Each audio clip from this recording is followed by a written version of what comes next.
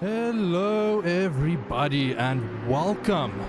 It is the 10th birthday of Sim Race South Africa and we are celebrating it with a 6-hour race on Suzuka today. I'm joined in the booth here by my good friend, Mr.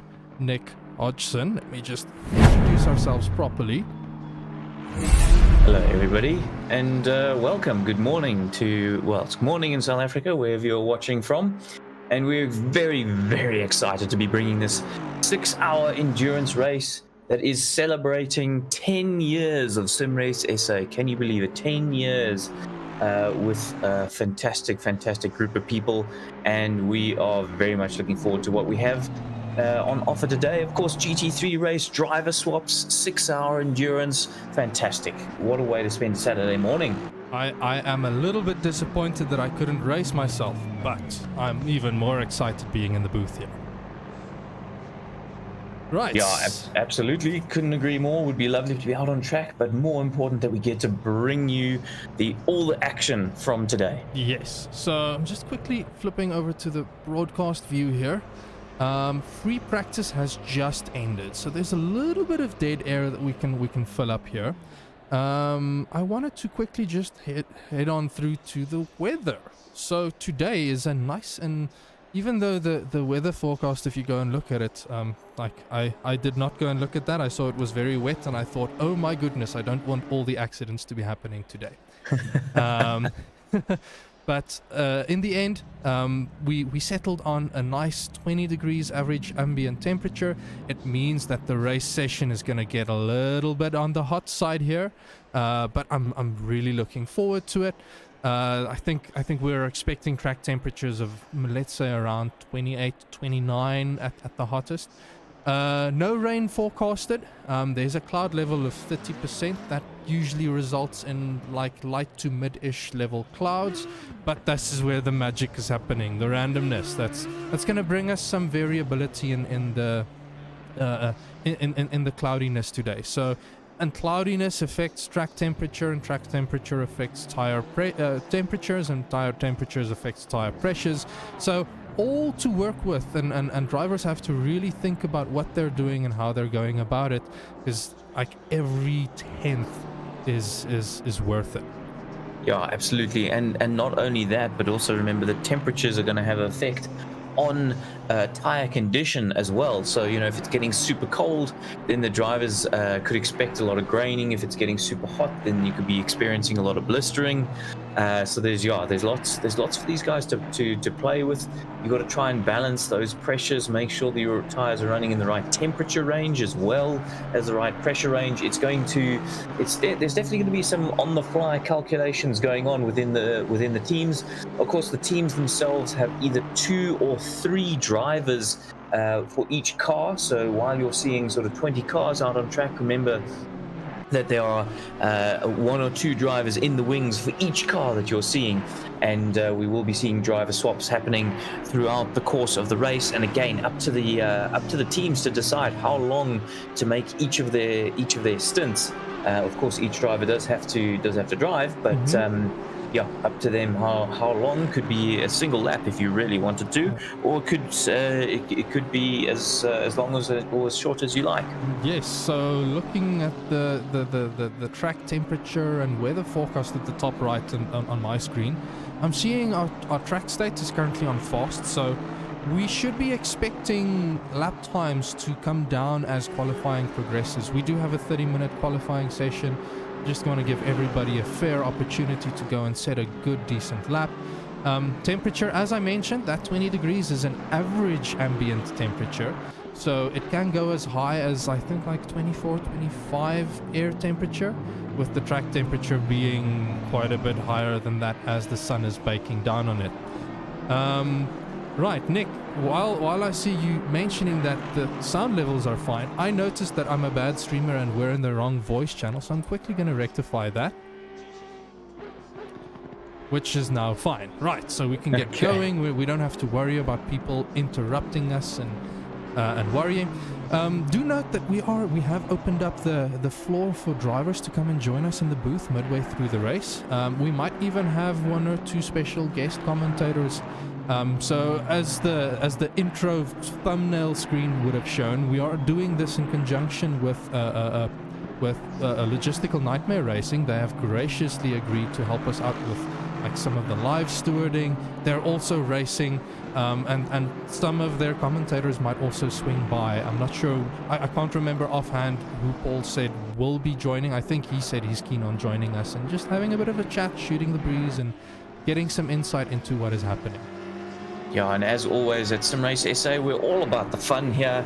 Of course, it's competitive. Of course, these drivers want to do as well as they possibly can, but we're definitely in it for the fun here. And as such, there will be a prize. There will be a prize for one of these drivers out there today. And that's going to be graciously donated by Jotan, who is himself in the car right now, number 250 in the Porsche. Car number 15 on track, and really good, incredible for him to have donated such an amazing prize to SimRace SA, but more importantly to the drivers. So one lucky driver out there today will be getting a wonderful SimRig prize. Yes, and I'm quite excited. We will be doing that lucky draw right after the race. So rules of the race, rules of the lucky draw here is you have to be a South African citizen, because shipping this internationally is going to be prohibitively expensive, and I'm sure you can appreciate that Jotan is not Jotan, let's rather say Jutec is going through a lot of effort to try and uplift our South African community here. But you have to classify in this race. Now at SRSA we take classification as running's 80% distance. So what is 80%? Just over 4 hours, Nick? Just over 80% is just about the 5 hour mark. 5 hours is around 83%, if I remember correctly. Okay. Sorry, I'm just quickly hopping to Ryan Barrington Smith, who is topping the leaderboard at the moment.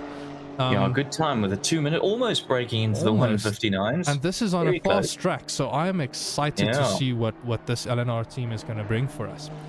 Yeah, definitely, and I think these guys are a hot favorite for the win today. A few others in that bracket as well, but I would also be expecting this track to go to optimal with about 10 minutes to go, I would say, so probably in about 13-14 minutes time. Judging by the amount of cars, I think it's reasonable to expect it. Then if we had a larger field, I wouldn't have been surprised if it would go to optimal faster. ACC does a lot to simulate track grip over the developing over the course of a weekend. This is a lucky one. There isn't rain in between the sessions, so there isn't the opportunity for the track to dry out or be washed clean. So I'm expecting race conditions to be starting on an optimum track if they manage to develop it to that point. Yeah, absolutely, and we'll have to see how these guys manage that, because of course, while they've got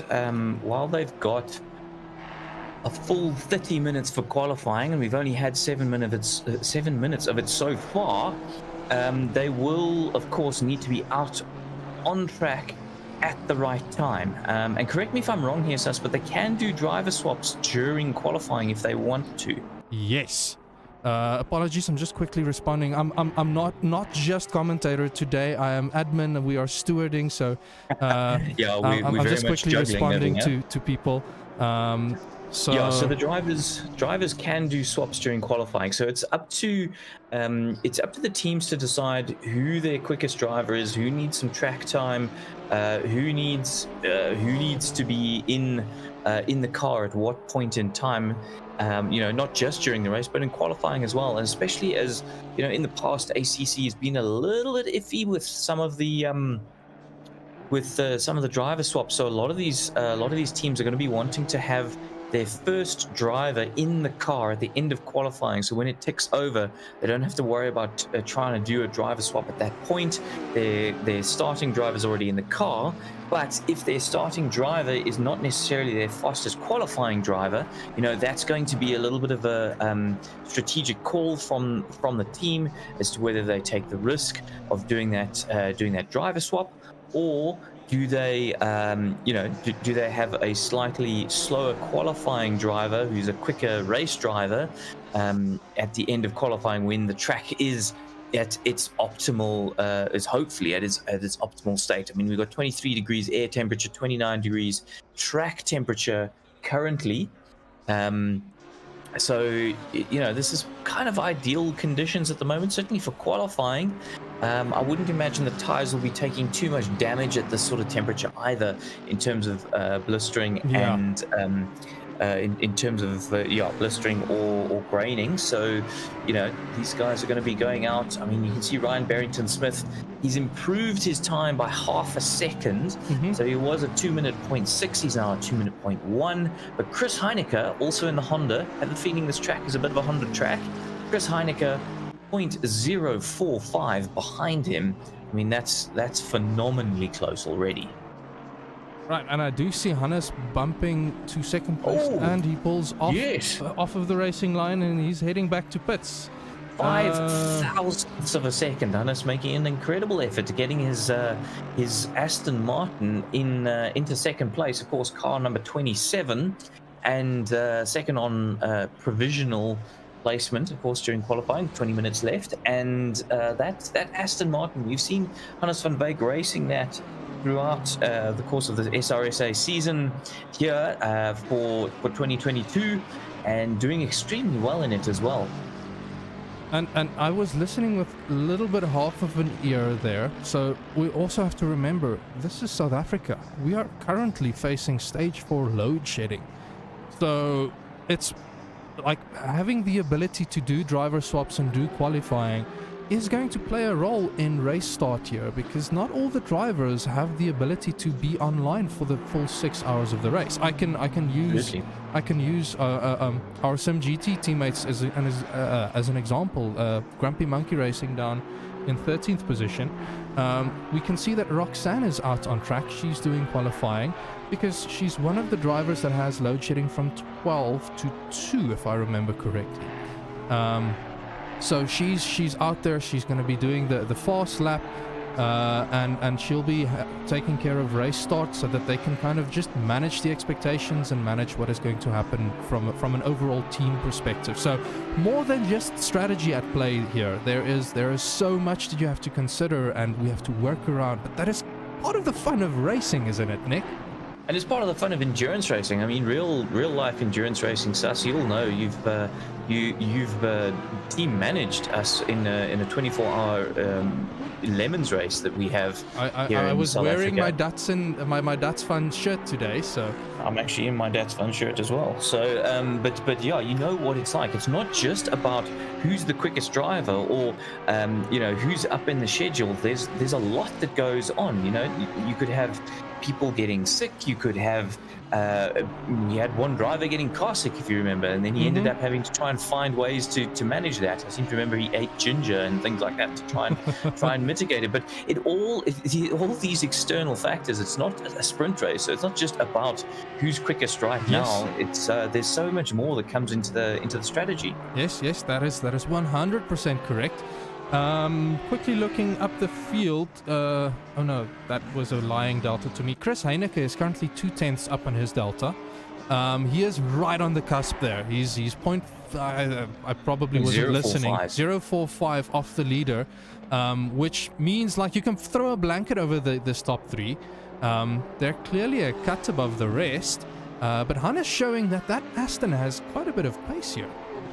Yeah, definitely. It's going to be interesting to see how it manages its tires over longer stints. Of course, the front engine car, rear-wheel drive, and the Honda, if I'm not mistaken, is a mid-engine vehicle. So typically, along with cars like the Audi and the McLaren, you might expect a little bit more even tire wear. It might be worse tire wear, but it should be even over all four tires. So we'll have to see how that plays out.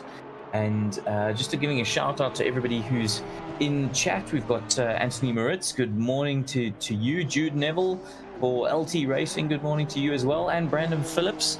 All of you making comments in the chat. So anybody who's interested or wants to know or wants to ask a few questions, just pop them in the chat, and we'll absolutely get to those. Make this a bit of a interactive experience. And as you say that, Nick, Chris Heineke bumps to provisional pole with a sub 2-minute lap time. Yeah, and I don't know if you've seen Sus, but the track's actually gone optimum. It's gone optimum before we thought it would. So I do expect to see those times coming down. But Heineke, the first man to get into that coveted sub 2-minute lap. I'm bumping down to 59.995. I'm bumping down to P3 with Jotan van Aswegen from Jutec. They're currently 4/10 up on their delta, which will bump them up quite a bit. Like if you can keep that pace up, it'll probably put them into the top 10 here. Yes, absolutely. 13th position currently in that Porsche. One of the only Porsches to enter today. In fact, it might be the only. It is the only Porsche to enter. Number 250. We'll keep an eye out for that. Always fantastic to see a Porsche on track. Traditionally a very tricky car. Jumps up to 10th. Good predicting, Sus. Just manages to scrape himself into 10th position, but I do imagine those look at that drift, almost caught it. This is maybe a little bit of commentator's curse, but I was going to say that Porsche traditionally has been quite a bit of a handful around various tracks, and good to see somebody taking it, because it can be an absolute weapon in the right person's hands. And I mean, if we look up and down the grid, yes, we've got the Hondas at the top, so it's 3 of the first 4 Hondas. Then we've got a couple of Aston Martins in there as well, Hannes van Wyk and Sean Bingham. Good to see the point blank chaps out today. Very much looking forward to how they're going to be doing. I imagine they could have a great shout here today, Sus. I we know suspect Sean's strong, Endron's strong. They've got a good team there. And then we have our first and one of 2 BMWs in Mr. Bullion over there, in car number 1 in sixth position. We have our first Audi. We've got a Mercedes. There's McLarens. So we've got even got a Lamborghini down in 17th. Mr. Old Tarika over there is representing the McLaren for the Hodgson team. Really cool livery there for Hodgson bread. Fantastic to have them on board as well. So yeah, a lovely mix of cars today as well. Yes, I'm currently on board with Javan has lost all of his delta while I was watching him go around the lap. Ooh, and he runs very wide there out of 130R. Sorry, I'm just trying to find people who are looking good. Peter Williamson in P15. I'm a little confused. Okay, that's an Audi. For a moment, I was watching what looked like a Mercedes, and I was very confused. They are currently a 10th and a bit up, but there's quite a gap between them and P14. There's around about a second gap that they'll have to close. So I'm loving the variety in this field. For what would be considered a relatively small field, we have quite the list of manufacturers here. It's not an Audi Cup or a Honda Cup or a McLaren Cup. We've got something from everything here, from everybody here, and I'm excited to see what each of these cars can do. But more than that, I'm excited to see what each of these teams are capable of.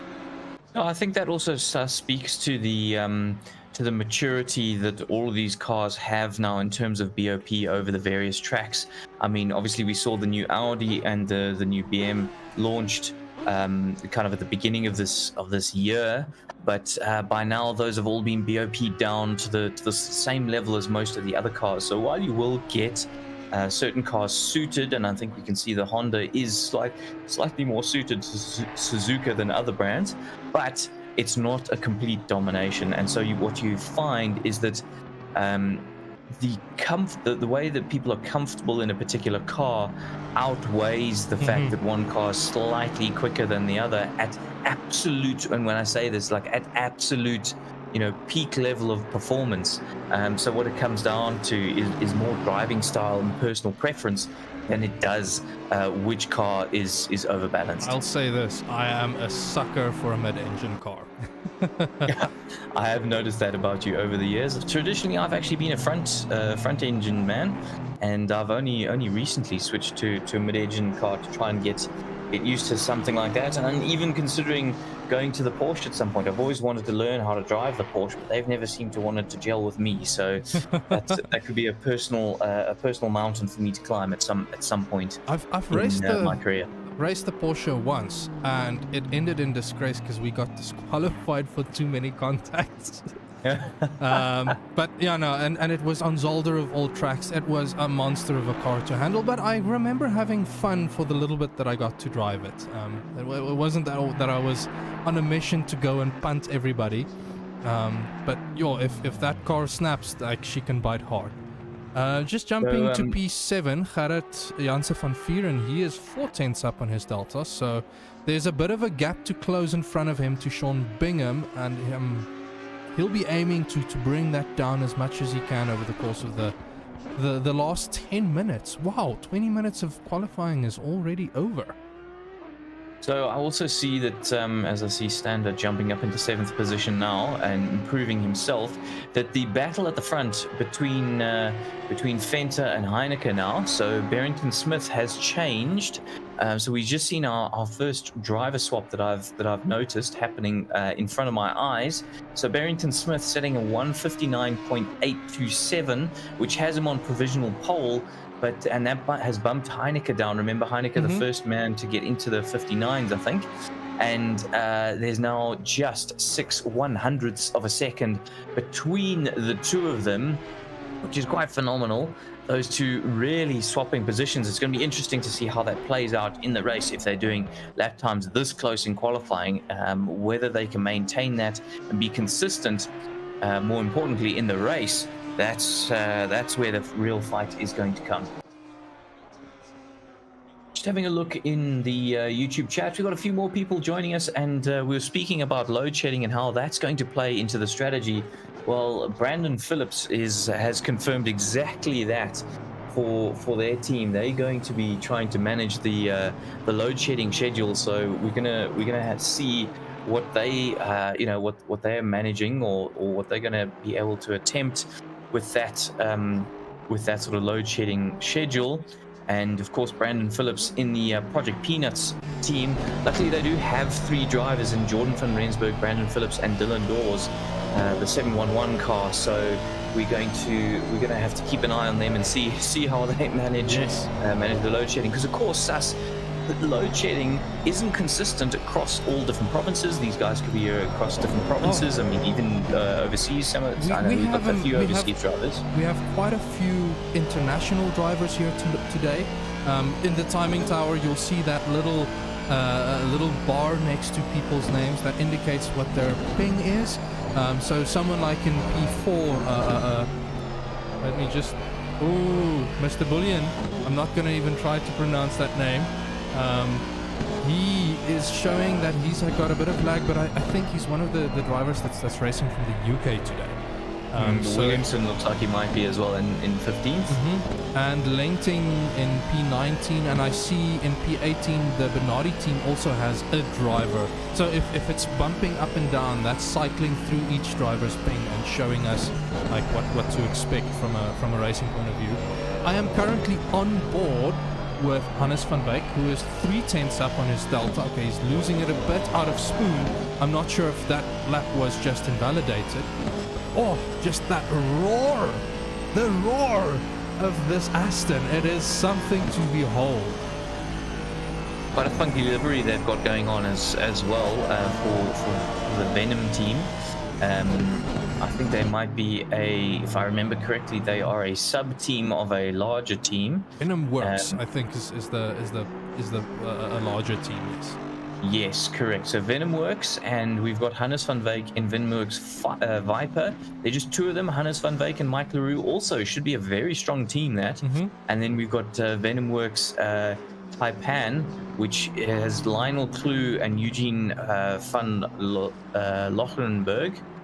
and that's the 969 team. So we have yet to see Eugene, I think, in the car. I think Lionel Clue's mostly been in that car and still is right now. So Lionel clearly doing the qualifying work for Taipan. I see Brandon Phillips saying all 3 drivers currently having load shedding, but Mr. Dylan Dawes has the UPS capable of carrying this stint until 12.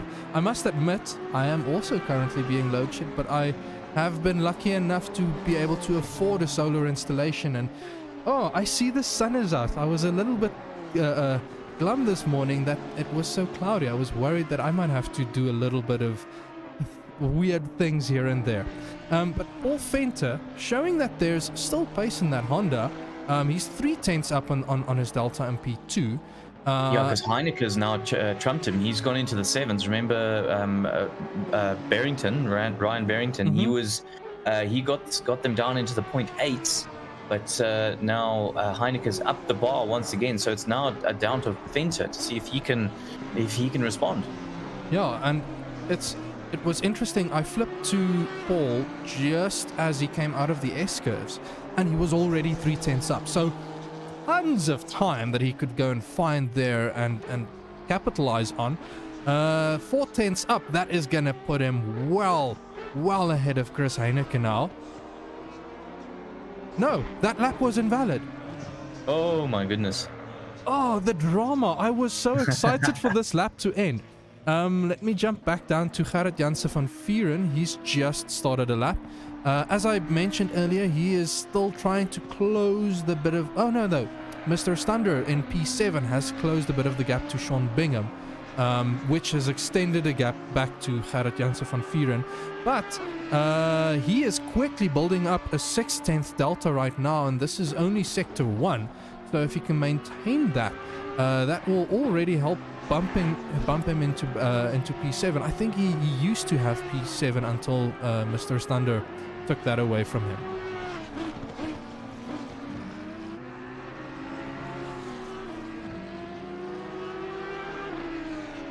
Four minutes left on the clock. Sorry, 4 minutes left on the clock. So if drivers want to start a hot lap, I would assume they want to exit now. 2.5 minute out lap plus another 2-minute lap with hopefully one final lap. Usually the third lap is the fast lap on these tires. I'm still amazed at the ability of people to perform in these Super Bowl scenarios, like managing tire warm up in one lap, and then nailing it on that single lap. Yeah, absolutely. It's quite a skill, and that's certainly something that the teams will have considered when they will have put their team together. Like who's going to be doing what duties? Who's strong where? So sometimes some people will be really good at being super consistent. They might be off the ultimate pace, but they will just bang in a lap after lap after lap of identical lap times.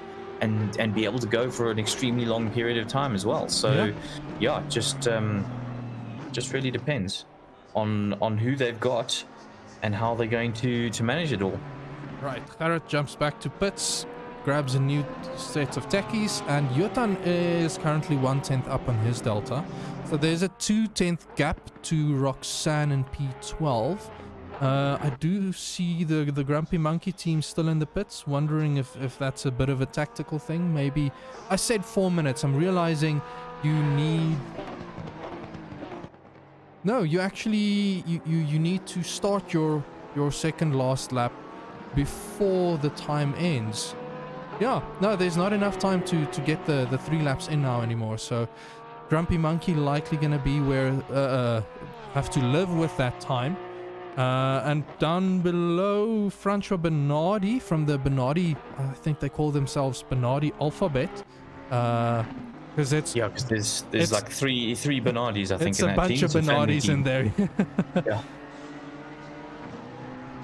I actually realized we don't have a list of all the drivers entered, so I'm going to see if I can put something together quickly.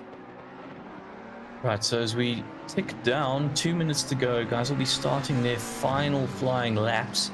I think last across the line is probably going to be somebody like Hannes van Wyk. He is likely to be able to get one more flying lap in after the lap he is currently on. So I'm going to keep an eye on him in terms of being the last man out. That's just sort of my guess. I think we've got, who's that? Van Arsvagen in the Porsche 250. Number 250, I think he is going to be too late and will be on his final push, final lap right now, as we've got 1 minute 30 to go in this qualifying. Track, of course, still optimum. We've only ticked up 1 degree of track temperature. We're now at 30 degrees, so that really won't be affecting the drivers too much at all. Very much looking to see who can make a final improvement. I see Paul Venter is in the pits. That is it from Logistical Nightmare Racing. They are done. So P2 is the best that they can achieve. We've got Chris Heineke still out on track as he crosses the line. This will be his last lap for sure. Last time to try and improve and extend his lead on pole. Of course, he will be worried about Hannes van Wyk, who we have seen up on his Delta before. He's only 4/10 behind pole currently. I say only, of course, it's very difficult to find those last little bits. But if there's anything in that Aston, Hannes is going to be trying to eke every last ounce of speed he can from that Viper car. Across the line he comes. Will be able to do another lap. Got 25 seconds as he crosses the line. I don't see an improvement just yet. So one more lap from Hannes to see if he can snatch pole. We've got Bullion in the pits as well in the BMW. He's happy with 4th position starting. Remember, of course, an endurance race. It's not about lap 1. It's very much about those 6 hours. Lionel Clue's still in the car for the other Viper team, for the other Venom team, sorry, the Taipan team. Sean Bingham as well. So we've ended qualifying. That's it. Everybody is on their last lap. The last man to cross the line will be Hannes van Wyk. Unless he bails out of this lap. We've got, let's see who we've got. We've got Sean Bingham coming across the line right now. We'll see if he gets to improve his time, taking it very narrow, clearly trying to eke everything he can out. Does improve by 2/10. Sean Bingham for Point Blank Sim Racing going up to 5th position. And knocking Lionel Clue down, who is on a lap himself, and coming across the line, doesn't manage to overtake Sean there. So Sean Bingham doing a fantastic job getting up into 5th position. Lionel Clue cementing his 6th position for the moment. We do have Janssen van Veeren. Oh, he's gone back to pits. I'm sticking with Hannes now. He is on the cusp there. Maybe he's gonna be able to pull a rabbit out of the hat here at Spoon. Oh, he's pushing track limits hard. Gutton coming across the line in 14th, unable to really make too much of a dent in his overall position at qualifying. This 474 McLaren. Last man on track is Hannes van Wyk. This is it. This is the last man on track. He's got a 3/10 delta there. Oh, and he messes it up. Deep. He's gone in deep. That's cost him all the time that he gained. No, Hannes. That could have been the pole lap, but it looks like it's not going to be. Cross the line to end qualifying, and that's it. Hannes van Wyk ends in 3rd position. A wonderful attempt. Didn't quite make it stick, but sus, that's qualifying. We have our grid. Yes. 3 minutes before we start. Yes. I'm gonna quickly. I'm trying to get back to drive mode. You need to, well, while there is 3 minutes, I want to quickly go fiddle with some settings quickly. But so let's take a quick ad break and we'll be back shortly. This is the time to go and grab some coffee and get ready.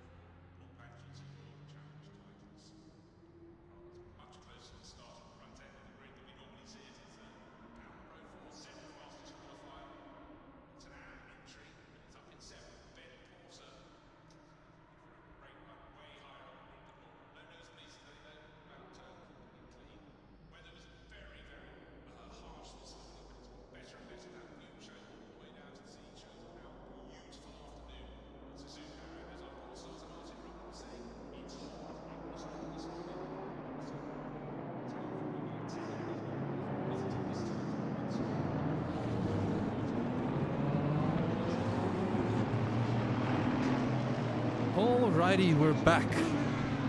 Let's just get a nice camera there. I'm gonna focus on Mr. Heineke for the time being.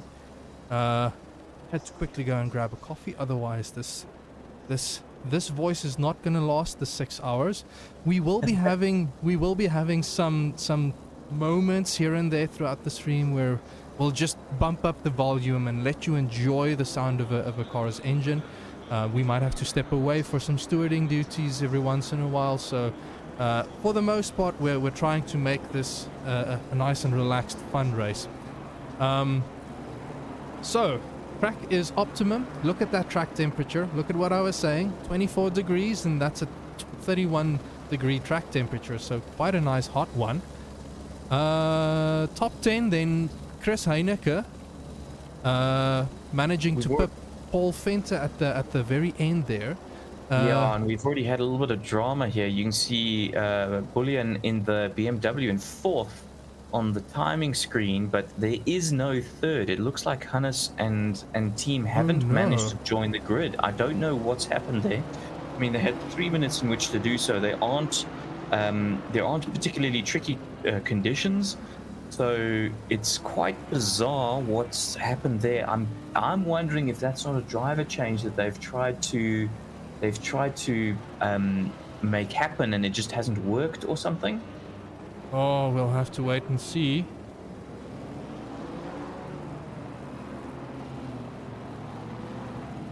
I do still see 19 cars on the timing tower on my end, and there were 19 when we were up and running. Let me just see if there was any mention in Discord chat about anything happening. Right, nothing that I can see right now.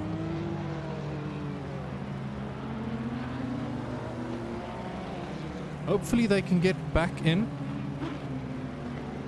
Yeah, I hope so. I mean, obviously there's 6 hours to go, so they would come back in and have their controls locked for 30 seconds, if I remember correctly, because it certainly happened to me. In fact, I think I had a game crash during one of the GT races and one of the M2 races, and you can get back in, and what happens is you then get teleported to pits, and you would then get your controls locked for about 30 seconds after the green flag. But there's 6 hours you can recover. I mean, I managed to recover reasonably in both of those races, and that was for only around an hour. So let's see if they're able to get back in. It would be a real shame to lose our quickest. Something funky happened. So Mike is in the car currently, and he is right at the back of the field. So they must have had a. Pick that up as well. Yeah. Right. I'm gonna. How do I? Okay, we're going side by side. Going to be green light racing just now. We come through the chicane, final chicane, going onto the start-finish straight. About to go racing for the 6-hour endurance. Good luck to everybody who is taking part. Fantastic event, 10 years of SRSA racing. What a phenomenal place to be in. Driver swaps, 6-hour endurance. Here we go. I have lost control of my camera. Have the drivers lost control of their vehicles, though? That's going to be the key. So. Looking for that green light. We're about to get it. There it is. There it is. There it is. Green. Go, go, go. Heading down into turn 1. Everybody paying each other respect at the moment into turn 1. Let's see if they can all get through comfortably. I'm not seeing any drama at the front of the field, at least. Side by side, though, it looks like we've got some Ghostworks cars side by side with what looks like the point blank sim racing guys, all slotting in nicely as the car snakes around. Oh, a little bit of a tag there in the back. Who was that? One of the McLarens. I see got tagged. It might have been, it was Dylan Dawes, I think, in the 711 McLaren, who's now slipped back into what looks to be 15th position on the tower. I think it's 19th actually, overall 18th. So yeah, the tower is just updating, it's doing its usual ACC. nonsense, but we will be racing, and there it is. He stepped down to 19th. Heineke, though, has gotten away and already pulled 1.3 seconds on Venter, who is very much under pressure from Bullion in the BMW, and Lionel Clue right behind him. Janssen van Veeren behind him. Van Veeren looking to try and make a move. Sorry, not Van Veeren. Clue looking to try and make a move in that Honda, using that, trying to use that Honda power and going into Spoon, but Clue is a wily old fox and has cleverly defended that move. Whether or not Clue gets a good exit here, we know that Honda has a lot of power behind it, so going into 130R could be interesting here, but Clue is going to be looking to defend that off. Look at the Honda gaining on the BMW in that slipstream, but unable to effect a pass right at the end. That BMW almost just loses the rear there. Yeah, running quite wide there. These drivers. That's Heineke. That's Heineke. Heineke's spun. Heineke has spun. He's now going to have to try and rejoin safely, and he's going to be right at the back of the field. Even no. So 19th Bernardi didn't get through, but everybody else got through. Disaster for Heineke.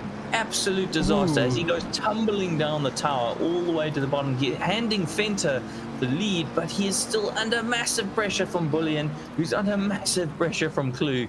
You have a major ding-dong battle at the start of this race. Goodness, that was a lot of drama. Okay, I think my timing screen is back working. I was freaking out there a bit. Oh, Hannes said in the chat, load shedding confusion, switching jennies and whatnot, can't do worse. Oh my goodness. Look out, boys. I mean, Hannes not, well, clearly Venomworks not the only team struggling here with issues at the start. So Heineke, I'm not even sure what happened with Heineke. I should have got, there was... Oh, and Venter's off. Venter made a mistake. He made a mistake, and he's going to lose 3 positions there. That's promoting Van Veeren into 3rd position, and he's now under pressure from Sean Bingham for Point Blank Sim Racing. Oh, we've got a Benz. Benz absolutely throwing a move. Wow, that was incredible. I think he just missed his braking marker, but Bingham luckily saw that coming and managed to avoid it. But now Benz is absolutely flying, got an incredible run out of that left-hander and into Spoon. But Bingham manages to hang on, but now he's got Benz all over the back of him. Jonathan Benz absolutely flying in that Aston right now. So Venter has now slipped down into 4th position and looking to recover both Hondas, Sus. Both Hondas having well, I say both Hondas. 2 of the 3 top running Hondas having problems. I see running wide there in 130R again. I'm guessing that's not too much of a track limits worry. These guys are going to be having to look out for that. Track limits will punish you over the course of the race if you're not careful, especially as you don't want to give your teammate a car that has very few warnings left on track limits. That's for certain. But we now have, who would believe it, we now have a BMW leading the Suzuka 6-hour, the 10 years at SRSA celebration race. Wow, this has been a first few laps, absolute drama. Track is at 24, air temperature 24, track temperature 31, optimum conditions, cloudy for the foreseeable future, and certainly sunny skies for that BMW up front. I'm frustrated. My screen is just not working as expected, so I'm gonna have to disconnect and reconnect in a little bit. For the time being, I'm gonna try and stick with the action from this helicopter camera. As soon as the field relaxes a little bit, I'm gonna use that opportunity for a quick ad break and get everything up and running again so that we can watch it. Yes, hey Alan, yes, I want to use the replay function, but I can't. My broadcast application has crashed and it's not working. It's not even giving me access to camera changes. So we've got Lionel Clue currently with the fastest lap of the race, even though Bullion looks to be now pulling away from Clue. There's an 0.8 of a second gap between them. So that's interesting. We're going to have to see how that plays out. So of course Clue now our front-running Honda, with Fenter having fallen down to 4th position. Janssen van Vieren, our Audi at the top of top Audi currently, really trying to stick with Clue down the straight. Surprising how well that Audi manages to come back at the Honda. It looks to me like the Honda has incredible traction out of the corners, and then gets an early burst of speed, and then cars like the Audi and the BM just start to stretch their legs a little bit towards the end. Let's have a check in while you stay on board. Stay with your guy. I'm just gonna have a look. Oh, we've got Herbst in the McLaren defending hard into turn 1 from Stander in the Mercedes. That is for position and makes it stick through turn 1. Fantastic overtake. I know you didn't see that. I just jumped to it as he went past, but I don't think you're gonna have you should discredit Stander here. Herbst here. He is still on the tail, and staying this close through the S-curves is no small task. Yeah, I would imagine that's where this McLaren should be strong, is through this twisty section. But the power of that move, look at that. He's trying to make a move that is ballsy. That really is. Can he make it stick through? Yes, and he can. He can. Phenomenal move. Oh, and runs a little bit wide. Stays in control of that McLaren though. Phenomenal racing from both of these drivers. It's really good to see. Yes, guys racing side by side, door handle racing, but giving each other enough respect that there's not huge contact, and everybody ends up off the track and in the gravel. So yeah, great move there. Jumping up ahead, Van Vieren looking in position 3, looking to take Clue, really putting the pressure on, and that is allowing Bullion at this stage to get away in the BMW. The gap is now 1.4 seconds, and looking to increase. Bingham as well is on the back of Fenter.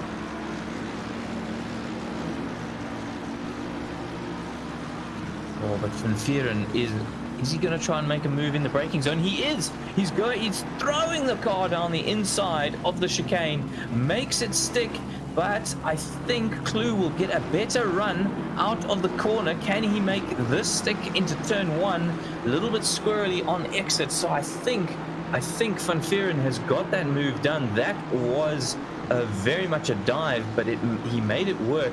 No contact between the drivers, and Clue looking to fight again another day. And I imagine Clue is going to be wanting to get that position back from Van Vieren.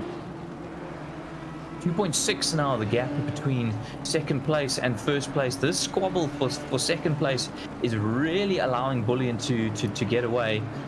Bingham has now fallen behind Stander. Something's happened with Bingham, that he's now behind the Mercedes of Stander. So we'll see that timing tower update just now.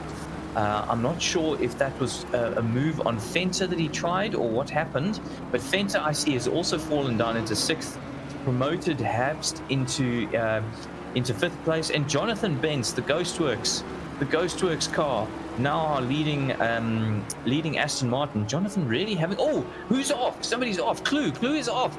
All of the Hondas sus. All of the Hondas having massive trouble. He's now fallen behind Fenter, and wow. I can't believe this. All of the Hondas having troubles at the start of the race. Okay, so there's lots of action happening here. I am getting very, very frustrated. Nick, I'm going to go for a very quick ad break so that I can sort out this nonsense and get back we can get back to watching this race. Fantastic. See you now.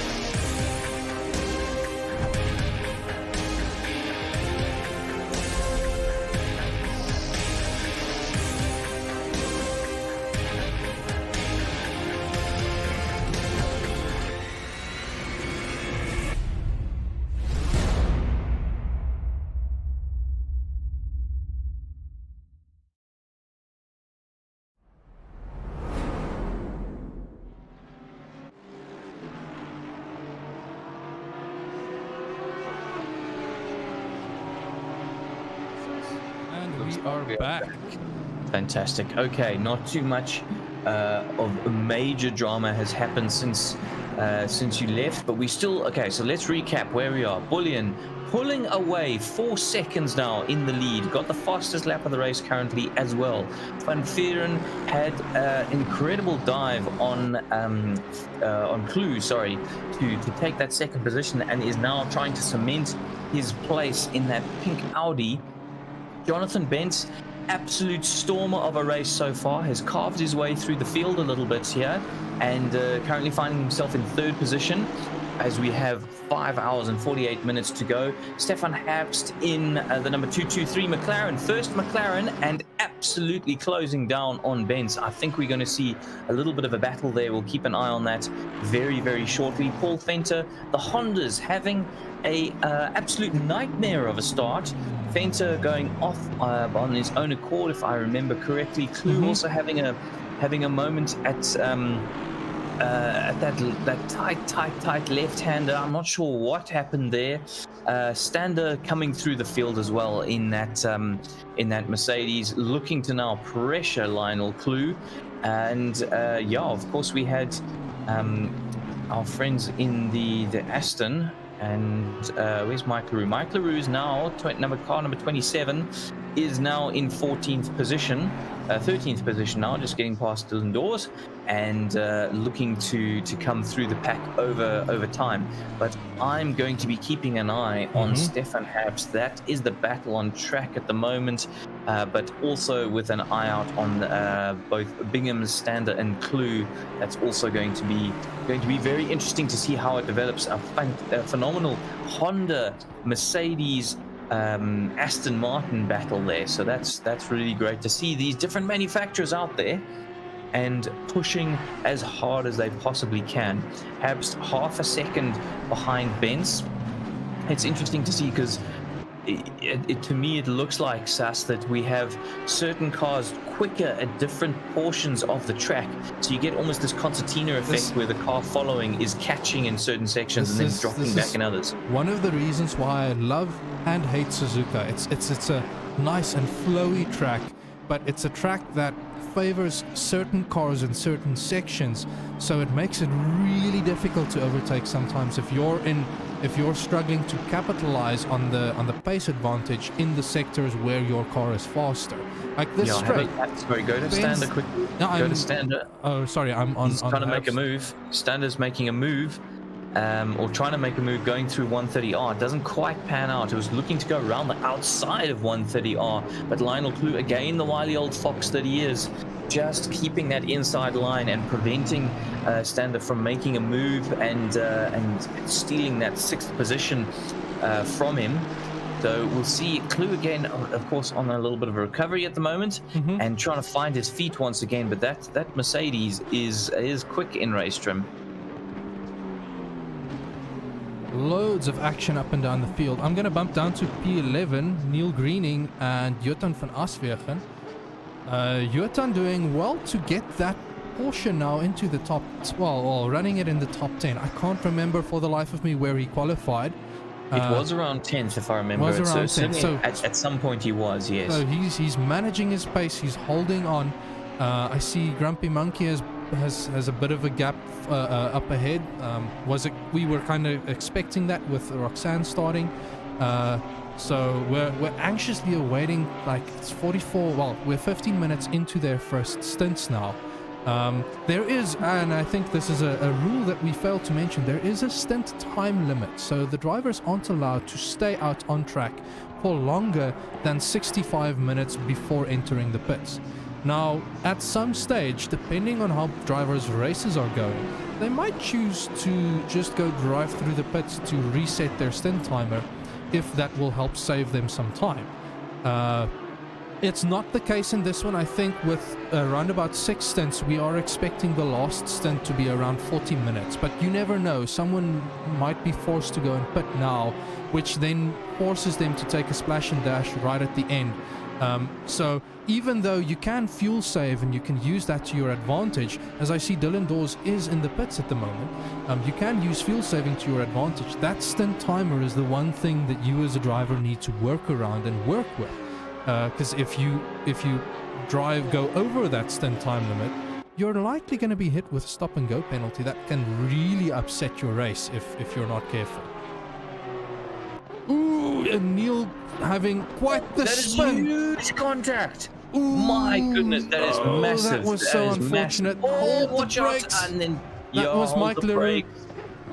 That is huge damage for that Audi. Oh, really, no. really unfortunate for Neil to cause that incident in the start. But then, that Audi really should have just held its brakes and not gone anywhere. Who was that? Was that Williamson? Yes, that's Williamson. Mike And he Leroux looks- is heading into the pits with a car that's looking very second-hand. I'm sure Williamson's going to have to do the same. It looks like he's struggling to turn even. That car is going to be absolutely knackered. Yeah, the He's steering managing wheel, to get it in. how on earth he's managing to get that Yeah. car in, I don't know. If you're on board with him at the moment, that is I've bumped back crazy. a minute. I'm on board with Williamson now.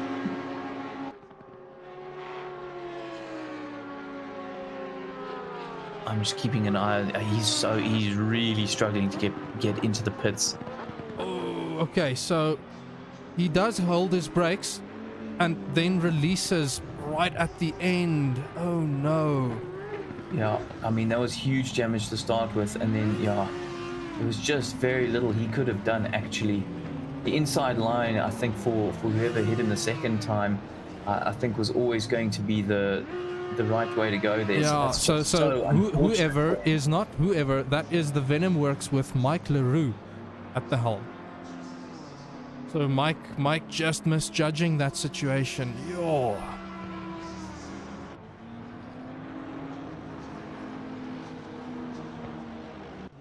Okay, so Williamson still in the pits, Greening in the pits, Mike Leroux in the pits. Oh, that drama so early on. I'm gonna try and go find another battle. Mr. Thunder on the back of Lionel Clue, and it's a train for P4, 5, 6, 7, a little bit of a gap to P8 with Sean Bingham, although I'm expecting Sean to be slowly eking his way back to that train. I'm sure his problem was a minor one. And I see Neil Greening getting a drive-through penalty. It could be for the incident, for causing the incident, I'm guessing. No, I suspect that drive-through is very likely for what's it called? Come on, that drive-through penalty is for speeding in the pit lane. Are you sure? Because it doesn't look. No. You know what? He probably cut the last chicane there. Straight into the pits, and that can be enough to net you like multiple warnings at once, which will then give you a drive-through penalty. I think maybe I'm sure the stewards are going to be looking at that incident. Maybe Nick, you can quickly head over to the stewards and go have a chat there so that we can see if it's a drive-through penalty because he was like cutting to get to the pits. We can. I'm sure that is not unreasonable to remove. Sure, I'll be back now.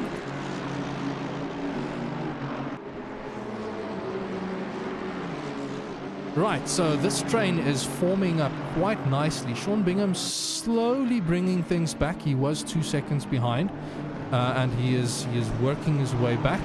Hannes van Beek has managed to get going again. Williamson is still in the pits. He took the brunt of that contact. So I've confirmed with the stewards that drive-through is not for the incident. They are yet to get to that that big incident, but will be doing so. So that drive-through is definitely for track cuts, Sus. Yeah. I am looking at our stewarding sheet, and I'm already seeing 1 or 2 penalties as well. This battle is quite incredible, though. Between Fenter, Ben, Stander, and Clue, the Clues managed to sort of get ahead and pull a little bit of a gap on Fenter, or not sorry, get ahead, but keep a gap as Bence is really looking to try and take on Fenter through turn 1. They're side by side. Is there going to be contact? I'm not with him. That is, oh, that was so close. That was so close. That front splitter on the Aston Martin must have been millimeters away from the rear of Fenter. I see we have a drive. Was it another drive through speeding in the pit lane for 505? No, that is greening. That is them. Oh, is that greening? Yes, okay, cool. Yes. So that's what that was for. But Benz is absolutely trying his hardest right now to put Fenter under pressure, but this has brought Stander back into the mix again. Sus, this is all about these cars being quicker in different parts of the track, and these drivers being better in different parts of the track, and it's just it's really creating some fantastic racing, and it's brought Sean Bingham for Point Blank Sim Racing into the mix. Yes, Philip really has. I keep calling him Philip Venter. It's just the alliteration fits better than Paul Venter. But Paul is showing he's got that like top 3 pace. He's had the moments, he's lost the positions, but he's been patiently waiting behind Benz and waiting for the opportunity to get a good overtake, and he's made it stick. I'm really impressed with that move that he made there. While you watch this, I'm going to just hop back over to the stewards and help them out quickly, and I'll be back now. So I'm going to jump back down the order. Francois Bernardi, he was showing 4/10 off of Gavin Scruton in 4P12, but it seems that gap has expanded a little bit. The Bernardis having shown, I keep getting confused between the various Bernardis that we do have. Let me just double check who all the Bernardis are. I have a little cheat sheet here that I've been using.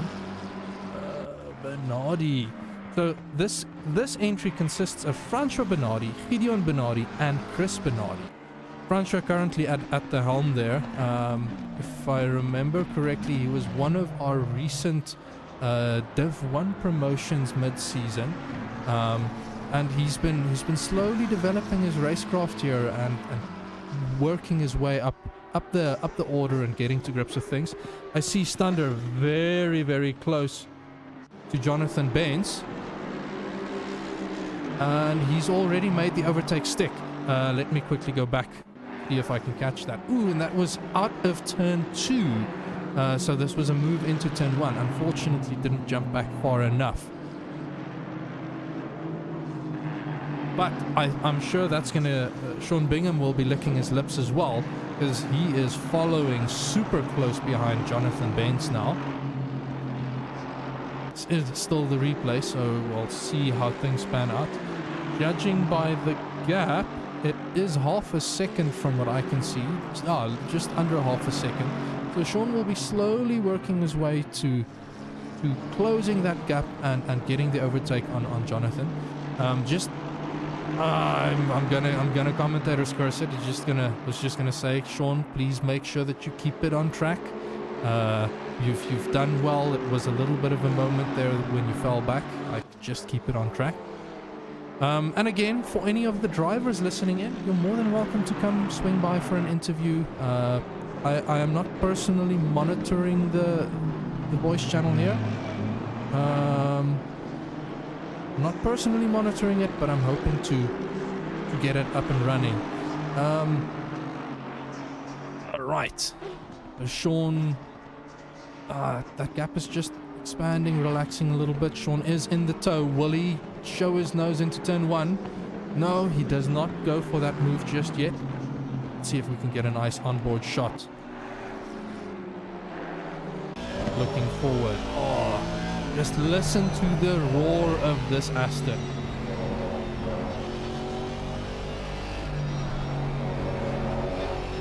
Sean seeming to manage his throttle use a little bit better than Jonathan Baines up ahead.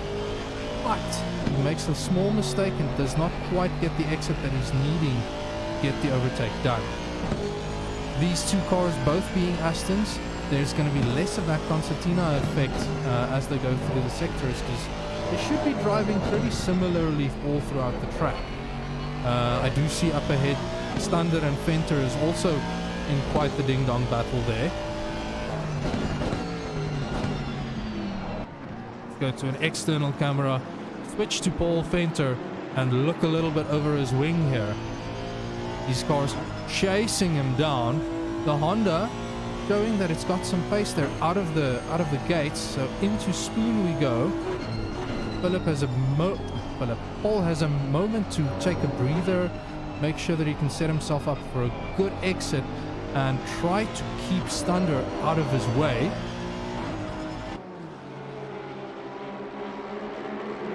Thunder showing his nose. Side by side into 130R. And I think that is the overtake done. It is. Oh, but he's run wide. Run very wide. That will likely be a track limit.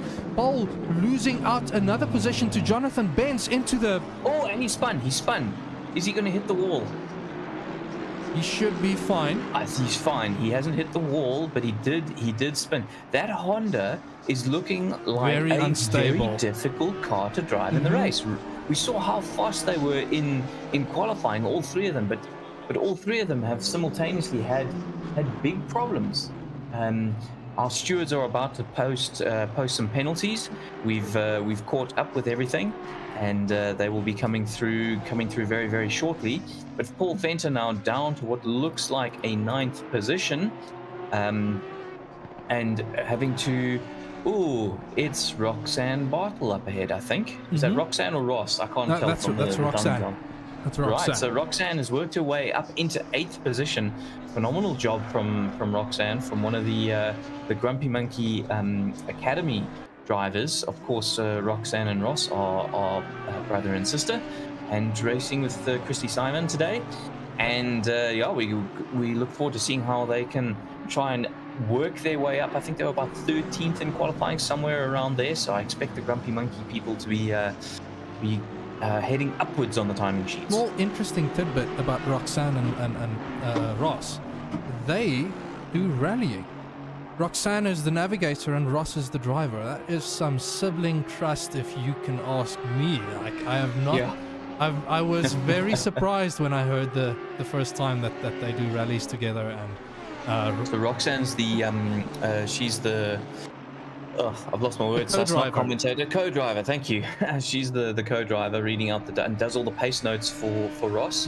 In fact, I know they rewrite because they get every rally entrant gets given pace notes for the course, but between Ross and Roxanne, they go and rewrite all of the notes after the recce.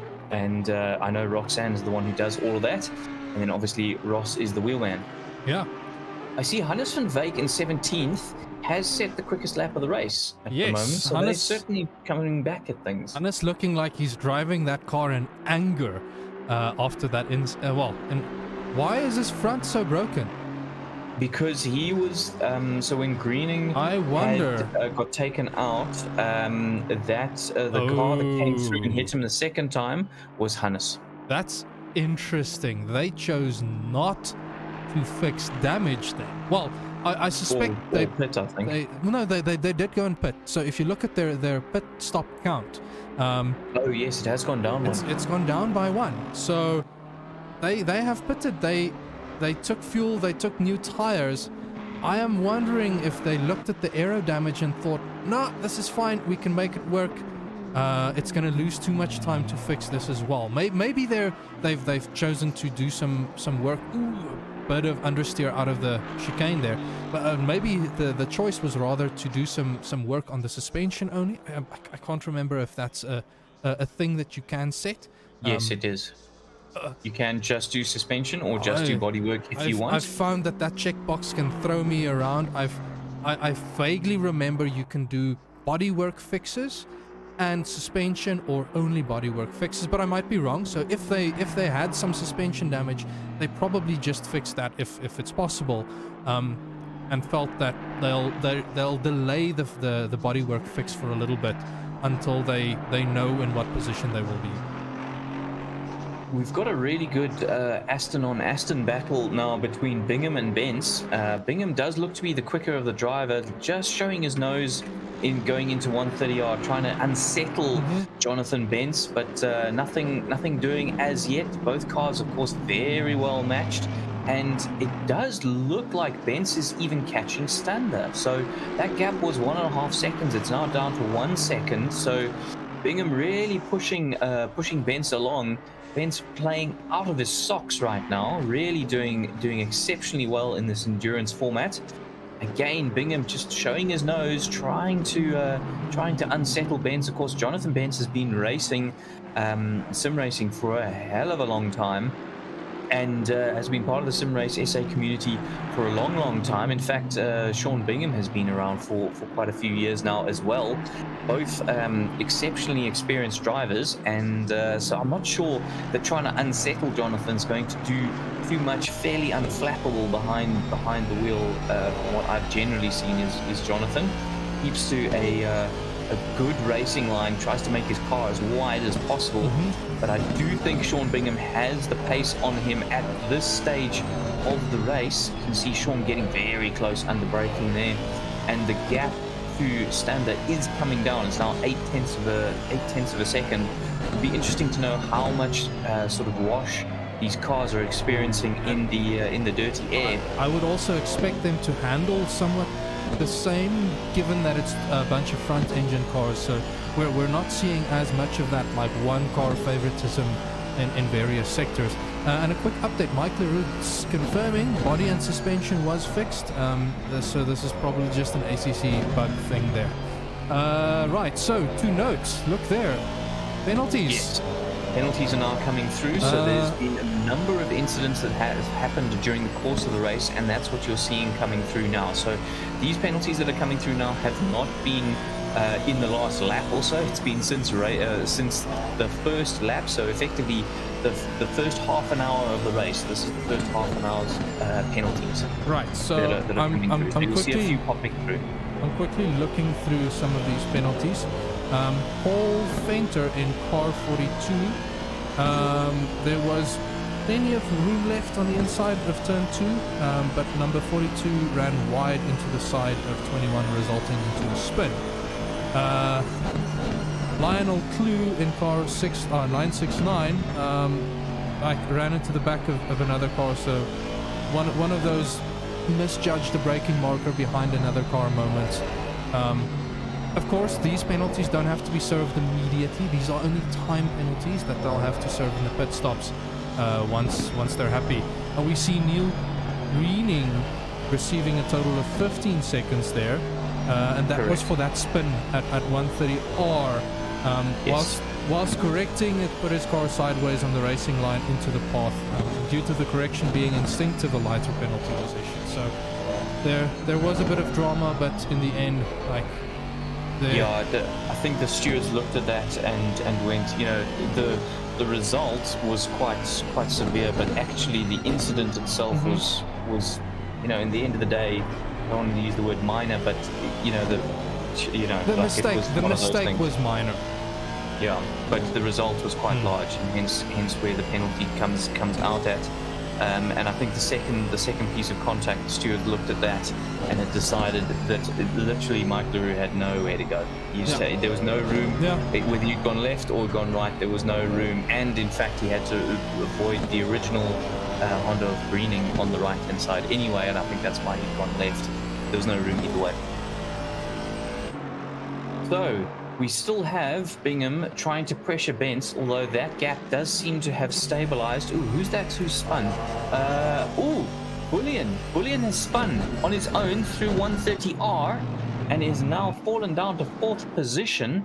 That brought out the yellow flags for a moment, which is why I spotted it. And he has now... I'm replaying that right now. Ooh, he just lost the rear. Corrected it. Oh, and that put him into the wall. He's going to have to think about having that fixed now. Does well to avoid the traffic passing by, but that has cost him 3 positions. And will probably cost even more for damage fix. Stander's got past as well. Stander has just got past Bullion. I think he's going to be really struggling with that front end of the BMW. He stayed out. He stayed out. He's not pitted. I'm quickly hopping on board with him because I'm curious if there's any suspension damage. I'll have to wait and see. I think he might have got away with it. It looks like the wheel is straight. He's being very gingerly on the throttle from what I can hear, though. Yeah, he's probably well overheated his tires for one thing. That's true. Steering Sure. seems So to be another straight. another leader of this race having an incident all out on their own. We've seen that a few times. Oh. And what that means is our friend Janssen van Vieren in that Audi, who's kept his nose clean since the start of the race, has taken the lead. Yeah. This shows you what being absolutely solid on the track can do for you. I mean, obviously this is early days, but yeah, amazing. Jonathan Amazing Baines making Janssen. quite the move there on Bullion into Spoon, manages to get the overtake done with, and that's also now going to put Sean Bingham in contention. Let me hop on board. Sean looking very serious in the car, trying to find the nice camera. Sean not going to be able to show his nose before 130R. But there it is. You see, Bullion just has no front end grip anymore. I think his tires are cooked, and he's smashed that front end, and he's got no grip at the front. He's going to have to pit, surely. I'm going to look. He decides to go pit, so that's going to put them off kilter with the strategy. Definitely off kilter with the strategy. I see Roxanne Bartels now going to gain a position, go up into 7th. So Janssen van Vieren in position 1 right now for LNR Light Switch, doing really well for Logistical Nightmare Racing. That pink Audi doing some work, hey? Yeah, absolutely. And yeah, doing a really good job at the moment. Car number 86, Stefan Habst, also in the McLaren. Where is he? How do I not? He's in the. I think he's disconnected. Oh, I no. think Habs. No, he's there. He is. Sorry, there was just a massive stutter. All good. No, it's not all good. He's gone. Oh no, it's not even time for load shedding to strike. Yeah, because Lionel Clue is now in 2nd position with Stander in 3rd. So Clue managing to get himself back up there, although he does have a 5-second penalty, remember, so that's going to play its part. He is around about 5 seconds ahead of Stander at the moment, so if you can keep it clean and consistent. I'm looking at lap times. Stander is around about 6/10 slower than Clue. There is still 20 minutes left in the stint, so there's around about 10 laps left for Clue to do. 10 laps at 6/10. That's about a 6-second gap that he can build up and just. Oh wait, no, this isn't an interval. This is the gap to the leader. Yes. No, it is interval. No, it's interval. It's interval. Okay, no, so as of course, Clue's is gap to leader. Clue will be able to build up that gap and make sure that he can keep track position at least when coming into the pits and having to take that extra 5-second penalty. I think there must be a tow rope between Benson and Bingham, because that gap is just staying solidly at about 7/10 of a second, lap after lap. So they're doing, it's quite a skill to be able to race behind somebody. You lose sight of your braking markers, in particular turn-in points, all of those kind of things. So it's very, very, very tricky. But Bingham's doing exceptionally well to keep Benz under pressure. And, just letting him know, hey, if you make a mistake, I'm going to be right there waiting to scoop up the pieces. It does look like Bingham is much quicker through the twisty stuff than Bence, but of course there's very little opportunity to pass there. So while he gets right under the back wing of Bence, I mean, that gap looks like it's a 10th to me now. That really is close. There's just not a huge amount of opportunity as they work their way up and under the bridge. There we go, 10th and a half now between the two of them. You can dive on the brakes into that hairpin, but it just doesn't. You gotta really be close for that to happen, and I just don't see it happening in GT3 cars. Spoon though is an opportunity. Definite opportunity. If you can just stay under that wing, but the problem is the aero wash on that long right-hander can make you somewhat hesitant to try and go for the move and try to stay under the car in front's wing. He's running quite wide through that corner. I wonder if that'll have compromised his exit. But I just don't know if there's enough time to 130R. I mean, you can see how close Bingham's getting. because of that slightly poorer exit. Bingham is playing the pressure game now with Jonathan here. He is showing his nose. He is trying to make that that Aston as wide as possible in Jonathan's rear view mirror. Try to force the mistake so that he can capitalize on it. It did look like Jonathan had a slightly bad exit there. Bingham is right underneath the wing there. Gonna hop on board. Will he show his nose into turn one? He does. This is an opportunity. Surely you're gonna go for it. No, he's backed out slightly. Just backed out. Didn't feel that he had the gap. I thought that was the moment for him. I really did. You know, Sean is a very considered driver. You know, he never makes a rash move, and that's why, like 9 times out of 10, he is going to bring that car home in one piece, absolutely spotless, and in a good position as well. He capitalizes from other people's mistakes and maintains a cool, calm, and collected nature throughout. So, you know, that's exactly what you need for endurance racing like this. Yeah. 4/10 now between them, so that's yo-yoing very slightly. But when you're this close to somebody, it's very difficult to maintain a tiny gap like that. I think that's Stander going past a back marker. I think that is Rodriguez, that's down in 13th position right now in the BMW number 23. Looks like a default livery to me. They are called team name.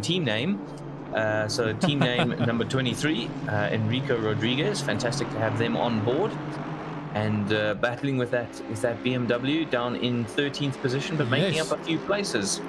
His BMW is looking a little bit second-hand, so maybe struggling a little to control it, but that's why I say slow is smooth and smooth is fast. Don't make unnecessary mistakes. Just keep your head down and stay consistent. Yeah, and how these drivers start to navigate the traffic now is really going to dictate a lot over the course of the race. Oh, very close there from Jonathan Benson. That's given Sean Bingham a sniff. Sean has got a sniff of a position because Jonathan, as I said, wasn't managing his back markers properly, and that's allowed Sean through easy as you like. Yes. Phenomenal driving from Sean. Well done. As I said, takes his opportunities as they present himself, cool, calm, and collected.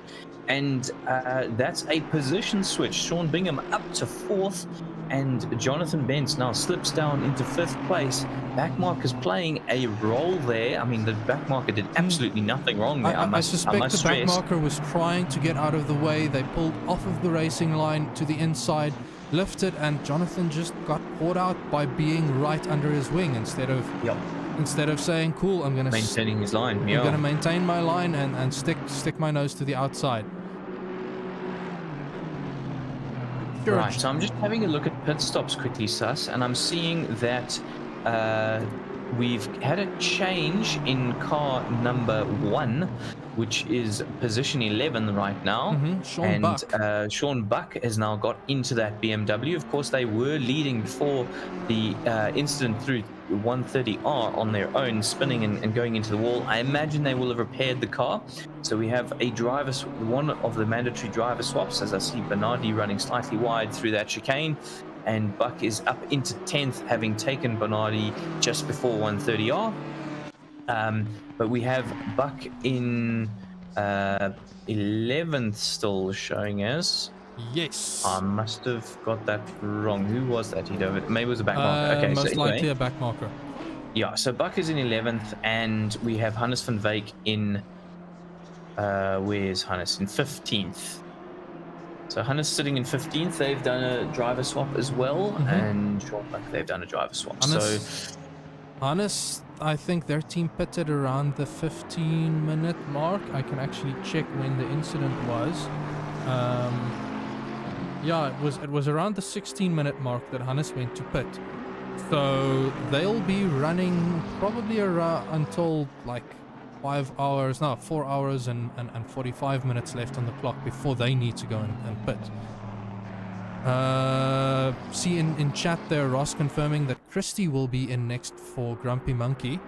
Yeah, I mean, I was about to ask Sas, what do you think these guys are going to be doing from a strategy point of view, are people going to be running their tires absolutely to the end of their life? So effectively, are you coming into the pits and splashing and dashing, or if you come in, are you putting fuel in and tires on? Like, what if you were managing a team right now? What were you going to be playing here? Or is it very car dependent? Ultimately, if I was managing a team, I would have them double stinting, and not like switching drivers every single pit stop.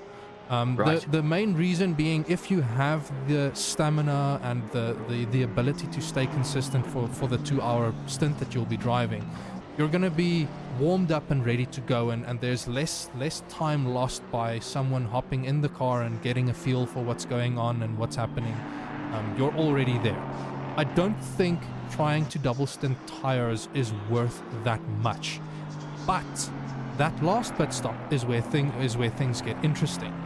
Because that last stint is only 45 minutes, or around about 40 minutes, and I actually was working on this last night to see.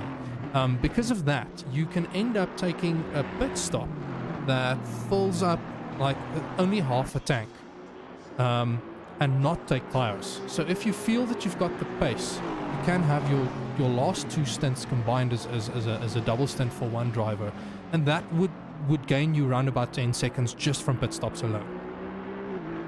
Right. Okay. So, and you're expecting that across any of the cars. So it doesn't matter if you're in a Lamborghini or a Porsche or an Aston Martin. That is past experience. I've done a 6-hour race as a 2-man team previously, and we ended up double stinting that last pit stop because it gained us some time. And this is where I am a little bit out of the loop. I do not know what the performance is and how much you need to look after your tires for that last stint. Part of it is, part of it is also, do you consider fuel saving for that last stint? So every 5 liters that you don't have to put into the car in the last pit stop is a second saved in the pit stop. So there's a little bit of a balance where you can do some fuel saving in the second last stint so that you don't fuel up too much, and then because you've done fuel saving, you've hopefully not asked too much of your tires, and if you haven't asked too much of your tires, you can then use that last stint as a let's go get him all the beans, and take the last bit of life out of the tires. It's down to a lot of testing, though. You need to understand, how does track temperature have an impact on tire wear? How are you going to be managing your tires? Like, what do you have a time delta that you're driving to? There's a lot of factors at play here. But at a baseline, I think take tires every pit stop and consider double stinting the last pit stop is the ultimate, like, no-brainer strategy in my view. Sure. Okay. So let's see how many of the teams actually operate on that. Ooh, we've got an interesting battle here. In 9th position, is Gavin Scrutton is going up against Jotan in our lone Porsche, but behind them we've got Greening in the 505 Honda. So Greening's looking to unlap himself. Seems to be the quickest of the 3 drivers. But these 2 are battling for position up ahead, so this is going to get very tasty very quickly. And Greening has shown quite a bit of pace there. Yep. His incident was at the sharp end of the field that caused him to drop down that far. Ooh, I almost thought that Scruton was gonna show his nose there. It does look like it. Every now and again, it looks like he's going to just show his nose. Ooh. Scrutton getting very out of shape through the last hairpin there. That will have compromised his exit. We do know the Porsche is good on exit generally as a vehicle, though. So, but here we go. This has got to be a move. Surely this has got to be for position. Oh, don't move across on him. Ooh, that was close. That was close. That could have so ended badly for Jotan. But he is past, and now he's got Greening all over the back of him, which of course is to unlap himself. But Greening, I mean, it doesn't make sense to battle with someone trying to unlap themselves. In all honesty, not less than an hour into the race. Jotan will be focusing on driving his line and just keeping things predictable. Are you sure about that, Stas? Because I mean, he's got Hannes van Wyk bearing down him, and there you can see Jotan just letting Greening through. He knows how much quicker he is, and that is, from Jotan's perspective, the right move to do. You don't want to take a risk if you can help it. That's exactly it. Like, keep that predictable racing line. You don't have to roll over and let them by, but don't defend, because running defensively, you're putting yourself off the racing line. You're elongating your path around the track, which will also just lose you time. It doesn't make sense. You want to have consistent laps that are as fast as you can go without worrying about what the car behind you is doing. Oh! It's fun. Who's that? Rodriguez. No, not Rodriguez. No, sorry. Bernardi. Scruton. That was Scruton that spun. So he just got past Jotan, and now he's going to have to do it all again. Yes, making life difficult for himself. Spoon being one of those corners where, it is too early on the throttle and you can spin, or too early on the throttle and you understeer. Like it'd be nice to see what happened there. If we can get a replay and go on board with him, that'd be very interesting to see. Who is that? Okay, so I'm on board with Scruton now. I went back a minute, so there's a little bit of time. He's approaching Spoon.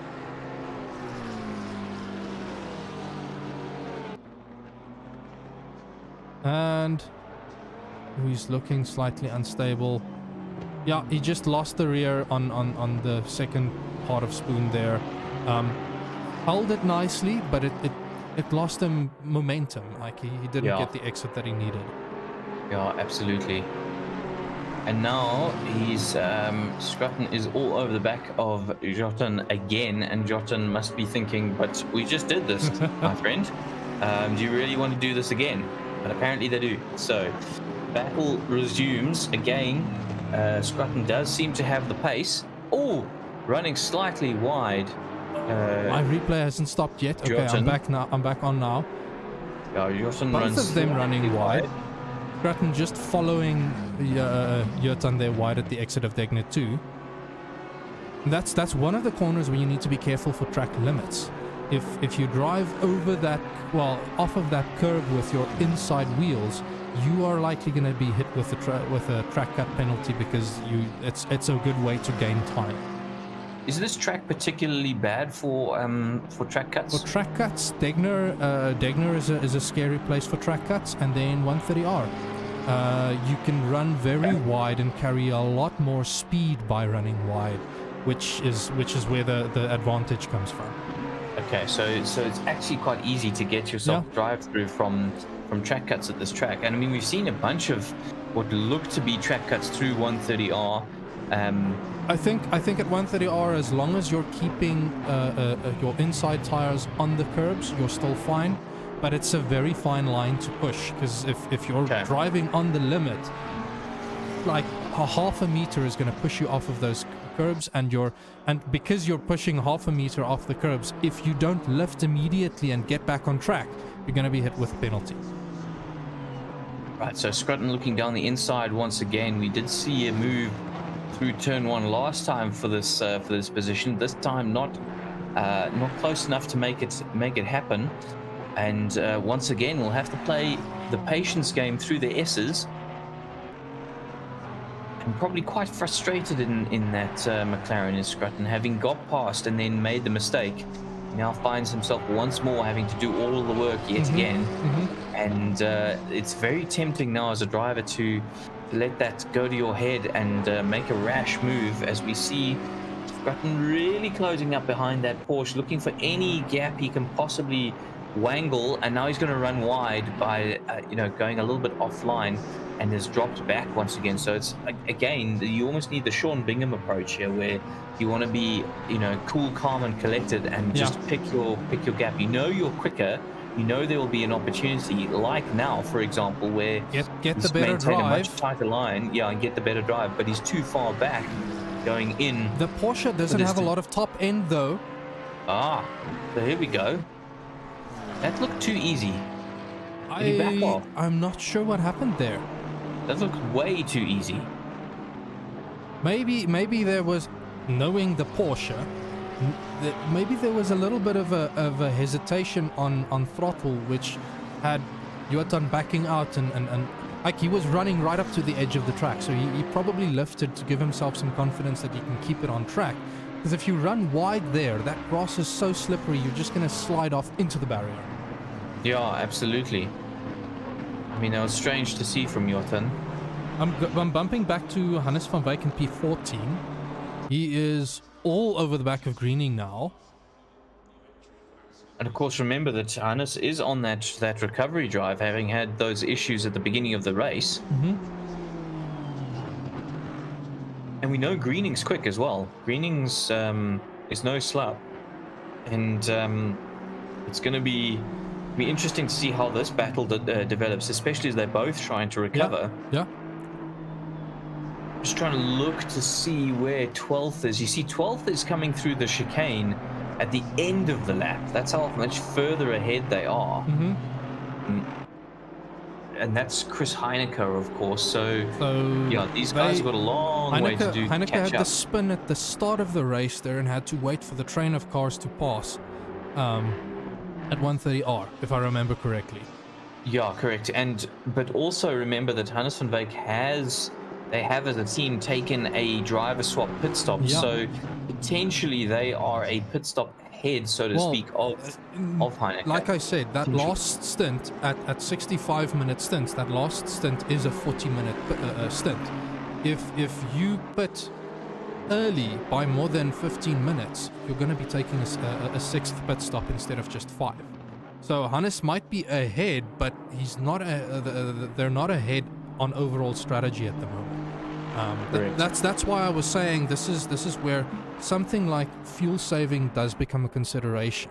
If you know that you can run 15 minutes longer with a full tank of fuel than the stint timer, go take the drive through the pits, but make sure that you can then extend that so that you don't get the last pit stop. They will be leaving this right to the end of the race, though. They'll be running 65-minute pit stops, stints, until they know how they need to adjust their strategy at the end and what they need to do for that last stint to get it across the line without needing a splash and dash. Because a drive-through is still better than a 5-second splash and dash. Absolutely. And it does look like he's fallen off the back though slightly. It's now over a second. No, Hannes. Yeah, no. I'm watching Hannes right now. It does look like he's falling off a bit.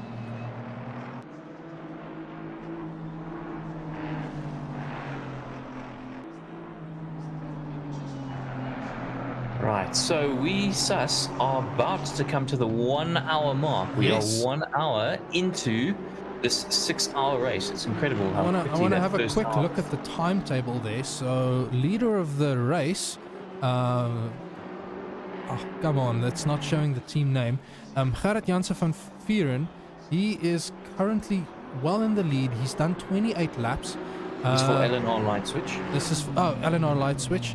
Clue in P2, still with a 5-second penalty. Also on the same on the lead lap, so that just bumped over into 29 laps.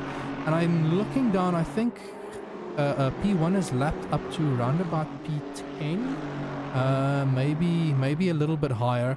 Because we see drivers like Jonathan Benz and Roxanne in P6 starting to tick over into the 29 laps. So they're getting close to being lapped now.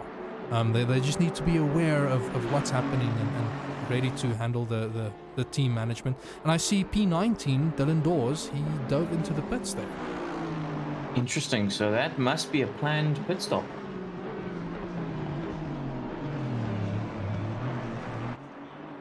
Yes. That is a planned pit stop. I am actually expecting the majority of the racers to be hopping in and around now. Yeah. So we must keep an eye on that pit entry, because we could see that becoming quite busy over the next little while. I'm just trying to see where people are and who they're potentially chasing down. Um, it does look like most of the field has now spread itself out. We see 19th coming out the pit now. That's Dylan Dawes. Mm-hmm. Coming out the pit, 16th is in the pits. That's Rodriguez in the second BMW that we have here today. So they're taking a pit stop. Just that car look a little bit secondhand. I've been noticing some. Ooh, that car is parked. Rodriguez is parked very weirdly. Yes, I wonder why that is. He's got it wrong in the reversing now. Looked like he wanted to drive into the garage. Maybe this is a little bit uncertainty around ACC pit stops. Possibly, yes, possibly. Ooh, Van Veeren's in the pits. Clue is in the pits. Yeah, that's our leader and third place man at the moment. Stander is now taking over the provisional lead. And Bingham's in the pits. Ooh, lots of action in the pits. Stander is taking the interesting point here. He is not leaving a one-lap buffer. So he is running it right down to the last minute. The risk here is if you already have 3 track warnings and you get another warning on this lap, you're going to be forced to take a drive-through penalty. The drive-through penalty does not reset your stint timer, and then you go over the stint limit because that last lap needs more than 2 minutes. Okay. So it's the strategy here is about reducing that last stint as much as possible. My calculations were from the perspective of trying to reduce the time as much as possible, but still leave a 1-lap buffer, because a lot of stuff can happen. You can have a horrible lap on your in lap, and it's just safer in my view to leave that 1-lap buffer if it's not gaining you quite that much. Like over 5 pit stops, yes, that's 10 minutes, but you really need to weigh up the risk and reward there. Absolutely, yeah, 100%. And everybody is making their calls at the moment. Bartle in the pits. Roxanne also pitting at a slightly odd angle. Not too bad though. I see it's reset, so they're all fine. Bernardi's in the pits. Habster's in the pits. So we'll see if there's any driver changes. Mm-hmm. Ooh, stop and go. Oh, Roxanne was speeding in the pit lane and has got a 30-second stop and go. That's a real shame. They'd worked their way up nicely, and now that's all going to be undone, I think. Let's see, Sean Bingham. I see. Oh, the pit stop counter has gone down. It's not a driver change counter. No. It's a pit stop counter. Yes. Right. Okay. So that's what I had missed. Okay. Cool. So we've got Stander, Fenter, Clue, and Scrutton all yet to take any pit stops. Stander into the pits with a minute to spare. Scrutton. Ooh, he is riding a very, very fine line there. I am worried that Scrutton.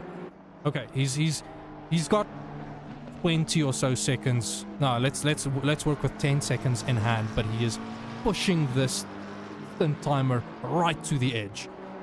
Oh, I can't. It's making me so nervous. I see Desmond Janssen van Vieren in YouTube chat saying DC for P1. I don't see them back just yet. Hopefully they can get back online. Ooh, Scrutton, you've got 20 seconds. Careful here through the chicane now.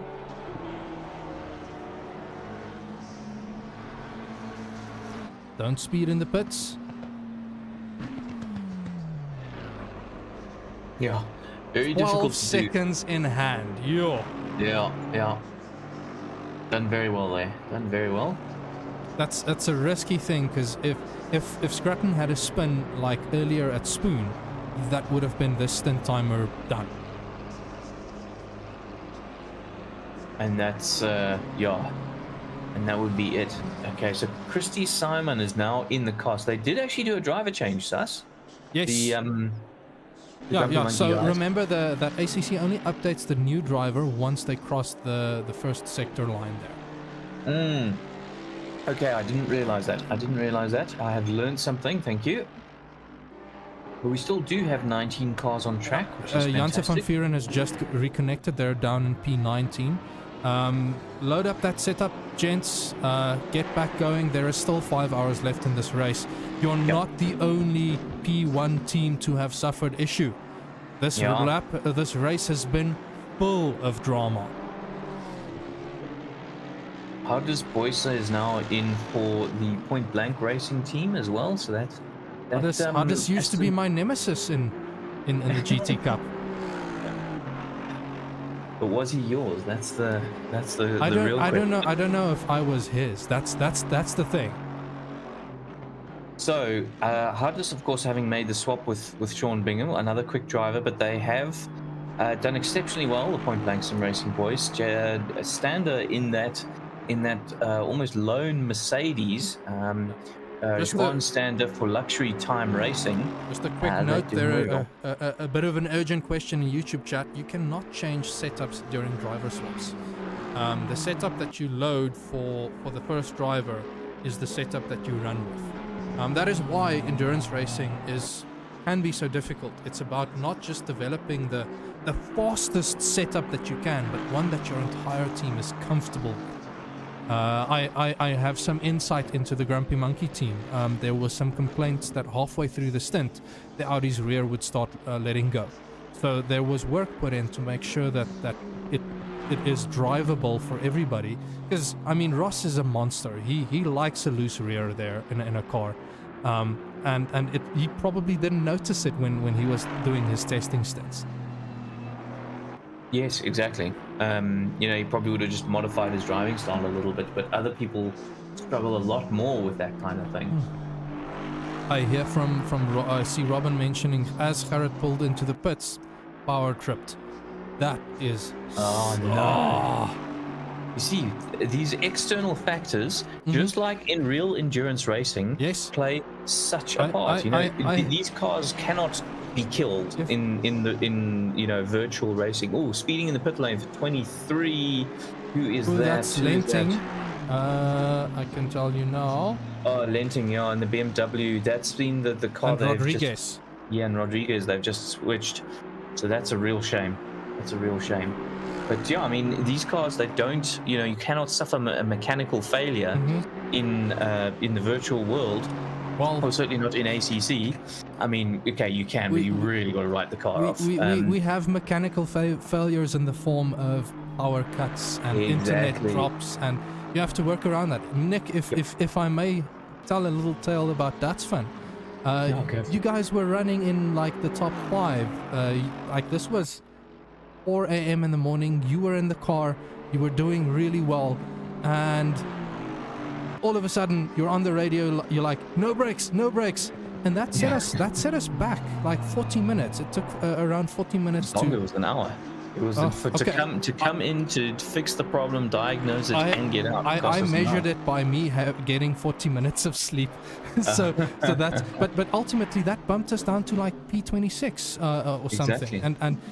But in that same like breath, you worked your way back to P16 by driving consistently, by keeping at it, and not having further blunders and mistakes that cost you.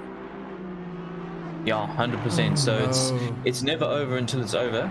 Although I see somebody has now disconnected. They're in 18. There's an entry corruption for the Gerrit and their team. Oh, that's a real shame. They probably reconnected before everybody was disconnected. That's usually what happens. You need to make sure everybody is off the server before your driver number 1 gets back on. Okay, so Christy Simon has come out after a stop-go in 12th position.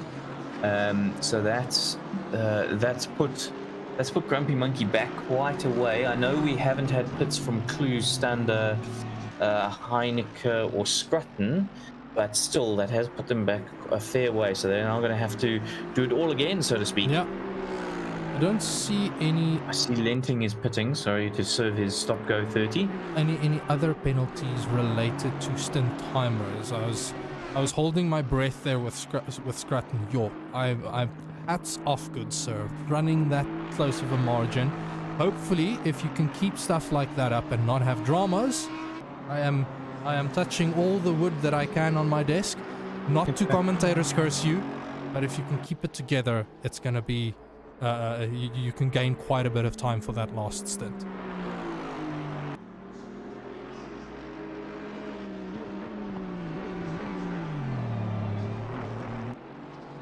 Yeah, I see 2 entries on my timing app for Gerrit Janse van Vieren, so the driver number 2, I suspect driver number 2 was still connected when Gerrit got back into the server, or they made the mistake of trying to reconnect. Ooh! Sorry, I was on board with Hodgson, who had a car exiting the pits, and on turn 1 almost just turned straight into him. I think that was the BMW of Lenting. Yeah. Yeah, yet again, all sorts of drama can unfold in an endurance race. As I see, who's that? Lionel Clue, our leader. We've got a Honda leading once again, working his way through some back markers at the moment. 2.4 seconds ahead of Stander, so there's still not a huge gap between these guys. There are a couple of back markers that they're trying to work their way past now. So that's going to be interesting. Heineke's in the pits now.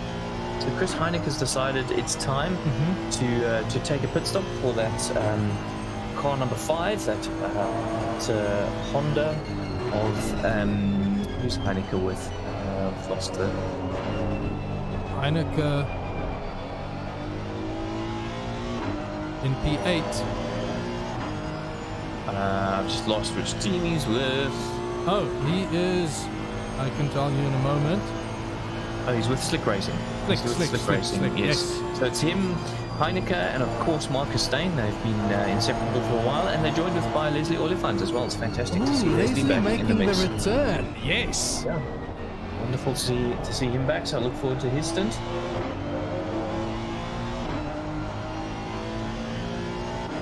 This Honda is looking very, very bouncy in Clue's hands. I was just riding on board through the chicane, and he was kind of the rear stepping out, kind of manhandling the steering wheel there. So Lionel has stopped and come out again as the driver, so they are looking at double stinting.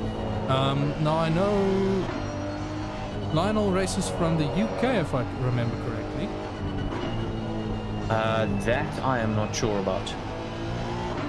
I don't think so, based on his ping. Oh, yes. It'd be unlikely. No. I'm thinking of someone else. Anyways, so Lionel's probably working around some load shedding constraints here,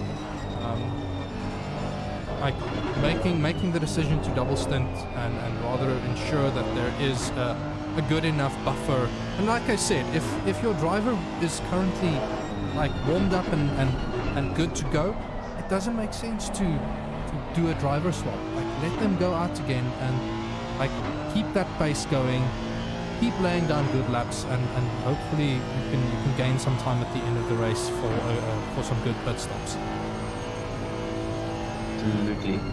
Branshaw in the chat there, well done. Your first enduro stint with Bernardi Alphabet Racing is done. It is quite the feeling you get when that first stint is done.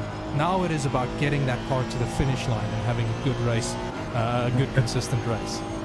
I mean, with 4 hours 45 to go, it's quite a while still. So there's lots more opportunity for you. I'm just surprised that Stander and Clue are still out there. I'm not that surprised. I'm thinking back to the virtual Kyalami 9-hour that we did. Me and co-driver Philip, we planned on double stints from the get-go. It was the rain that messed us up and caused us to have shortened stints, because it just made sense to stop and take tires. Like you were caught off guard with having either wets in the dry or dries in the wet, and you lose so much time that it does make sense at some point to go and pit. Got you. So do you have lap times on access to lap times at the moment, Sus? I have no, I don't have access to historic lap times. I've got access to the best lap times that's on this app. Right. But looking at that, like, Clue is still pretty consistent. It's not that far off of his best. Same with Stander. Compared to Van Wyk, who does have the quickest lap of the race. Van Wyk, Hannes's last lap was a 2:05. Now, the catch is traffic. I'm sure Well, that's Hannes the thing is he's been letting the leaders through, and I would have thought he'd be slightly quicker than them at this stage. I don't know why, but I just have a feeling he should be slightly quicker than them.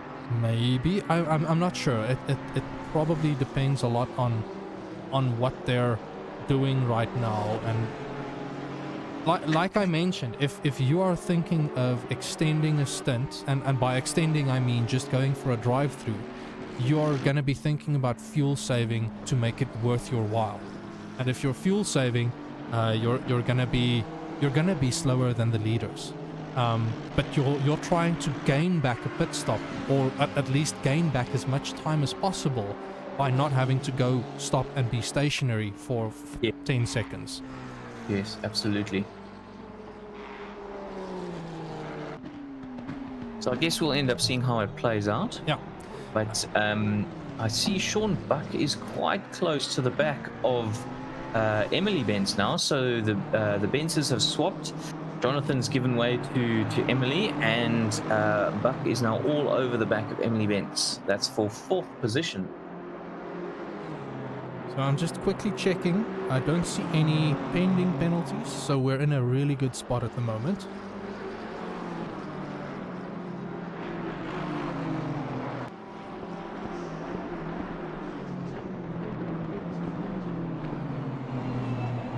Yeah, I think the race has settled down. People have got gaps between them, so we're unlikely to see too many more major incidents, certainly at this stage of the race, I would suggest. I mean, even that gap between first and second has kind of stabilized a bit.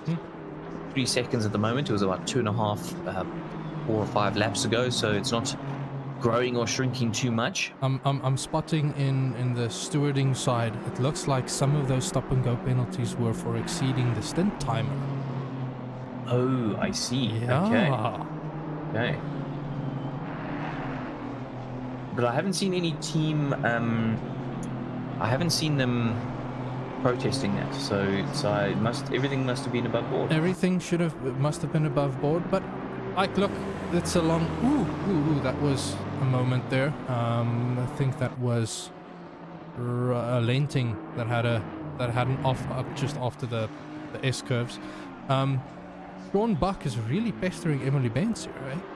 Yeah, I think he's definitely quicker, and it's showing. Ooh, Christy Simon and the Grumpy Monkey car up ahead had a bit of a moment coming out of the hairpin. Probably ran slightly wide onto the grass and couldn't quite get it going.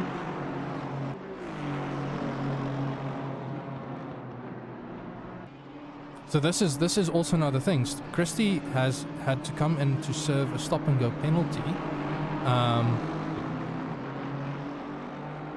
which is effectively a pit stop for a driver swap and tire change. Correct, That yes. means all that time, and I can give you some insight into how much time is lost for a pit stop. It's around about 58 seconds that you lose, and this is for an optimal pit stop.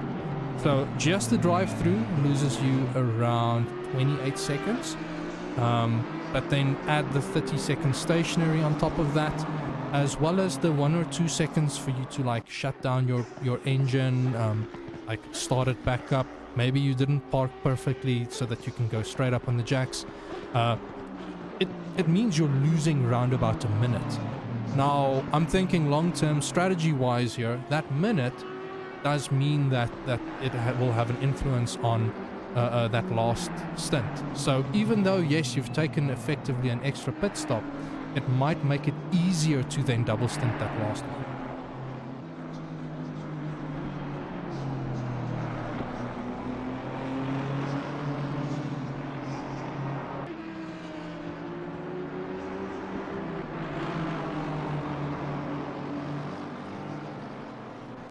So Sean really is pressuring. Oh, and Emily runs wide. That's going to give Sean a chance to dive down the inside and does so.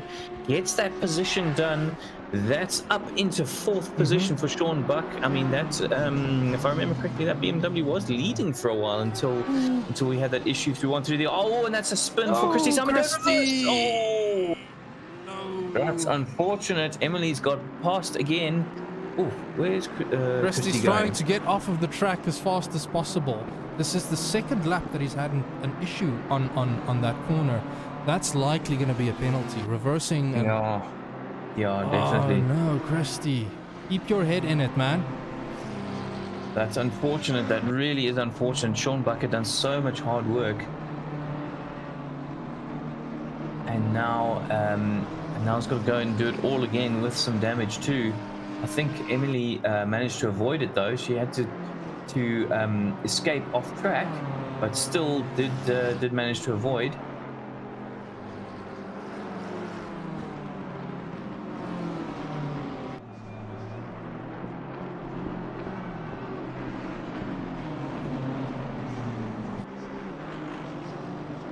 Be interesting to see how quickly Sean Buck does manage to catch up.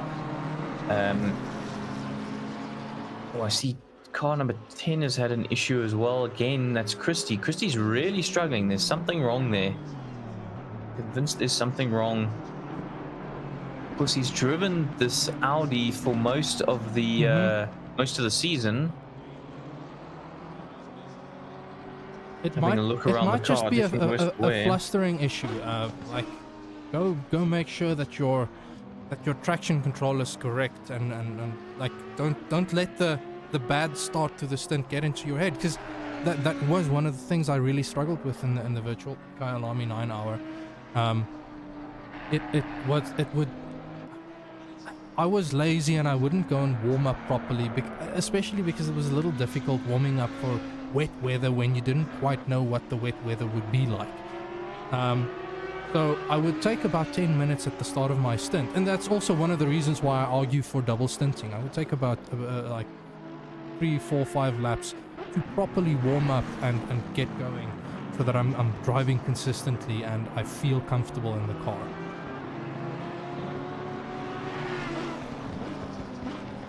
Yeah, absolutely. I mean, you've got such a long time to be sitting in the car. You need to get yourself comfortable and into the zone quickly.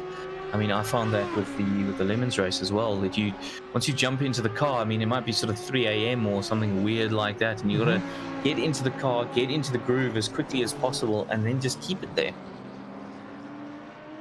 Oh no, losing a couple of seconds for a mistake on a lap is just so much. It's just so much worse than losing a couple of tenths here and there. Oh no. I think there's a problem with problem? Point Blank. Let me just quickly double check. Oh yeah, I don't see them on track. I don't see them on track at all. They have corrupted their entry. Point Blank car number 21. Okay, no. They are in the pits. Why are they in the pits?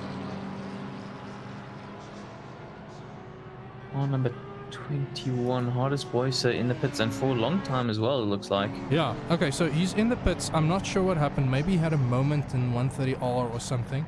I'm afraid it's going to be a while for us to see. Hopefully they can get going again, and it wasn't a disconnect that caused them to go to pits. Because if it was a disconnect and Hardest rejoined, they might have corrupted the entry now. Yeah, let's hope that's not the case. Right. Does get They're away. moving again. They're moving. That's fantastic to see. So Mike LaRue has cleared the number of pits. So they've done the minimum number of pit stops required already. I see Sean Buck has managed to get back to third. Emily Benz is all the way down and in the pits. Something's happened there that we've somehow missed. I'm keeping an eye on our incident sheet. I'm not seeing anything. Let me just double check with the let me just double check with the stewards quickly. Right, not too many battles on track as of right now. Yeah, Sean Bingham is back in the car for Point Blank Sim Racing. They're all the way down in 14th position.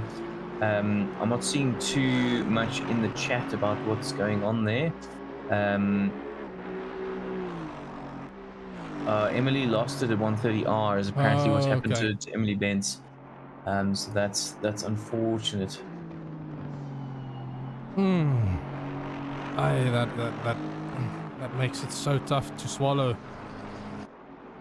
Yeah, I see we've got Williamson in the pits as well, car number 87. Looks like they might be doing a driver change as well. Their Audi is rolling, so It is. now Sky in the car. Oh, stop go 30 as well, speeding in the pit lane.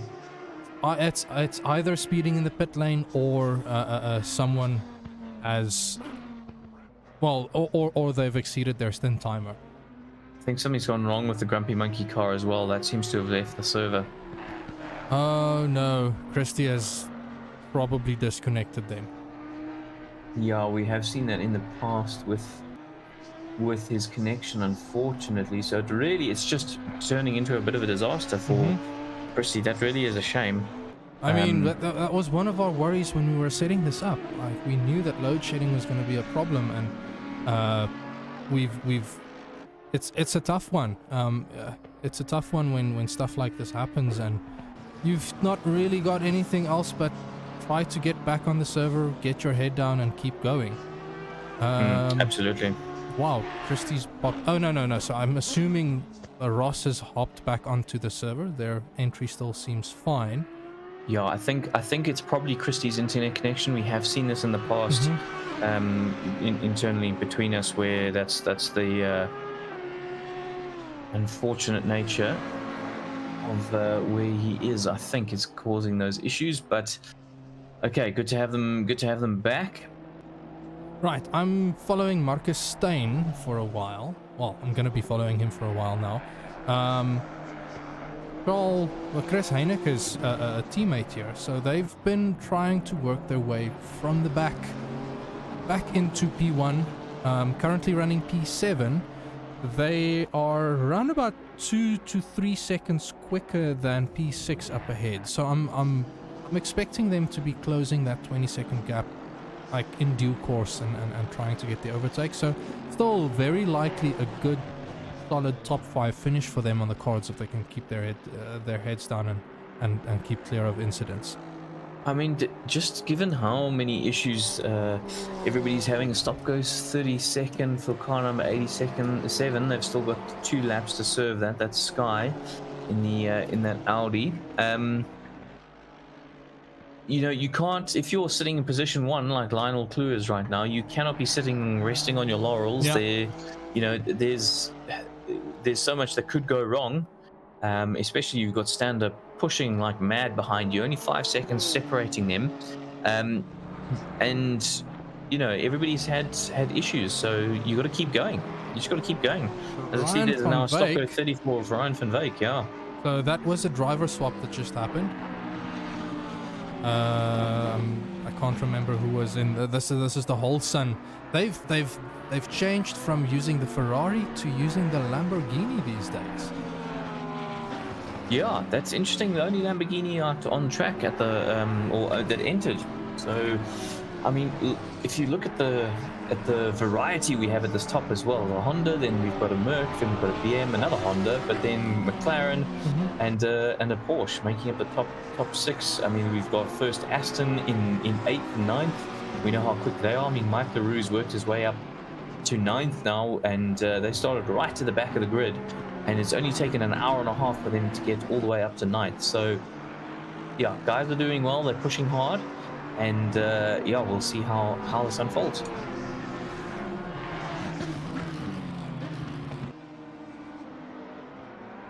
So there aren't any really close battles right now. The closest is probably for the lead, actually. Probably for the lead. That's Stander is 5 seconds behind Lionel Clue. Stander coming out of the hairpin, and Clue is entering Spoon now. quite a distance. Looking at their last laps, Clue is around 5/10 quicker than Stunder at the moment. So yeah, that makes sense given what I've been seeing. yeah.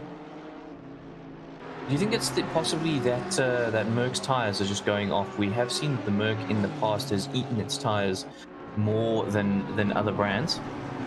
I wouldn't necessarily blame that on the Merc, but it's very likely. Like, that is the thing with trying to build a setup for an endurance race.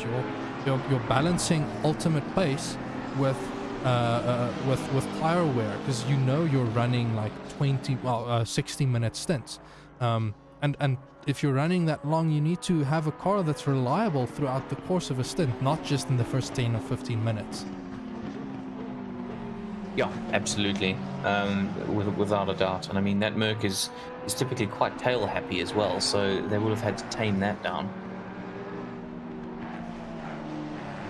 No, you're saying it's quite tail happy. It's quite tail happy on throttle. I remember when I tried the Merc, I was really struggling because it didn't gel well with me to rotate the car under throttle.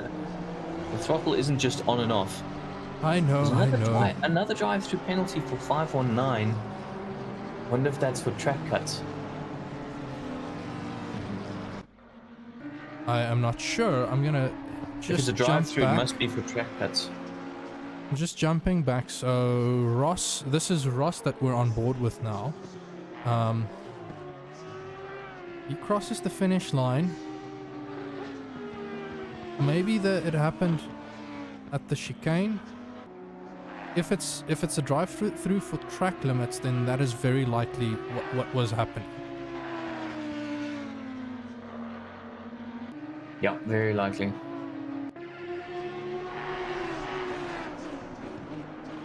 Like I said, this Degner 1 and 2 is notorious for track limits. It's not just on the exit of Degner 2. Running wide on the exit of Degner 1 can give you a track limit. Out of Spoon, if you run wide there, you can get a track limit. Into Spoon, like that first corner, if you run wide there, you can get a track limit warning. And like I'm watching Ross Bartle now, and there was a driver, I think that was Dylan Dawes. Ooh, Ross running very wide. There's so many places where if you are not careful, you're gonna be risking a track cut, and that track cut warning. Ooh, that track cut. I mean, that's warning, for position that there. Oh, that no, apologies. I think I know what this was for. This was for Christie reversing into the path of someone on track. Oh, right. Yes. Okay, that makes sense.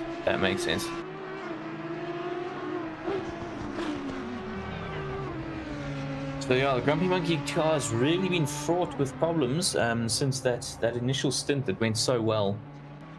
But now we'll have to see if Ross can recover some of it.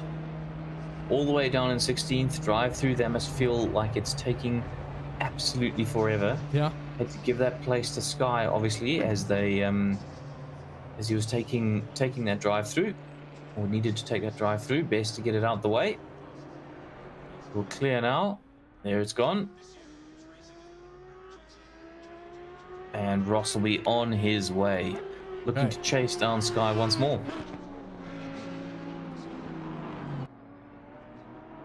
I do see there's a potential 5-second penalty as well coming up for the Grumpy Monkey team. I'm not sure what that is for yet. We'll have to wait and see what the stewards' findings are.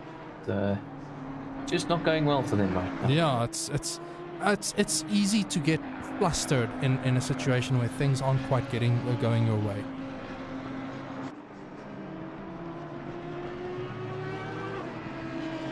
Right, I'm just hopping to Sean Bingham. He's 6/10 up on his Delta.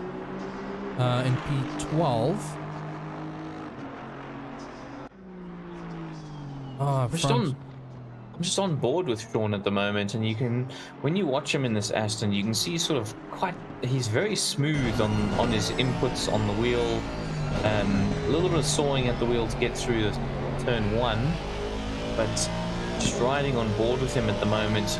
See how he attempts these S's, just coaxing the car through them, making sure to give himself the space on each corner that he needs. Let me perhaps ask the question, do you know if Sean is racing on a direct drive? As far as I know, he is not. My recollections, he's on a G29 type of. Okay. No, usually when I see driving like that, like inputs where it's just jittering ever so slightly to keep hold of it, that is sometimes due to someone battling with the torque of a direct drive as well. But he is clearly very in tune with this car and feeling for where the edge of grip is, so that he can put down good fast laps. Now, it is important to note, Sean is back in the car. Hardis used to be in the car. So Hardis likely... And Sean did the first stint, didn't he? Sean did the first stint. I saw a disconnect happening for point blank, so I think Hardis had an issue, which had forced Sean to go back out and do another stint so that they can... so that they're not losing unnecessary time trying to switch drivers by just doing an out and in lap. It's unfortunate. It's one of the things that frustrate me the most about ACC is the driver swap functionality feels a little bit unfinished. Sky's made a mistake. Sky has made a big mistake. And that will allow Bartle to catch up somewhat. Mm-hmm. I mean, there's still going to be a gap, but Sky has spun. Saw the yellow flag. Sorry, that's what alerted me to it.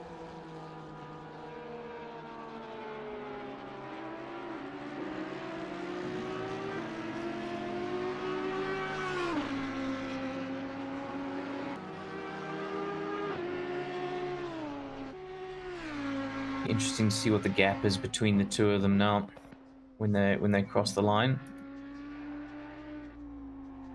Guy just going through Spoon at the moment. Bartle entering Spoon now, so I'd say that's probably about a 5 or 6 second gap. Mm-hmm.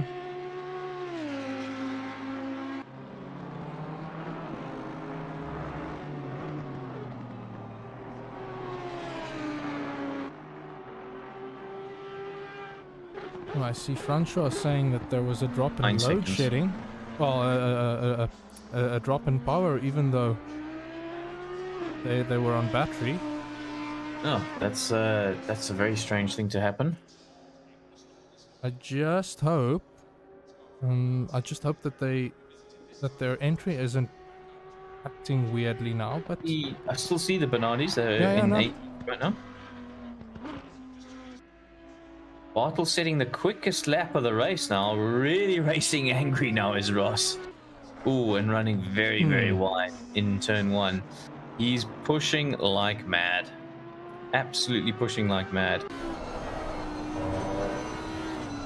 Bit very much between his teeth. Mm-hmm. And we'll see how he goes. Quite wayward, I must say, through the S's. That car is difficult to handle through that section. Yeah, it just shows what a great job Roxanne actually did through that first stint. I must say, solid. I think Ross is also he's overdriving a bit now. Like he's got the fastest lap and he feels that he's got more pace in the car, but he's maybe pushing a little bit too hard now and just trying to get the cool down there and find the rhythm again. But who knows? Maybe we'll see some faster laps. Just quickly hopping over to Ryan van Wyk. He is 6/10 up on his Delta. He's just started a lap, so coming out of Degno 2, on his way to the hairpin, looking like teammate might have left a little bit of time on the table there at the S curves. So Ryan is trying to extract as much as he can, and this, like you mentioned earlier, this is where balancing driver ability throughout the team plays such a big role, and understanding what would benefit you the most. I'm riding on board with him, and he's certainly fighting the wheel a lot. Oh, it's almost a spin. Wow, almost. That was close. I mean, he's really fighting that Lamborghini. It's not an easy car to drive whatsoever in that Hodgson red car. That compromised his exit, though. Yes, definitely. Like he's dropping, his Delta is dropping from almost a second down to 4/10 now.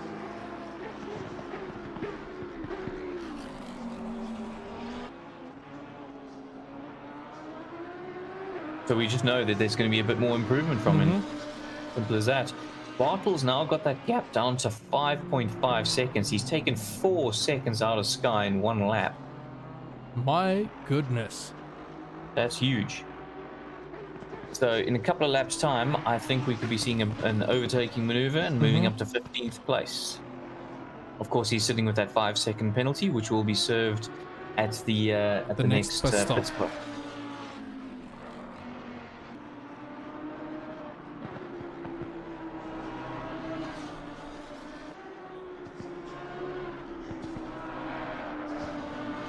That Lambo looks really difficult through the S's, I must admit. He's fighting that car tooth and nail the whole way. This lap round... Okay, last lap was the best lap. So this lap round, he's lost all the time that he gained in Sector 1. Yeah, I'm not surprised. Oh, very, very sideways. This guy is living on the edge here. Ross taking another second out of Sky. Just pull it back a little bit there, Ryan. Be careful.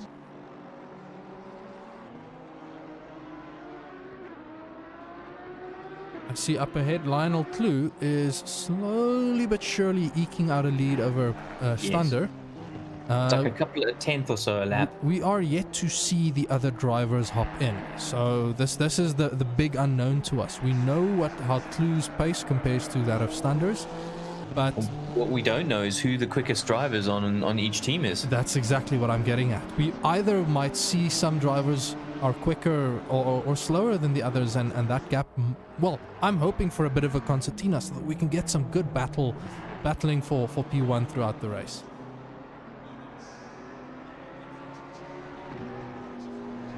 Van Wyk much cleaner through the rest of the lap.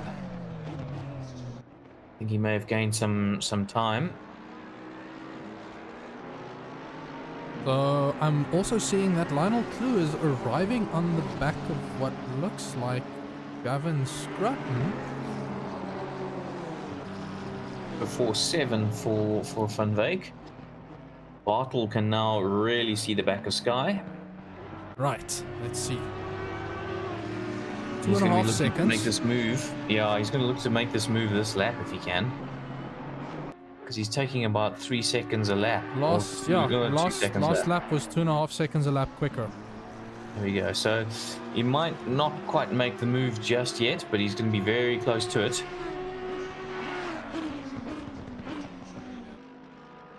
Look how close he is now. That is getting extremely close to the back of Sky. Looks a lot less than 1.9 seconds, I must be honest.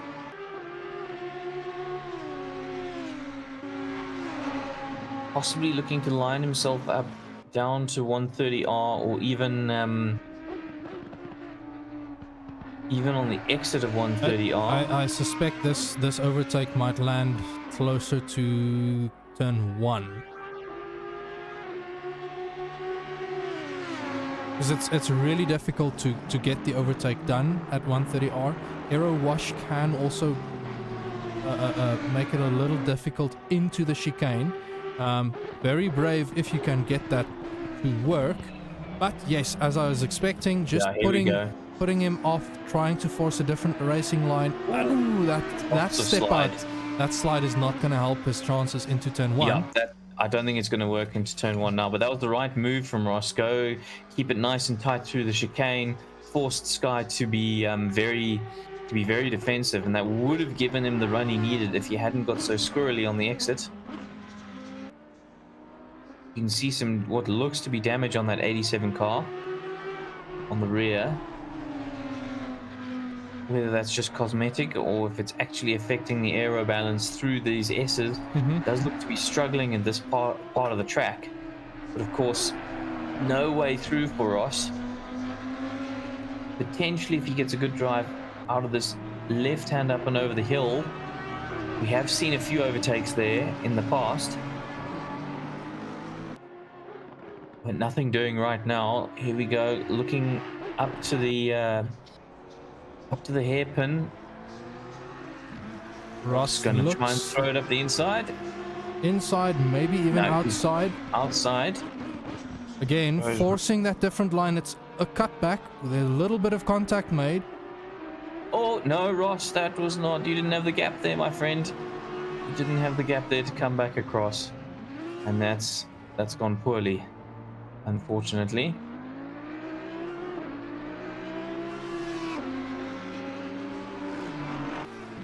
It's not going to do the mood in the Grumpy Monkey camp any good.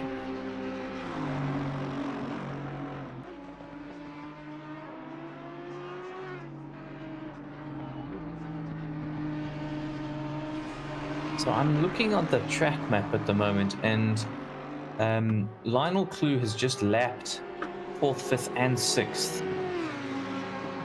with Sander coming through now, having lapped 6th and 5th. Yeah. But not quite 4th yet.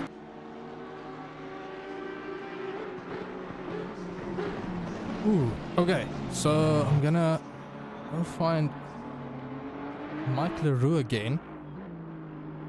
They've had quite the drama this race, but they're back in the top 10. What is the gap ahead? I think they are trying to hunt down... Well, not think. I can see they're trying to hunt down Emily Baines now. Just as a quick have a look, Emily Baines has just started a new lap. So there is around about probably a 30-second gap there. Mike will be trying to close down, see what's going on.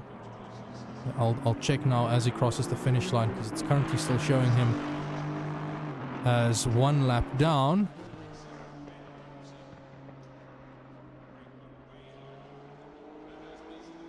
Mike is 32 seconds behind Emily Baines.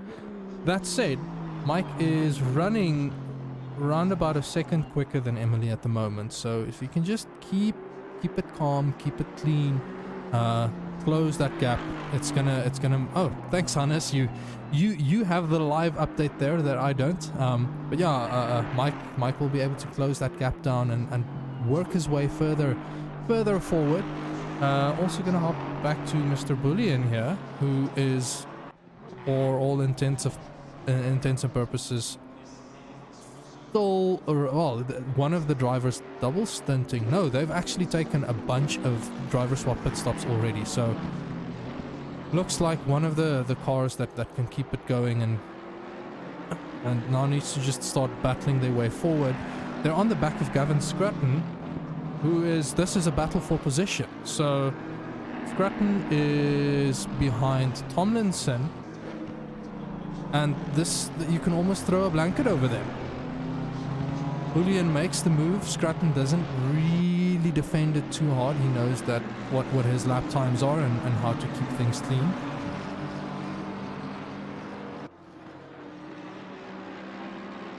But Bullion will now go and start the hunt on Tomlinson in the Honda up ahead. Okay, actually, it's looking like that gap to Tomlinson is quite a bit. Let's see. Tomlinson is at the chicane right now. Oh, this is the 42 car that Paul Fenter started in. So quite the gap to close down, but I'm still sure there's going to be some good racing. Pace-wise, Bullion is 2.5 seconds quicker than Tomlinson at the moment, so there will be some time spent closing down this gap. Scruton in the meanwhile, not the fastest lap, the last lap, but I'm sure he is smiling from ear to ear, managing. No, we've seen it's just keeping the car consistent, yeah. Isas. Yeah, keeping your nose clean, keeping consistent, and then being brave with running your stint as long as possible. Yes, and that speaks to setup, right? And we had a chat about this around the Merc and some of the other cars as well. To have a vehicle under you that you can rely on for an hour to 2 hours, that at any stage of those tires that you can be confident in the car, is so important. So yes, it's great to be even a second a lap quicker on a single lap when you've got fresh tires, etc. But if, by halfway through your stint, you're fighting that car tooth and nail just to stay on the track, you're not going to be able to do that for hour after hour. It's just not going to happen. You're going to end up with instants, and then, just a small spin will lose you 5 seconds at best. and you know that's just going to cause you chaos overall. So it's not a risk worth taking. It's one of the reasons why I love endurance racing so much. The rules for a race can be so varied. We went with a pretty vanilla rule set now, but I have been part of races where we had a limited amount of tire sets. It was a 6-hour race and we only had 4 dry sets of tires. And to top it off, we started in the rain and I mistakenly put on the dry tires on Spa, spun at Eau Rouge, but we ended up driving ourselves back into like the top 10, I think. But a lot of that was like taking care of the tires. We didn't have a stint timer then, so we could extend our stints as much as possible. That like fuel saving came into play there. There's so many different small aspects that you need to manage, and like staying on top of it all while driving is such a tough task that that's why you need someone to help you with it, right? Yeah, you need a team manager, team principal type of role. And I mean, a big part of that, like, for you as a driver, like, don't get distracted with the strategy. Like, get your head down and focus on running consistent. Yeah, just run your race and let somebody else take care of that. Yeah. You know, you might think that you have it in hand. You might feel like, actually, you know, I can be part of this conversation while I'm driving, but you can until you really can't, and then suddenly you've got much bigger problems. So listen in, but don't be the one making the call. Not while you're in the car anyway. Also, because you might be running a bit of a hot ahead, you might be going, well, there's this incident just happened now, and you know the car feels awful, etc. I'm losing half a second a lap. This is awful, guys. I hate it. But if you've got somebody looking at the overall picture, going, well, actually, half a second a lap is not going to cost us that much time. You know, over the course of the stint, our strategy is still stronger than that. You know, stay out, manage it. You know, those are the kind of level-headed decisions that people who aren't in the car can make. Right, so Marcus Stein, let me just get my math right. He is closing the gap on Gavin Scruton now. Let me just switch to Helicam, because I think this is an overtake that's going to happen in Spoon, and we might have a bit more value having the aerial vantage point. Yeah, it's good to see Marcus in the car. Of course, him and Chris Heineke have been racing together for years and years and years. So I'm sure they're very in tune with each other. It'll be interesting to see how Leslie Oliphant copes in that team, whether he's got a similar driving style or what they've done. But yeah, definitely looking like there's going to be an overtake. So, yeah. Marcus is right under the wing there. Don't wait to the very last moment to show your nose.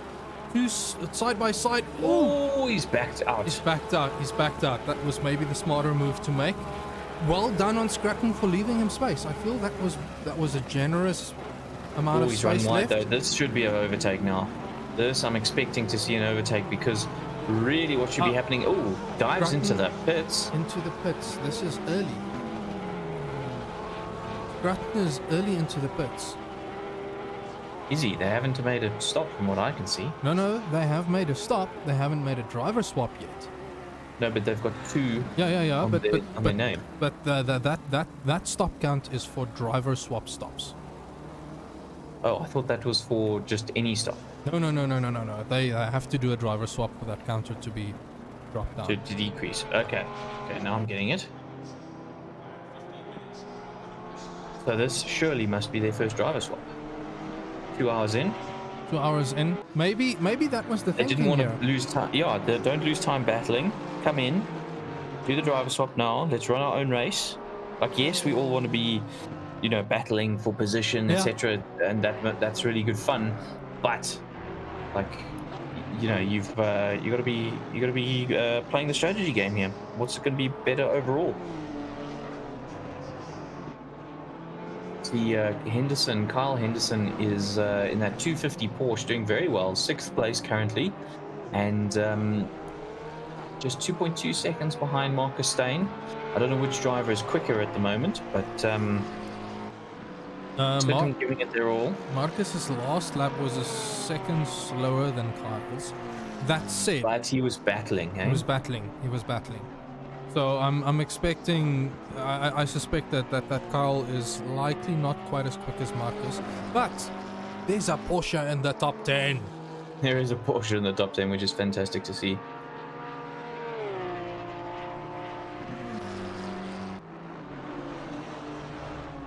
Ooh.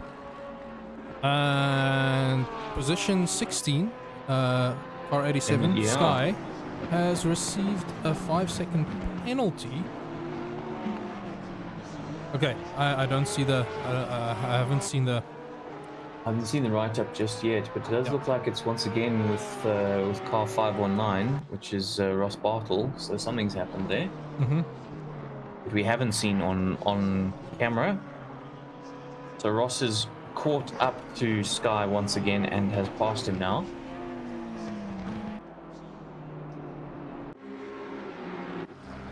Gap ahead is quite significant. Looks like Ross has managed to get well ahead.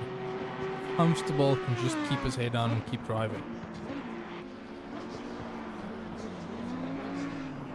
And it also means that if with both drivers having 5-second penalties, they're still net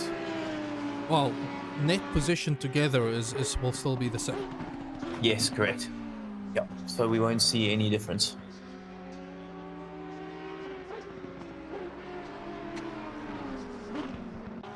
Hopping to Wilfred Robson in P9. He was half a tenth. I get so frustrated at this commentator's curse thing. Like you think someone is gonna be put in a stonker of a lap. Oh, and he bumps that to 6/10, but I think that was just because he ran deep into the chicane. This is the car that spun at 130R and caused that early race incident. They are back into the top 10, slowly working their way around the track and trying to just regain some position. So they're 11 seconds adrift of Mike Leroux. And I suspect there's still going to be some good close racing at stages here. So while Stander in second place has got past Bullion in fourth, so they've technically lapped, Stander's technically lapped Bullion. Their pace seems to be very, very close to each other. On track, they are extremely close to each other. I think, and remember, this isn't F1 blue flag rules. Correct. Thunder does not have to yield position, but they do need to be. Is Bullion running quicker? He looks to be. He looks to be quicker, and I think. I would imagine Stander's tires are worse though. That's something to take into account. Stander is not on the same pit strategy as Bullion. Correct. And this is what I'm saying. I think Bullion's got much fresher tires because remember Sean Buck was in the car just not so long ago. Now they've switched back to Bullion, so I think they probably would have taken tires at that point. Yeah. And that's why we're seeing so much pace or extra pace. But I would be expecting surely for Standard to be coming in fairly soon, unless they're doing 3-hour stints in that team per driver. Are they a team consisting of only 2 drivers? Question.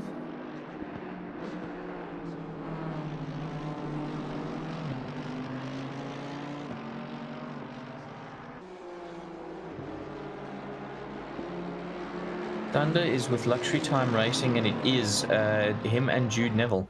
Jude Neville. Okay. Yeah. Okay. So there's a little bit of thinking then there in terms of load shedding, perhaps, because I am looking at the time right now, and I don't know where these drivers are based geographically. In the big metros, our load shedding blocks are 2 hours. So we're getting close to 1 p.m. Another hour would mean that the last driver can take a triple stint at the end and run hopefully safe from load shedding for that stage. But that said, Jude Neville was in the chat, so he can just as well tell us, are they planning well, he doesn't have to. If he wants to, he can share that insight. They might not want to give away Maybe their not. race strategy, though, Sus. No, I fully understand. That's why I had a moment of pause and realized, oh wait, you don't wanna give away too much. Henderson's in the pits. I see there our lone Porsche runner, number 250, in the pits at the moment. Just trundling in to do a pit stop at the 4-hour mark. I'm guessing that this is completely planned. But window is opening now, so if the first stint was run until the 65-minute mark, we can expect cars to be pitting from now until 10 minutes, like from now. But it's all going to come down to how the different teams are now slightly offset with their stint timers, and what that means for the rest of the race.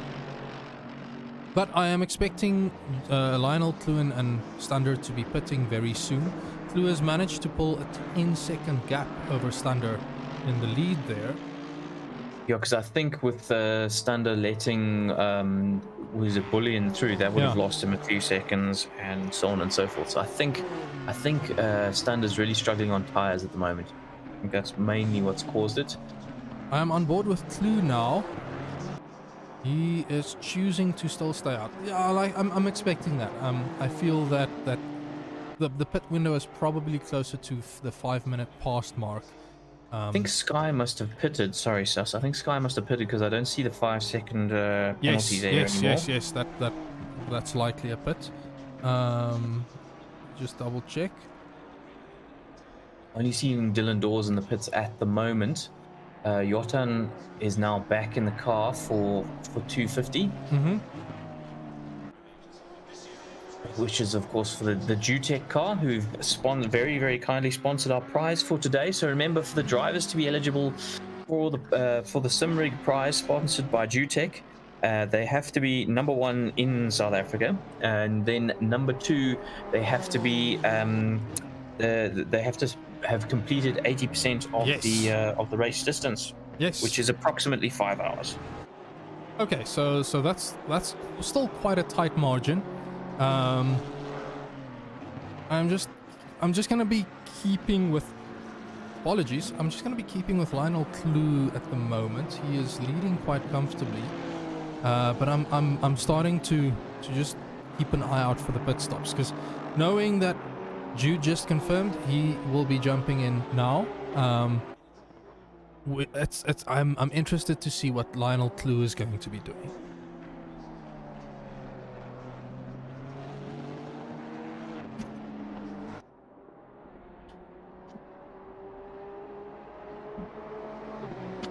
Yeah, so Lionel is in a 2-driver team as well.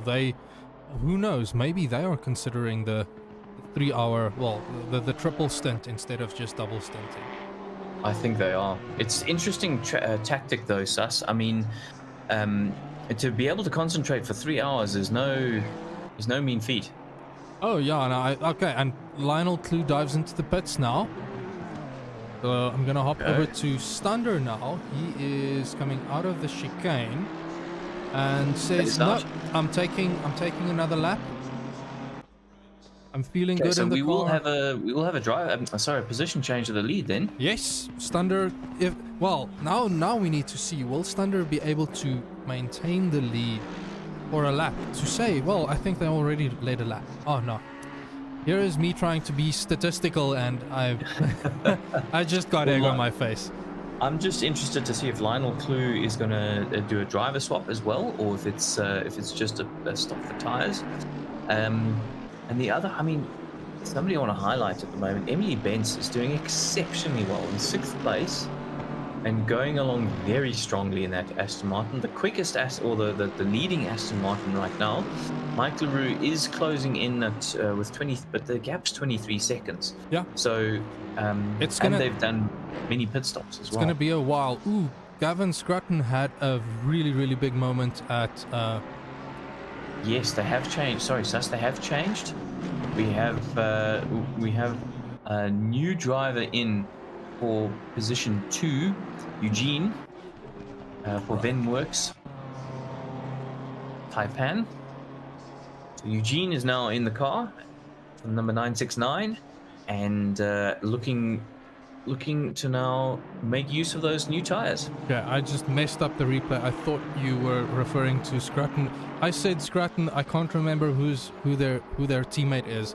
I saw the orange McLaren off track at the Degners, and now I've lost the spot where where the replay would have been.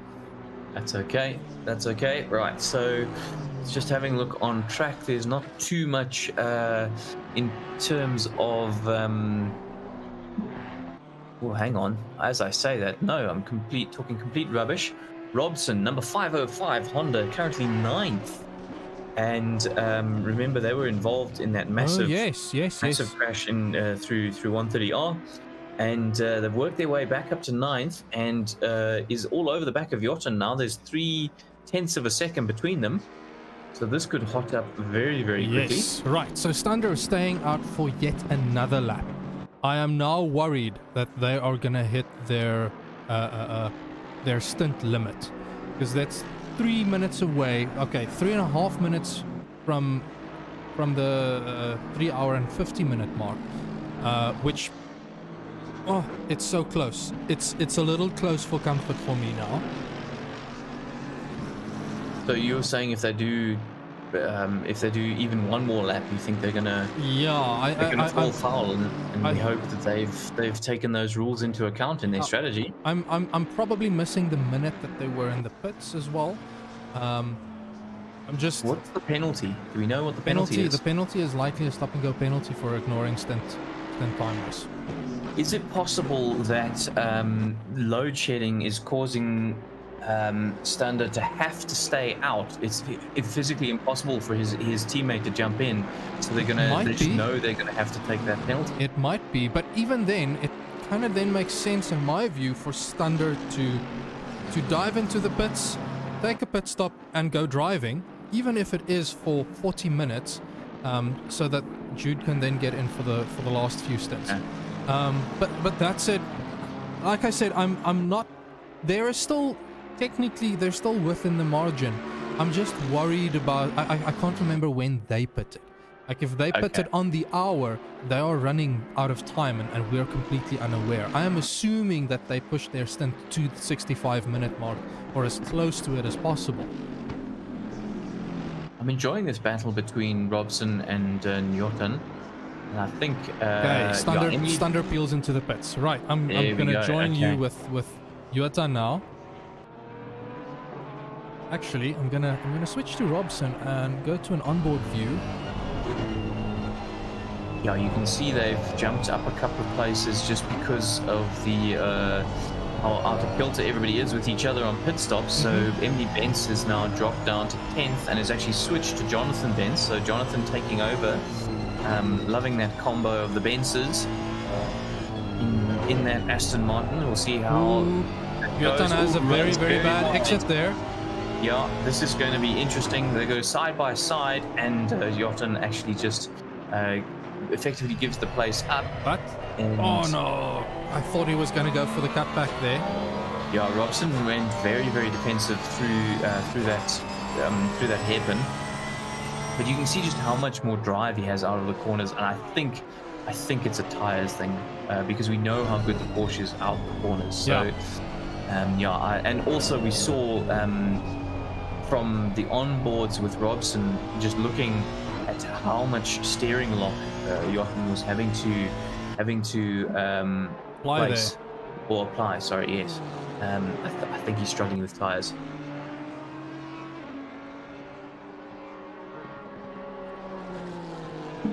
It's been relatively quiet. I'm gonna say again, if any of the drivers are watching, feel free to come and join us for an interview in the booth. Because I am really curious to get some insight into the mentality and the thinking behind some of the races going on. I know we've probably missed one or two cars here and there, but it's always great getting that driver insight.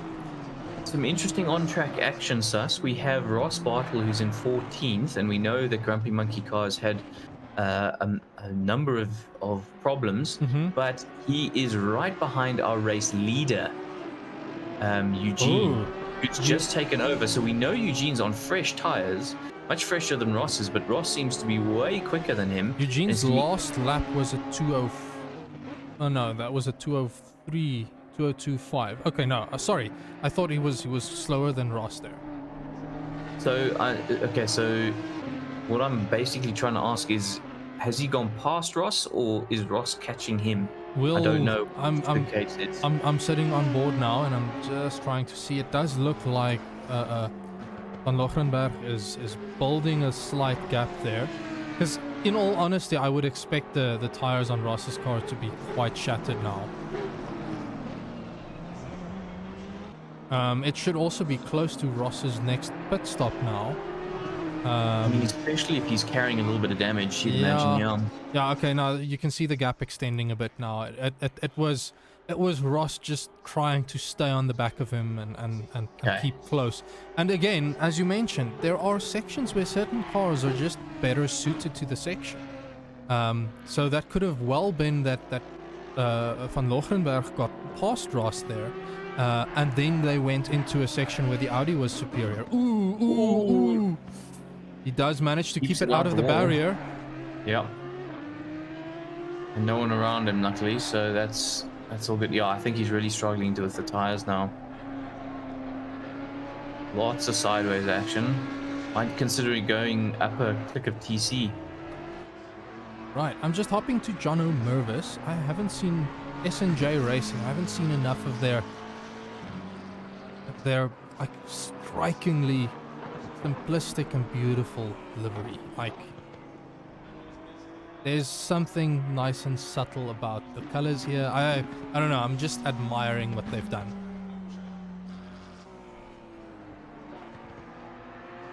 We haven't seen too much of the McLarens in general either.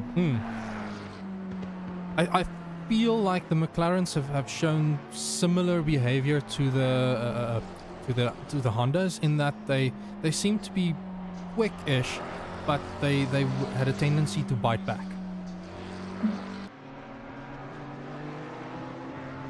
Also, we did see one McLaren doing well, the Bernardis, but unfortunately they suffered that disconnect, which has had quite the negative impact on their race. So interesting, remember just before the pit stops that Stander was 10 seconds behind Eugene. Yes.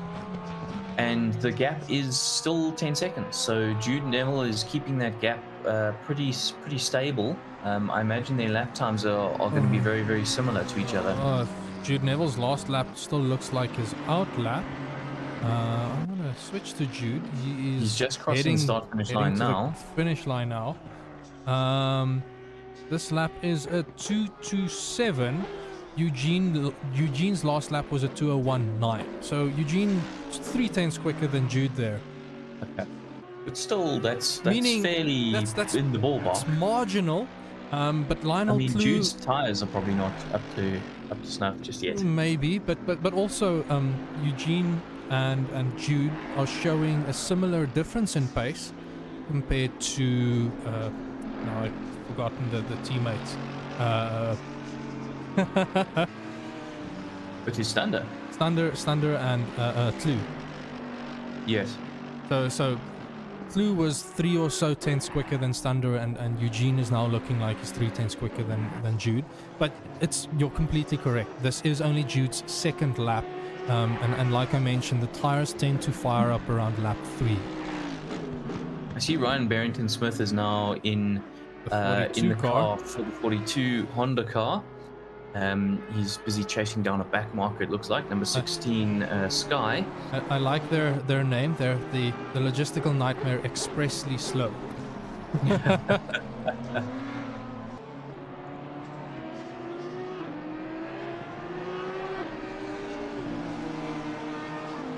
I think they're a fair way behind Marcus Stain. We'll see as they come across the start-finish line here what the gap is. 15 seconds. And Stain is 15 seconds behind Bullion. So Stain's last lap was a good 2 seconds slower than Barrington Smith's. Okay, that's interesting, and gets very easily past that back marker as well. Won't have cost him time at all. So yeah, that's interesting. So if that continues, then in 7 laps time, we're going to have a good battle on our hands. Yeah. I do suspect Marcus was busy with some traffic management. We also need to keep in mind Marcus and Chris Heineke and Leslie Oliphant, they're off strategy with, well, they're off. Yeah. Yeah, they're currently running off kilter with from a strategy point of view.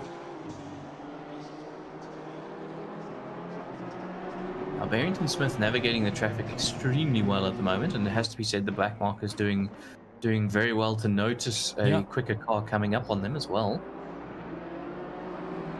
And that's put 16th and 15th very close to each other, actually. Well, as I say, Sky gets very sideways. Looks like they're about 3 seconds separating them, so we must just keep an eye out on that. Sky will have newer tires, though, I think. Oh, no, Rodriguez came in, took over from his teammate. So I think the BMW should be on fresher tires, but Sky has shown some pace. So it's going to be all down to seeing how things pan out from here. Yeah, it definitely looks like he's catching that BMW. I'd say that gap come down by 2 seconds. Hang on. Yeah. What's going on there? Is Rodriguez maybe carrying some damage? No, I think the car does look damaged to me. I think Sky is out of position, to be honest. Like he's going to fly past here. Like Bartle, Sky is just out of position. So this management of the back end of the field, especially because it's now a battle for position, you can have situations where a driver sees a faster driver behind them, and I know that I've been there. I've done that myself, not realizing how much it hurt my own race. Like you get this little whoever is behind me, I'm gonna battle with them a bit and see if I can measure up to their standards. Maybe that was my reasoning. But it can eat some of your time and make it really difficult to work your way back up the field.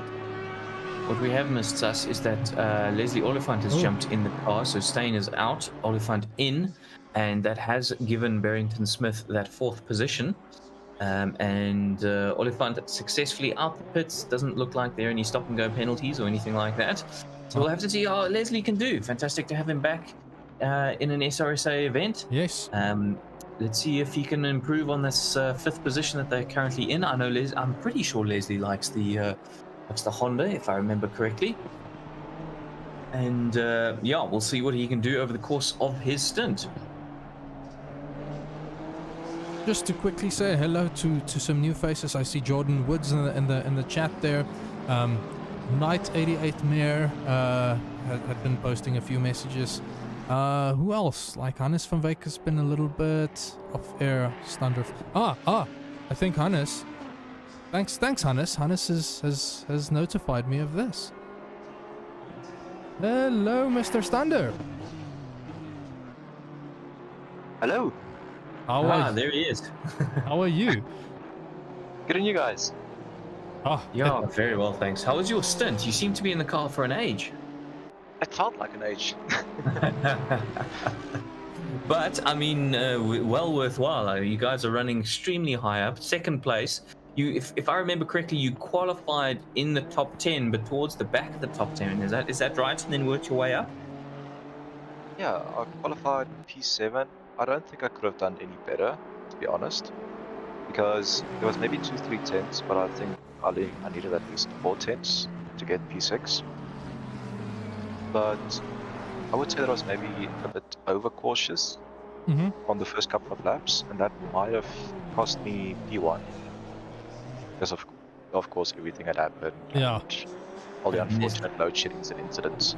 Well, exactly. I mean, there's still a long way to go in this race. So you guys have got yourself in an excellent position. I mean, Jude Neville, I see, is actually bringing that gap down now. It's under 10 seconds at this stage. So, I mean, from a strategy perspective, did you guys just focus a lot more on race pace versus qualifying pace, or how have you? What has been the philosophy that you've used to attempt this event? The idea initially was to try using an esports setup, which unfortunately didn't go too well. The AMG overall is just way too unstable for 130R, especially with the esports setup. Yeah. You basically have to brake there, so that can easily cost you, let's say, even a second on your lap times. So what we did was we took the esports setup, tried to modify it to be as safe as possible. Bit more understeery, unfortunately, but Nature it of makes the it. car a lot more stable. Mm-hmm. So between having a stable car that can last 6 hours and can't really die, even if we try to kill it, and being able to do the full 65-minute stints, that was pretty much the idea coming into this. And I mean, from a tire wear perspective, was there a lot of that you had to take into account, or was the Merc actually fairly good on its tires, just naturally? It's a lot better than what it was with the aero changes that they made to the car. I would say that maybe the last 15 minutes, 10 minutes of the stint, that's when it starts dying. So you still get about 15 minutes out of the tires before you start feeling the difference. And it starts becoming a bit sketchy, especially on the outside curb at Spoon. There, sometimes you might lose it a little bit. And I mean, we have seen quite a few people lose it at Spoon. It's been one of the popular places for guys to have incidents. And in terms of choosing your teammate, did it just always make sense? Did you guys get together just specially for this event? How have you put your team together? We're actually part of a organization called Luxury Time, with Luxury Timepieces as our main sponsor. Lovely. So we are actually a team of 10 racers, and this weekend some of the other guys are rather preparing for their sprint championships. And then myself and Jude, we were actually just extremely frustrated because we wanted to do the 24 hours of Spa last weekend charity race. And it ended up not going to plan. The server unfortunately couldn't take a load of 62 cars. So that whole event got postponed, not even 30 minutes into the race. So just because of both of us had this mutual feeling of being frustrated from that, we saw this itch event needed to decided scratch. join up. Yes. Exactly. If I may ask, how fine are you running your stints there? Because you have me like sweating bullets for whether you're going to exceed your stint limit. We always try and max out stint as much as we can with having a bit of grace. So my first stint I entered the pit with a bit more than a minute to go. Okay. My second stint would have been cutting it really fine. So with all tires, I basically had 2 minutes, 2 seconds left. So I thought if I could do my normal 201s, it would have been fine, but I can't guarantee it. Okay, so that explains why it felt so close to the edge. Your first stint was quite close, and the second one, but I mean it's a good strategy to have. I've been running through the strategy options with Nick here, and it all evidence for me points towards trying to maximize your first stints so that you can play around a bit with that last 2 stints. Correct. Are you planning? Let me maybe not ask this right now, because this is quite a critical piece of of planning that you might need to get through. Any other thoughts about the race? Been having fun at least? Yeah, I mean, I have to give props to all the back markers. I know some of them aren't extremely fast guys as well. They were just unfortunate with the events that happened. But I would say that probably the back markers and the overall stability on the server compared to the last couple of races I've done is a lot better. The back markers actually, you don't have to flash them, you don't have to get annoyed with them. They actually know and understand that they have to get out of the way for you. Yeah, well, okay, that's been great getting some insight there. Any closing thoughts before you go? Nothing that I can think of, although I would say I don't know how these Hondas are surviving the way they are. Because I was certainly spectating seen a them lot of bit. incidents with them. Yeah, I've spectated them a bit throughout the quali. I'm not sure if the race setup's different, of course, but the way I've been taking some corners,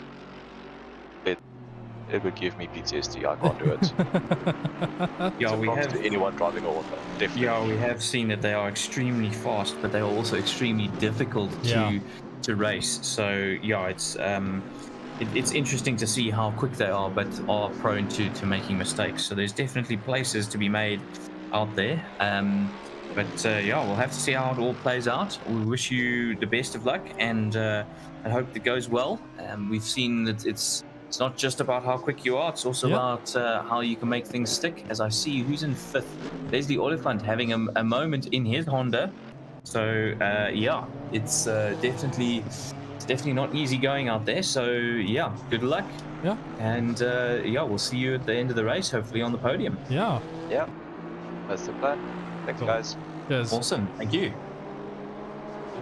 Okay, so yeah, as I said, Leslie Oliphant having a spin there, looks like all out on his own.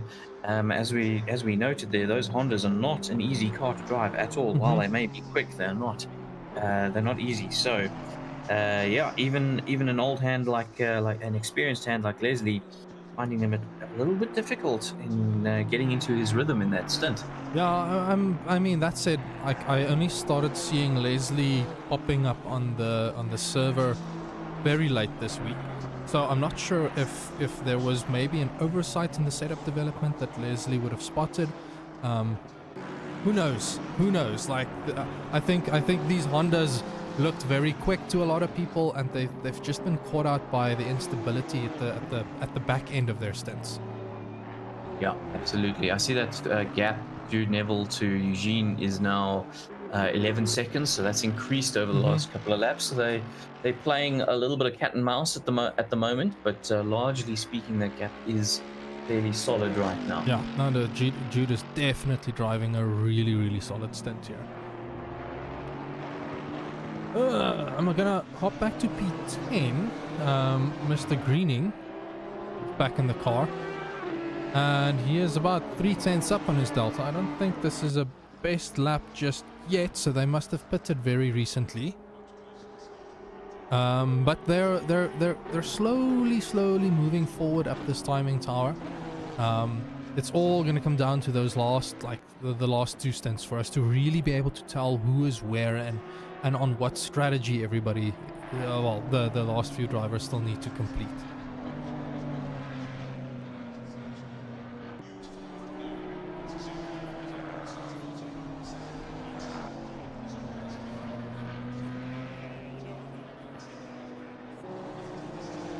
Alright, I'm gonna have us hop on board with our leader, Mr. Eugene van Locherenberg, and just enjoy an onboard lap in silence.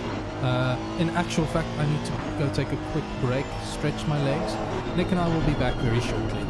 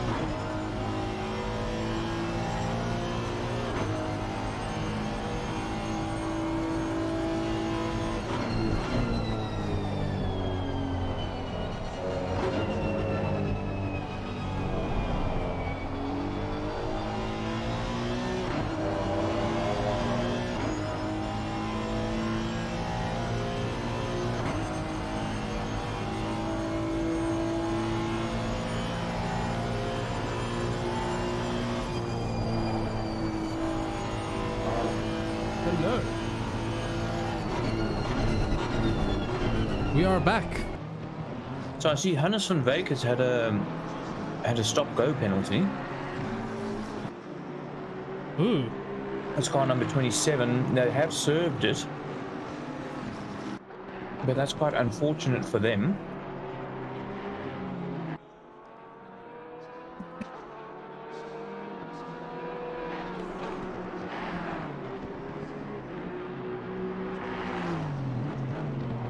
I mean, at least he's going. He's. Oh wait, this was a driver swap change. Or maybe it was this track limits. No, I think it might have been track limits, maybe, because I just saw race control as I rejoined. I saw race control penalty cleared.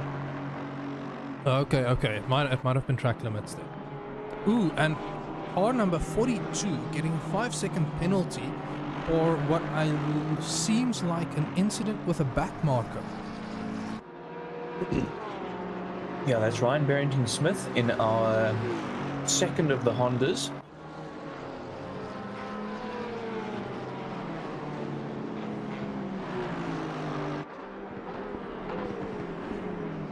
Well, I'm hopping over to Ryan now. I'm curious what the gap behind is. So Ryan's arriving in the back of the Grumpy Monkey. Car driven by Ross still. Ross has gone to pit and taken the 5-second penalty already. Looking like Ross is trying to do a bit of a recovery drive by staying out.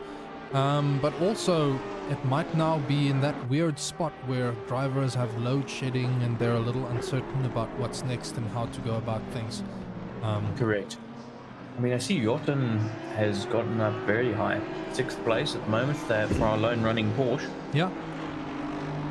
Doing extremely well, keeping it nice and consistent, not getting in any trouble.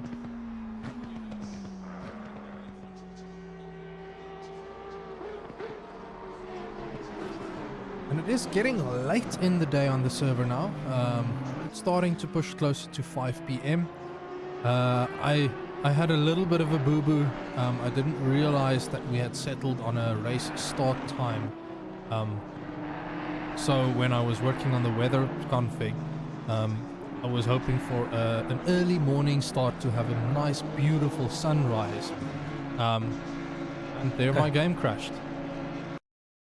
Okay, I'm gonna go for a quick ad break. I'll be right back, people.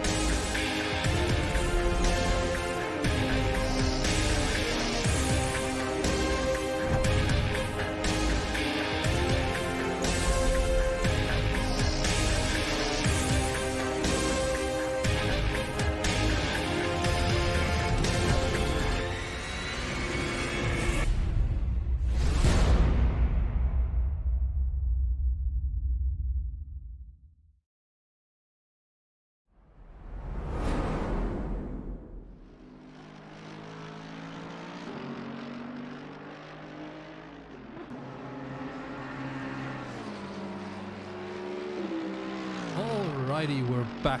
Apologies there, everybody. Not sure why my game crashed, but it gave me the opportunity to get connected, and we now have the number 3 car's livery loaded up, the luxury timepieces, and I must say, Really good livery. this is a really good livery.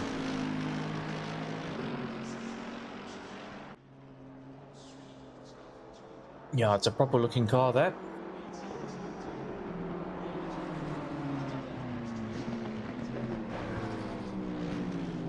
Who does seem to be slowly drifting backwards.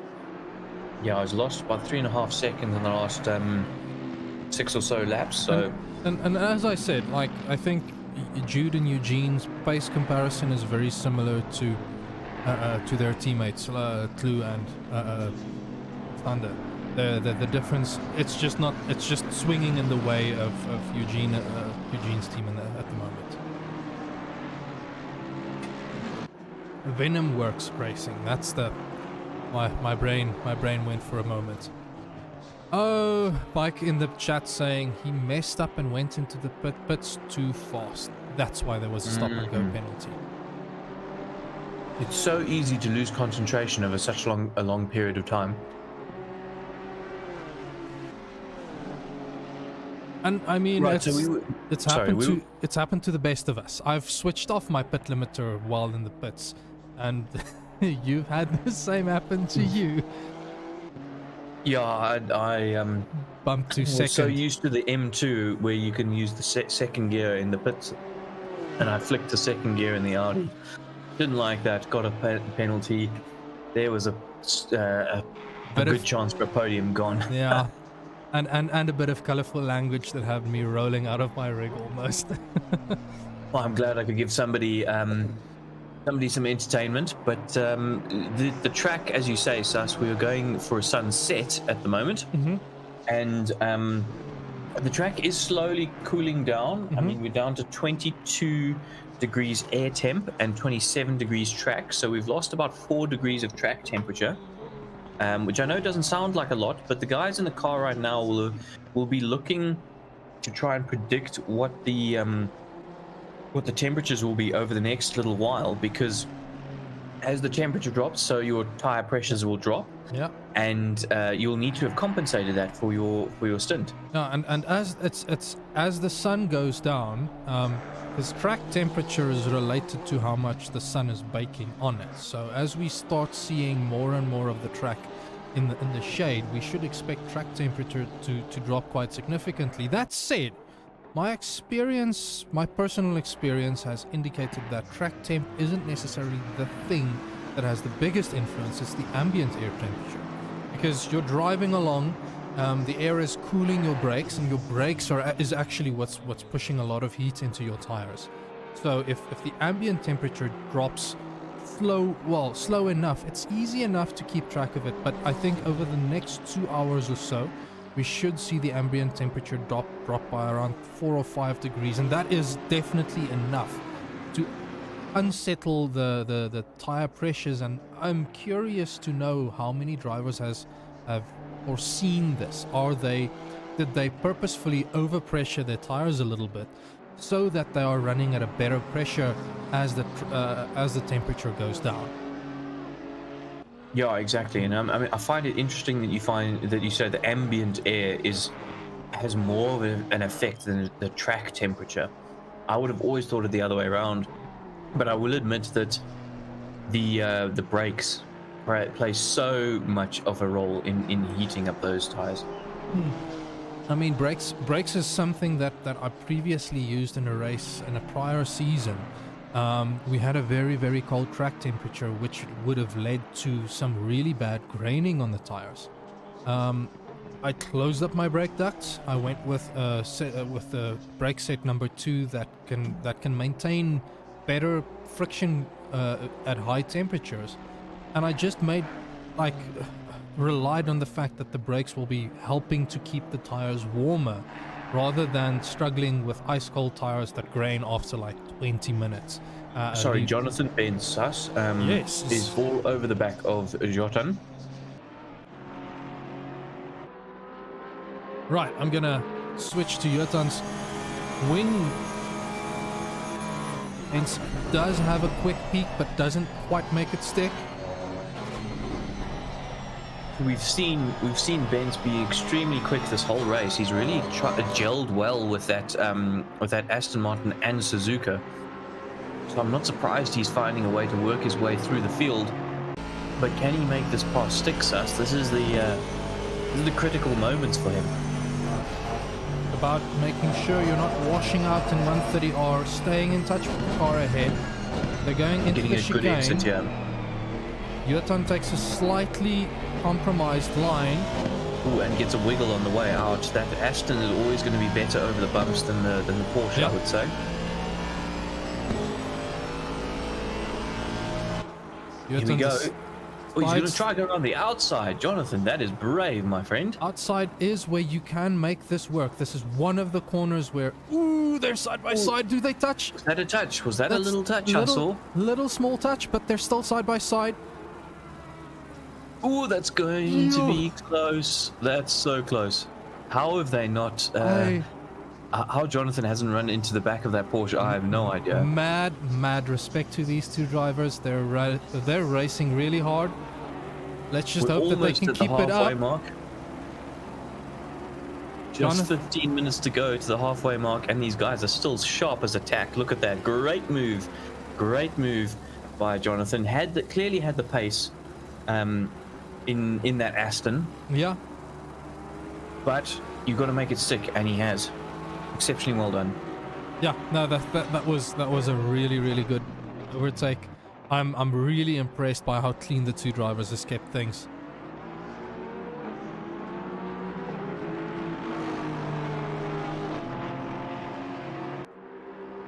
Oh, that was exciting.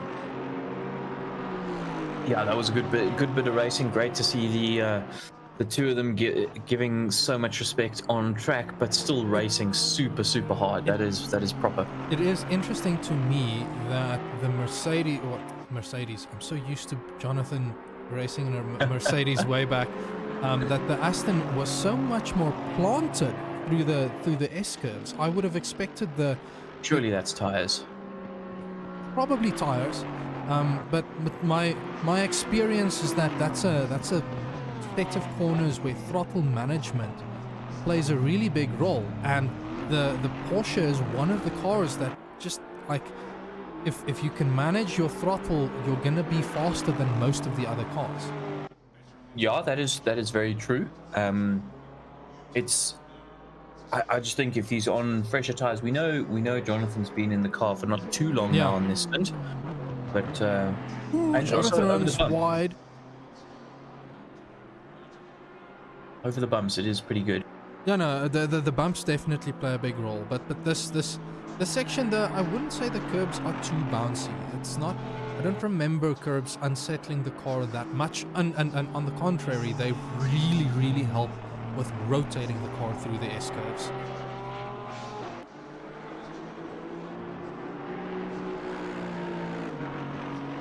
Even in that Porsche, though, that's notoriously quite a tricky car. Most likely. Maybe it's just my inexperience with the Porsche speed.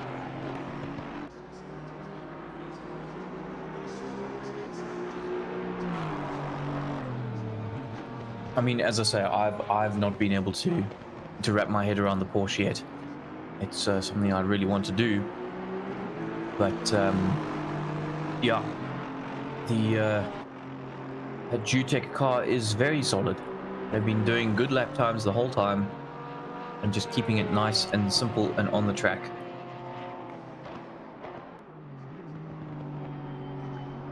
Ooh, hang on, Neville's in the pits. I've only seen that now.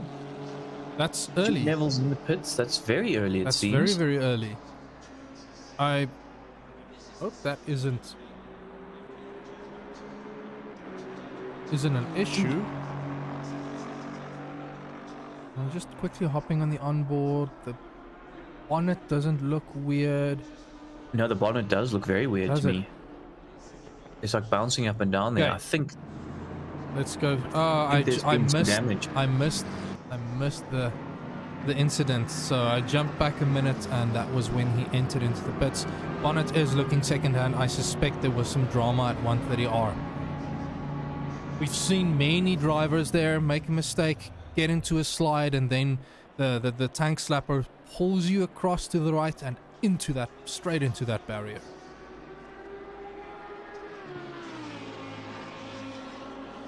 Oh, that is so unfortunate.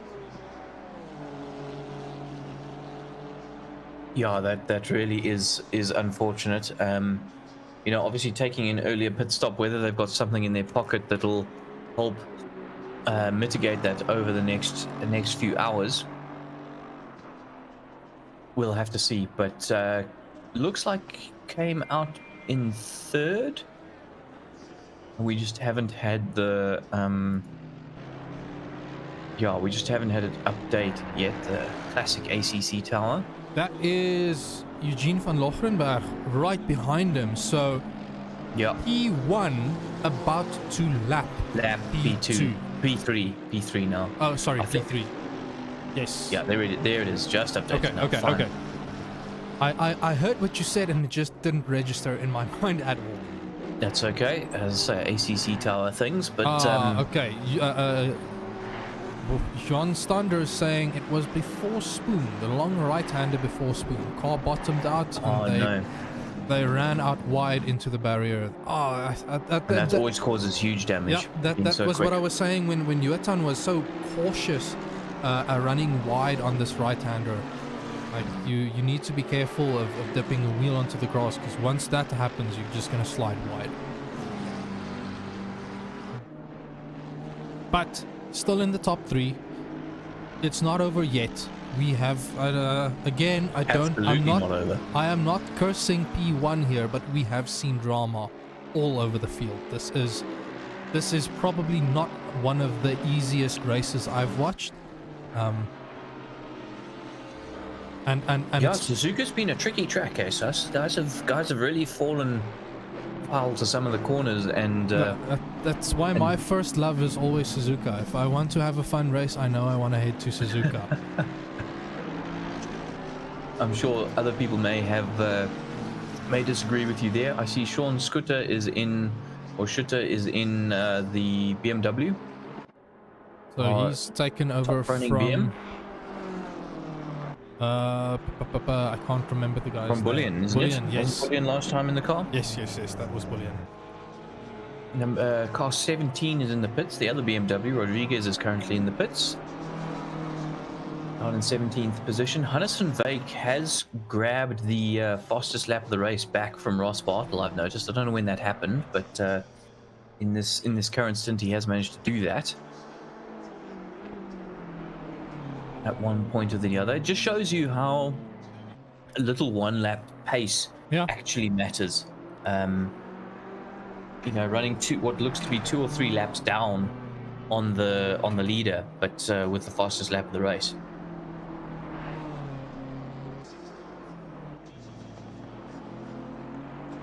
Now, if you were Eugene and you're coming up against Ryan, are you looking to make a move? Oh, sorry, not against Ryan, against Jude. Yes. Are you going to be looking to try and make a move, or just sit tight? Because you got to imagine the pace between the two drivers is going to be so similar. So this is a tough one to call, because Ryan is currently.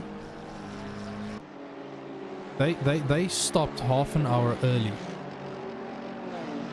with this pit stop to fix damage. That's gonna mean they're gonna end up being round about 15 minutes short on their last stint. Which brings me back to, do they fuel save that last stint so that they can do a splash and dash with as little fuel as possible, or fuel save as in not even attempt a splash and dash, but make sure that they have enough fuel to just drive through the pits? Now, that's all going to depend on how much fuel they're burning. I think I saw the Audi burning around about 3.5 liters a lap. 15 minutes is around about 8 laps left. And if you're fuel saving, you're likely going to be around 0.3 slower. So if you're taking enough fuel to be stationary for longer than for longer than 2 or 3 seconds, then it makes sense to stop and to fuel save. But if you're gonna be losing more time than what you would lose by going stationary for fuel,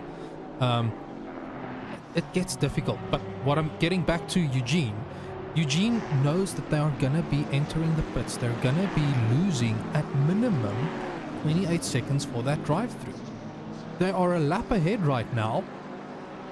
So I think it's all about just biding your time, being patient behind Jude. And if the opportunity presents itself for an overtake, go for it. but don't put yourself in unnecessary danger because you might go for an overtake in a gap that doesn't quite exist. That was a long-winded rambling because I'm trying to figure out the long-term, the end of race strategy here. I mean, it's not an easy choice, right? Because like I'm just watching from the back of the back wing of Jude Neville, and it doesn't to me look like Eugene is catching. I think that's the line of thinking that I'm having here. I don't think Eugene has to catch. They know that Jude is the second fastest car on track. They don't know whether a car like a team like Leslie or Sean Skitter will be able to make it to the front end just yet. But even then, they're already a lap ahead of them. So unless they're being unlapped by the cars that they've already been lapped, it makes sense for me to just tuck in behind Jude and keep going, keep it consistent, and wait for that opportunity, rather than try to force an opportunity that only causes you to fall down the order because you've made contact. Yeah, exactly. Race strategy, I'm going to be musing a lot on that because that's one of my passions with with the whole racing thing.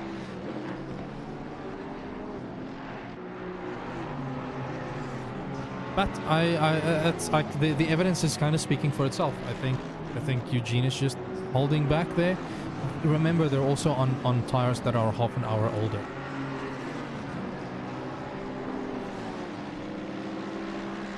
Yeah, and that all comes into play. And I mean, with Eugene being, he's not close enough really at the moment for this to make too much of a difference, but the closer he gets to Jude, the more wash he's going to experience. As see Jude runs just a little bit wide there through Spoon.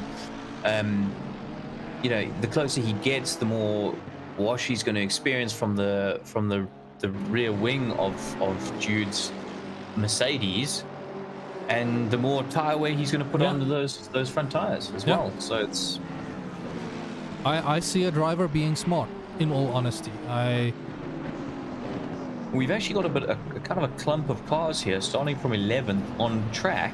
This might even bring all the way down. Yeah, it might even bring the opportunity now, like having to go and unlap. So that's Jono Mervis ahead of Jude Neville.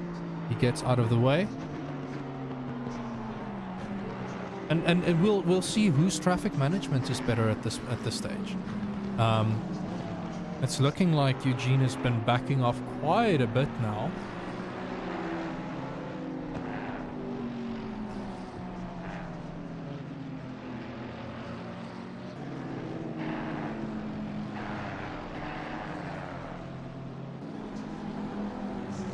Yeah, he's definitely lost time to Jude, although Jude has then, I think Jude is slowly gaining on Ryan, to be honest.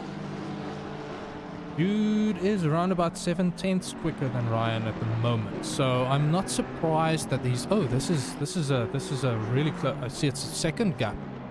Yeah, it's now getting very close. I'm running on board the rear wing of Ryan, but I think some of it may have to do with back markers as well. Yeah, very likely. I saw Eugene flashing a back. I think it was Jono Mervis flashing a back marker out of Degner, just making him aware that he's there and he's going to try and go for an overtake into the hairpin.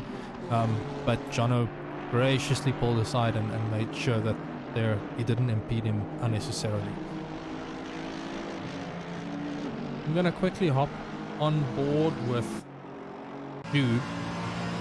Listen to that Mercedes AMG power. Not quite there yet, and he needs to be careful with 130R and following too closely. That is pushing the track limits quite a bit in this car.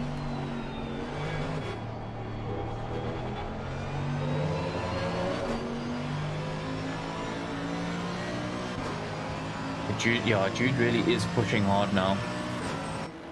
Gap down to under a second. Ryan decides it's worth Not worth it. Not worth fighting this fight. Wonder why? That's strange.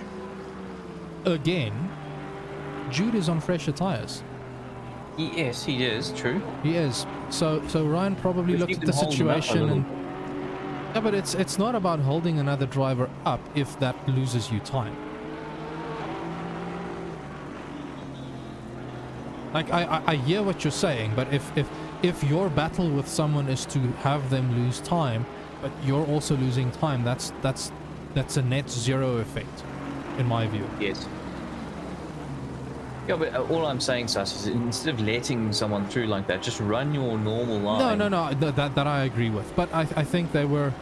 Maybe Ryan felt a little bit under pressure. He already had the 5 second penalty and doesn't want to risk putting having contact and jeopardizing an extra penalty on top of that.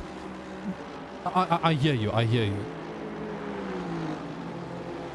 I just think I wouldn't have pulled over. I would have just ran my normal line through the S's, ignored the fact that he's behind me, and then just let him get through naturally, and just not fight any move. But that's maybe I just don't have the long-term brain on me. No, you definitely have the long-term brain on you. I've had enough races with you as a teammate now to see that you pay great care on your tactical thinking there. Okay, so Tomlinson, that was a pure tactical decision. Ryan let him pass to take advantage of the slipstream and hopefully improve lap times. The problem with that though is they're outside of the tow now. Yeah, and they get the wash in the twisty stuff. I get the intention. In this case, it can help you if your tires are already starting to go off.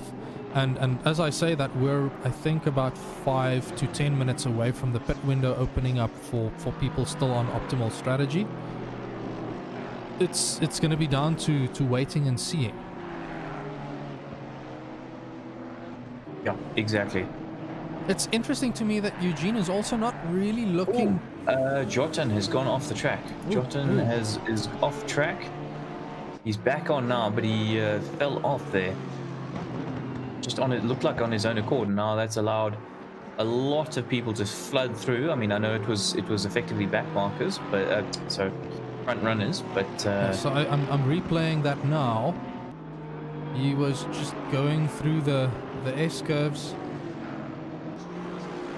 He tried to get out of the way of Jude and just went way too wide off track, and it's cost him a bunch of time.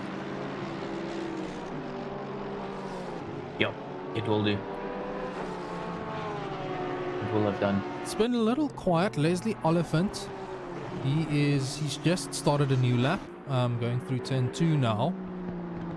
He looks to be 23 seconds adrift of Sean Scutter.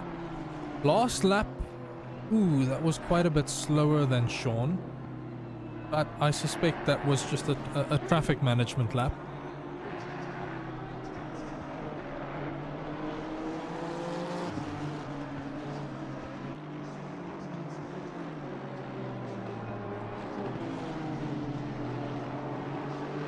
As we're seeing the sun going down, I'm vaguely remember the exit of the S-curves being quite a terrible experience with the sun this low.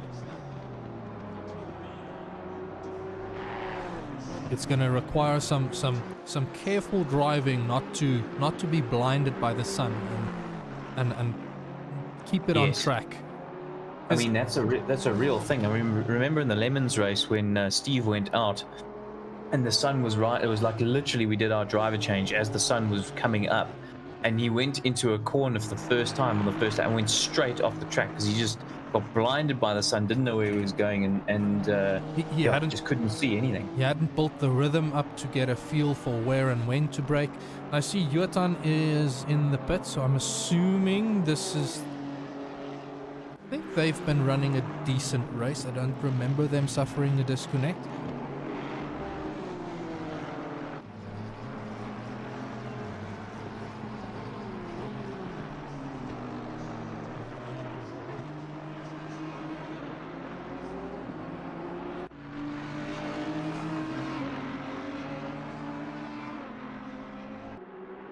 Also just bumping down to the back end of the grid here. Cars are a little more spread out. Williamson is a lap down on Bartle. Bernardi is a lap down on Williamson. Lenting is a lap down on Bernardi. And Phillips is a lap down on Lenting. A bit of a train of cars. Ooh, Henderson with a stop and go penalty. I think that was entering too quickly into the pits.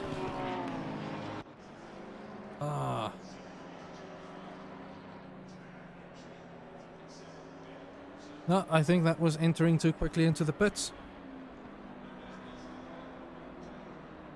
Yeah, that's unfortunate. So someone like Hancock's in 10th is really going to benefit from that. Hardest Boyser might as well. I see Hannes van Veek has worked his way up to 8th now. That's incredibly well done from Hannes.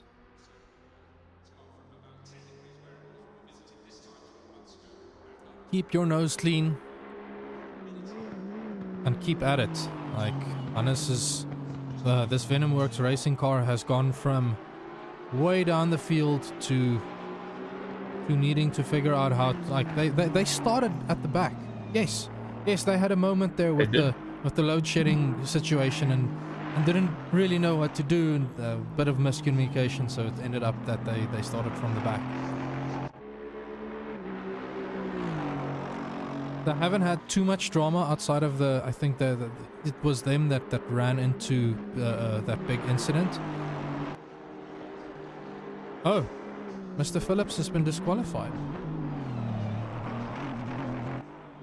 I wonder why that is.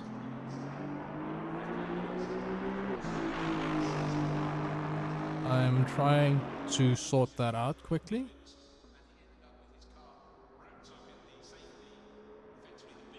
Okay, so let's have a look who else we've got. 16th and 15th are very close to each other. That's Bernardi and Williamson. So Bernardi, I'm not sure that he's closing in, to be honest.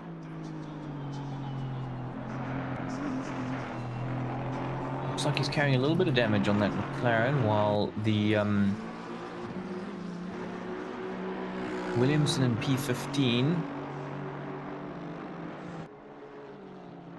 yeah, it looks like there's a lap between them as well, even though they are together on track. And it does look like Williamson has got the quicker car at the moment. It does seem to be pulling away from Bernardi. Okay, so I think I know what happened. P18 was way over the speed limit at pit entry.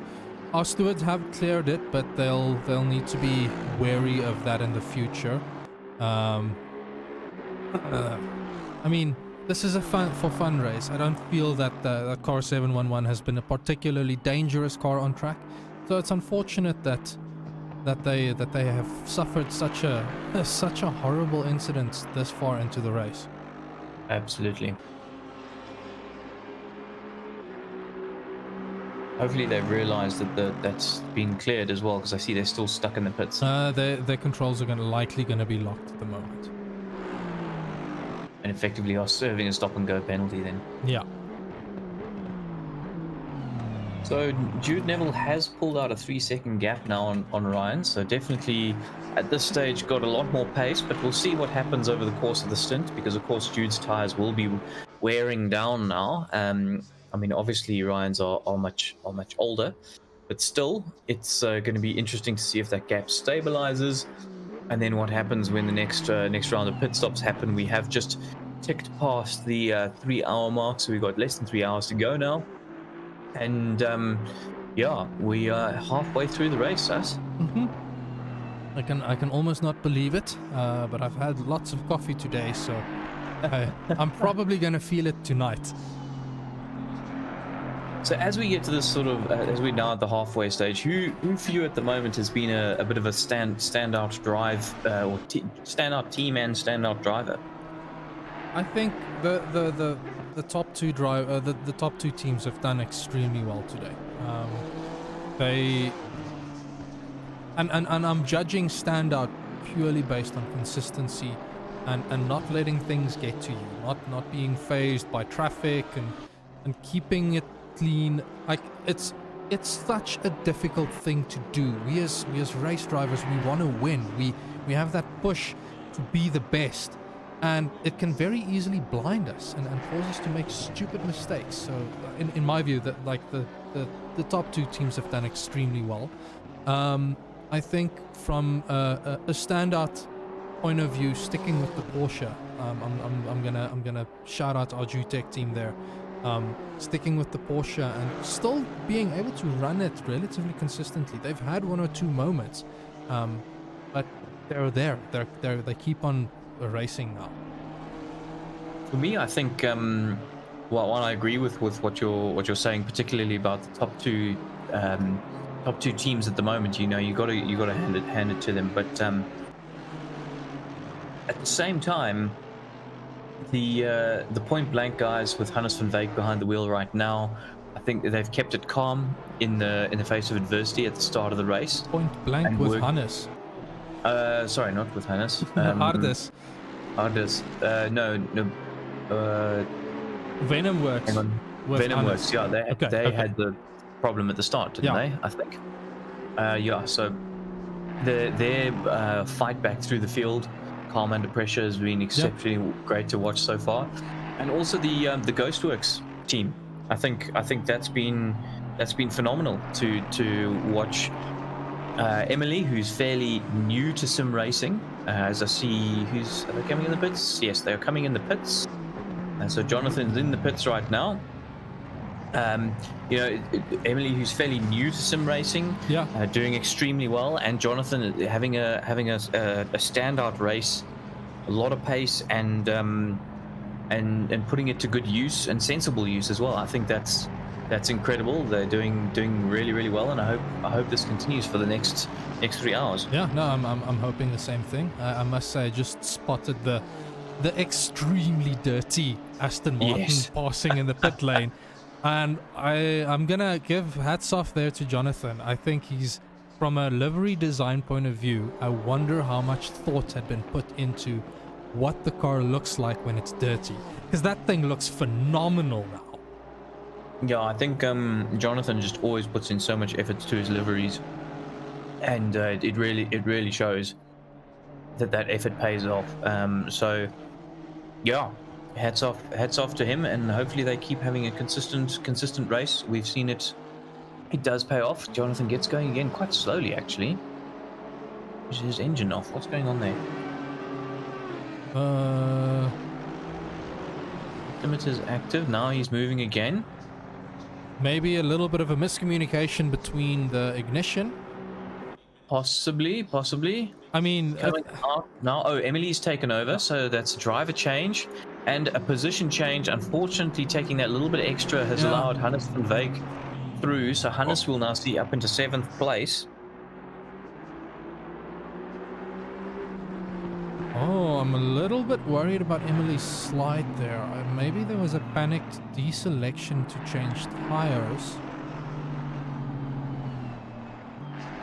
which then caused confusion on restarting, whether they could quickly stop again. But either way, it's one of those weird finicky things that I'm not even really sure what would happen in real life. In ACC, it is optimal for you as the driver getting out to just flip on the ignition before the other driver takes over, because that driver can then just focus on hitting the starter and getting the car going. And we see Emily passing there, one of the back markers having a bit of a moment at Degner. But that and missing something like that, it's a very small thing. I see Ryan Barrington-Smith hopping into the pits now. It's a very small thing, but it can really cost you some critical race time if your battles are coming down to a matter of seconds and not multiples, like tens of seconds. Right, so as we see Ryan Barrington-Smith head into the pits, keep in mind this is now the moment where the pit window for the optimal strategy is starting to open up. Eugene van Lochrenberg is still, I think, on the optimal strategy, but Jude Neville is not. So we should expect some offsets here and there and see how things are gonna Based on what pan we out. believe the optimal strategy is. Jude has seemed to push quite a bit. I don't see him directly ahead of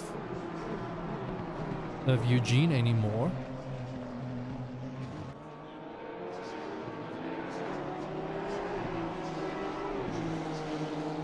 But Eugene is still staying out. And he's running right behind Leslie Oliphant in P5. So P4, who's that?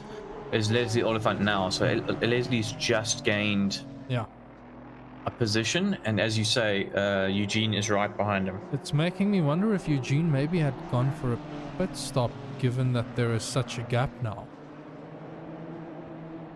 Ooh, and car 87 getting a drive-through penalty.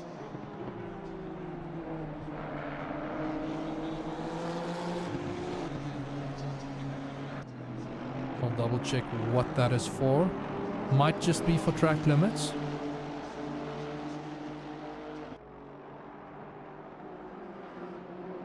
Yeah, Eugene definitely a lot quicker than Leslie Oliphant at the moment.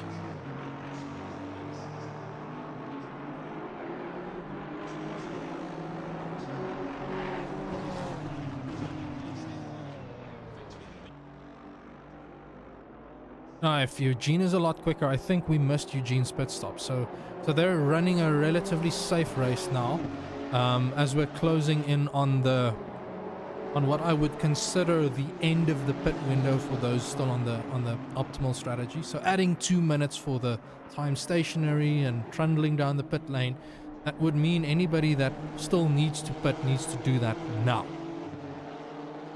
You can't be starting another lap. Just having a look at Hannes van Wyk, who's trying to, of course, recover. It's looking to me like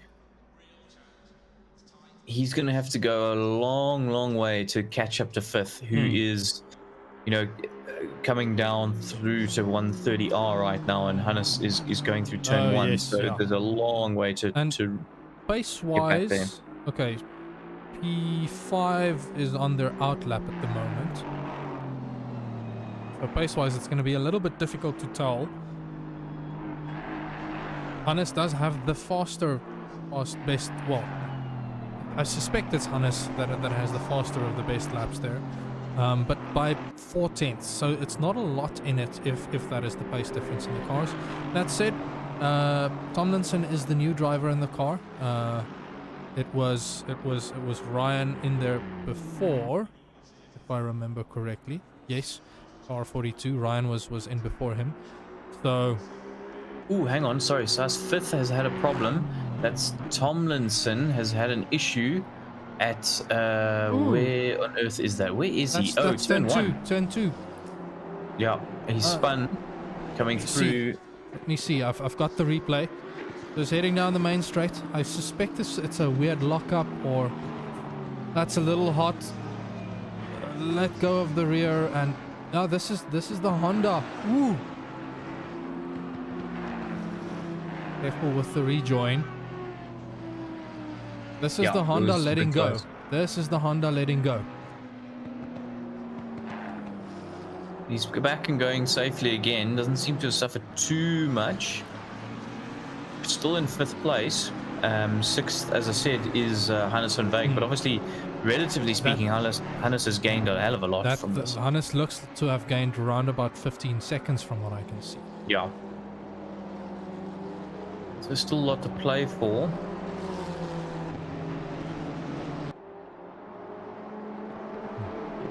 Francois T. Bernardi. Williamson is doing a drive-through, coming out the pits, and has cleared his drive-through.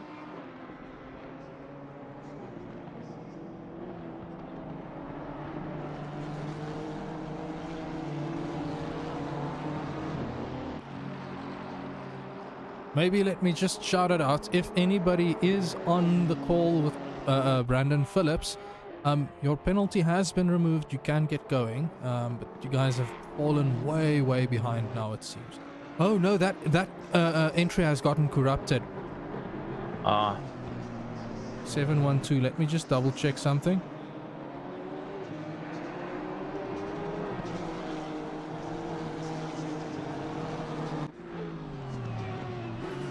Yep. Unfortunately, their entry had gotten corrupted. And that's why they're showing up as being 93 laps behind. It's essentially considered a completely new entry now, and that's unfortunately gonna mean they end up as a DNF. Yeah, that's a real shame.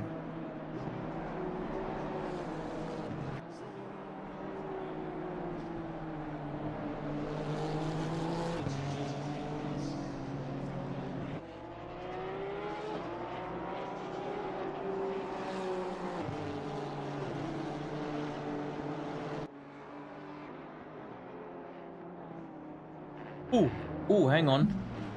Who's that? Is that Tomlinson? Yes, Tomlinson. Oh my goodness. Managed to just to keep it together, just.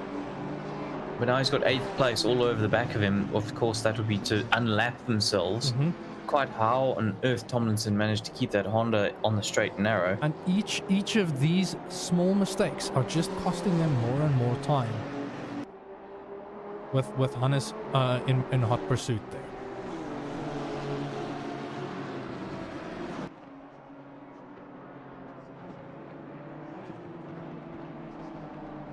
Yeah, exactly. So this is more, as you say, more and more time gained for Hannes. And now 8th is all over the back of them, looking to unlap themselves. So this is unlike, that's not going to help the from a pace point of view. Yeah.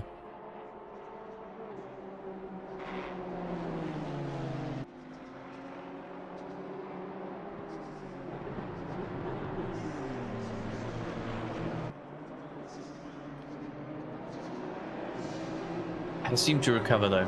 No, it's looking. I'm holding my breath, but it's a difficult one. Like if you're making mistake after mistake after mistake, trying to just clear your mind, tell yourself, cool, let me ease off the pace a little bit, find my rhythm, and then get back to pushing.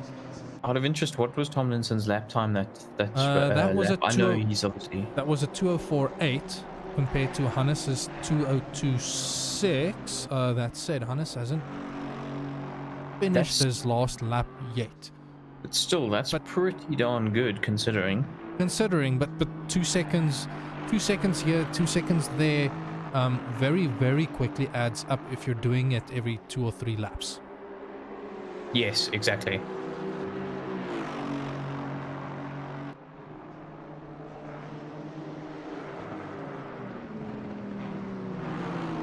I'm just popping down to Ross Bartle in P14. They've been running 14th for a while, They've hey? been running 14th for a while. They seem to be closing the gap on Ryan van Wyk up ahead. That said, I have a suspicion Ross is due for a pit stop soon. And in which case he'll then likely be handing the car over to Roxanne or Christy. I'm not 100% sure what their plans will be. I suspect Christy might be worried that he's going to suffer another disconnect. So we'll have to wait and see what their plan of action is. Okay. I'm going to follow this a bit because if there's an overtake to make, I want to see the overtake.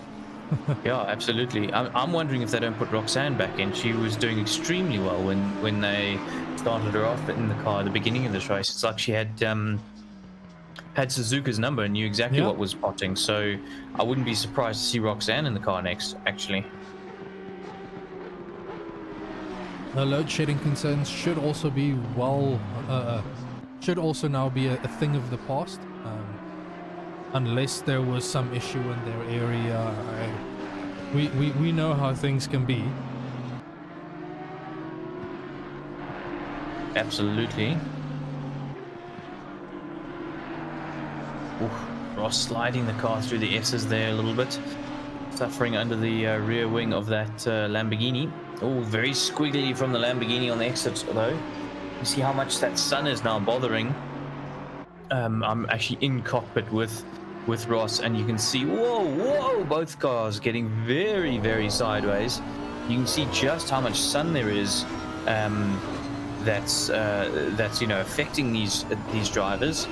And at this it's stage. it's not just the sun. As the light starts to fade, Great exit there by Ooh. Ross.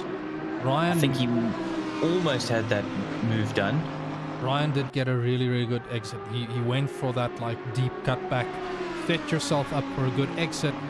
Side by side, no, not quite side by side into Spoon. Ryan runs very wide. Ross keeps it nice and tidy and makes the overtake stick. Does that compromise his exit though? I was going Heading- to say, I think it might. And to top it all off, Emily Bence is also looking like, oh, I'm gonna be catching this battle soon. Whoa, I'm gonna have to Exactly. find my way around these two guys. Oh, Ross runs slightly wide, but I think he does have the optimal line here. I'll be parking it on the apex and just working hard to get ahead and stay ahead now. I think that might be the overtake I think it's done and dusted. Yep. Yep, that's done and dusted. Well done from Ross.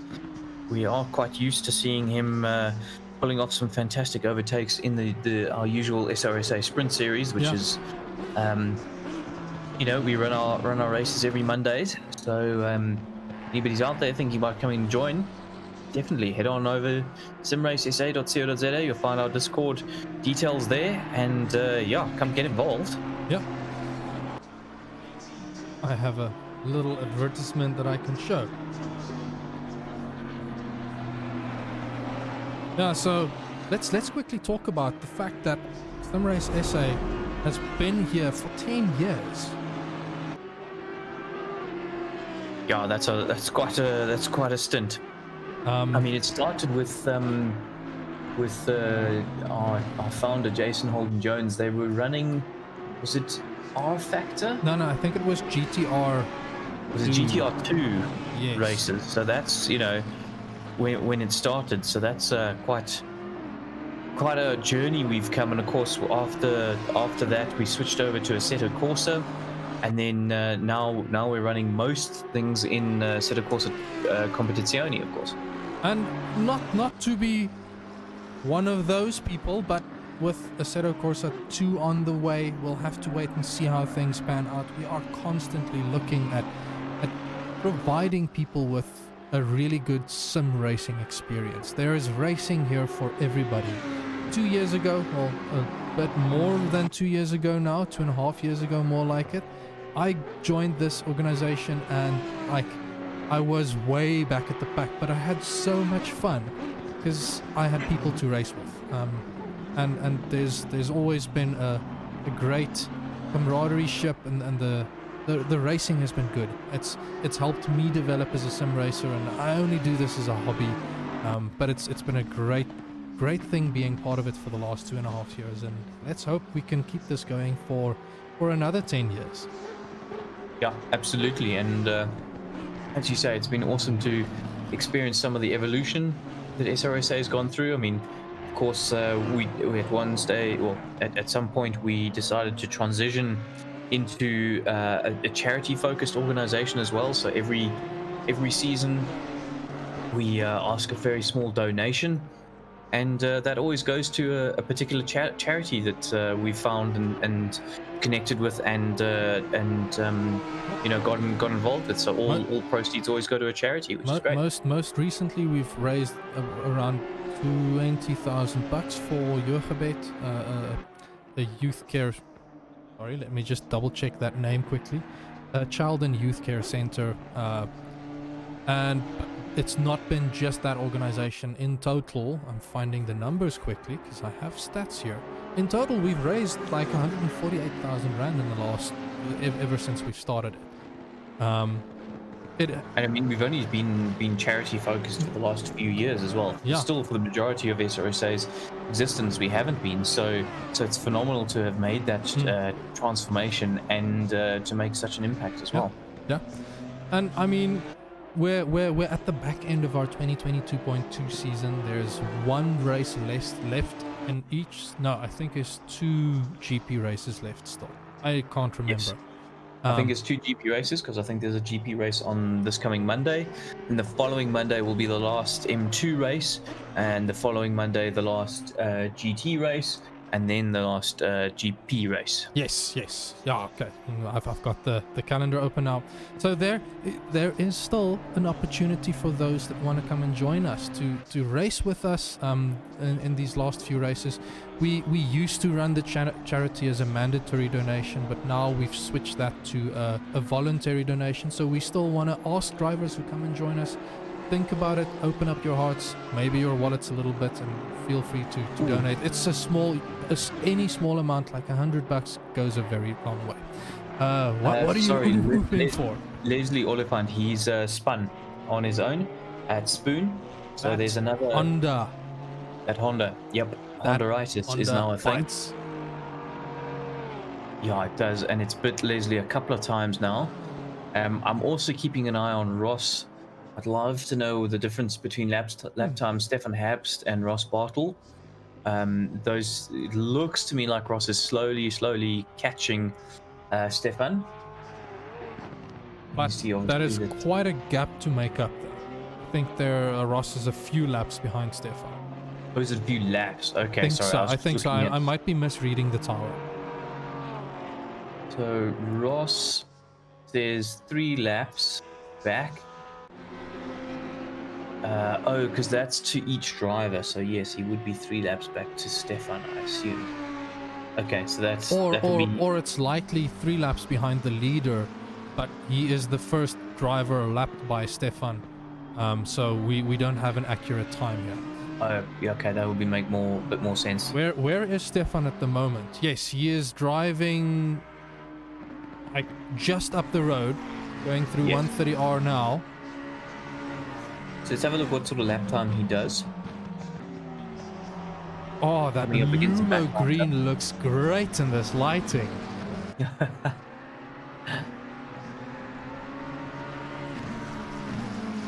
Loving that you're a fan of that, Sus. See what he does when I am a fan of really striking liveries. So Stefan's last lap time 203.2, and just jumping back to Ross, 203.3. So they're running at about the same pace. About the same. Okay. I do think Ross is due for a pit stop soon. I am trying to remember. Oh, okay, I can probably find it.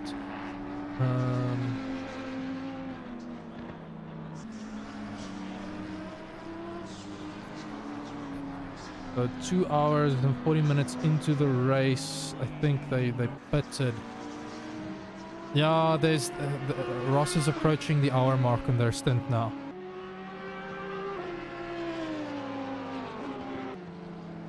Yeah, so it'll be interesting to see who takes over, whether it's going to be, oh no, drive-through for track limits. I've just got a drive-through. Oh no. This is what can happen. This is what can happen when you're like driving angry here. It's so easy to get caught up and try. Well, I'm saying driving angry, trying to push as hard as you can. You're pushing track limits consistently. It's a difficult one. Oh, that's unfortunate.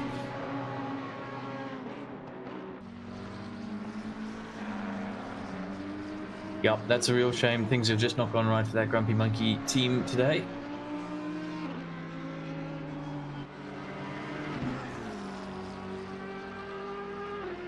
I do see that car 712 is back out on track, so that entry has been corrupted. I'm not sure who of the drivers are able to see one another and who was lost in the entry.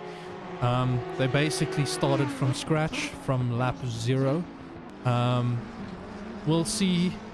At least they can continue racing. I'm hoping to. And sorry, I just spotting Ross diving into the pit, so he's probably going to serve the drive-through now. Drive-through, yeah.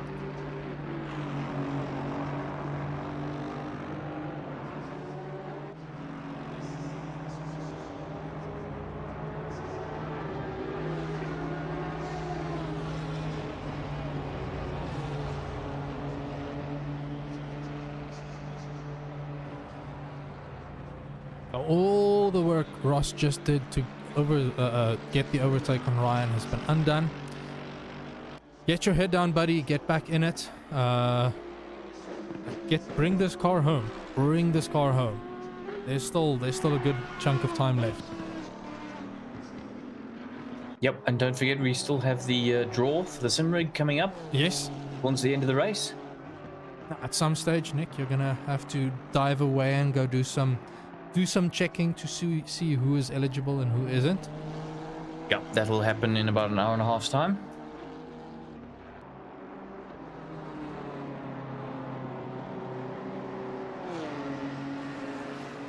Right, so I'm trying to quickly check Eugene in P1. He is still running round about 3/10 quicker than Jude Neville. What we haven't picked up is that. Oh, hang on, have I got that wrong? Yes, I have got that wrong. Read that incorrect. But as you see, Sean Schutter is getting Yes, closer to closing, seems to be closing this gap to Jude. Jude, even though there are back markers that they're working through. But again, we need to remember everybody is on a different tire strategy at the moment.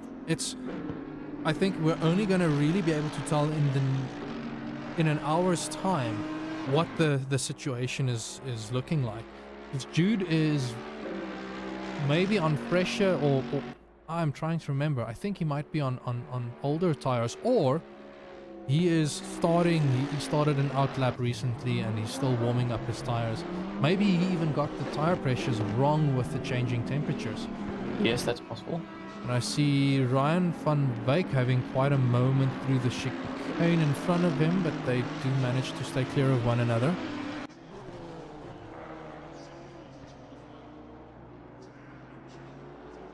Bartle in the pits. Yeah, Van Wyk so in the pits. This is now a driver swap. We'll see who comes out for both these drivers.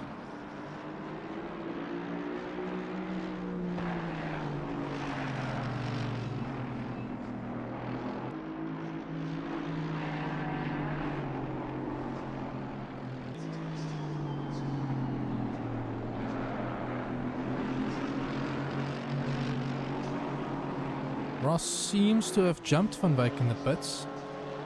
No, that's only it's because just- their pit box is further down. Yeah. Oh, stationary for quite a bit.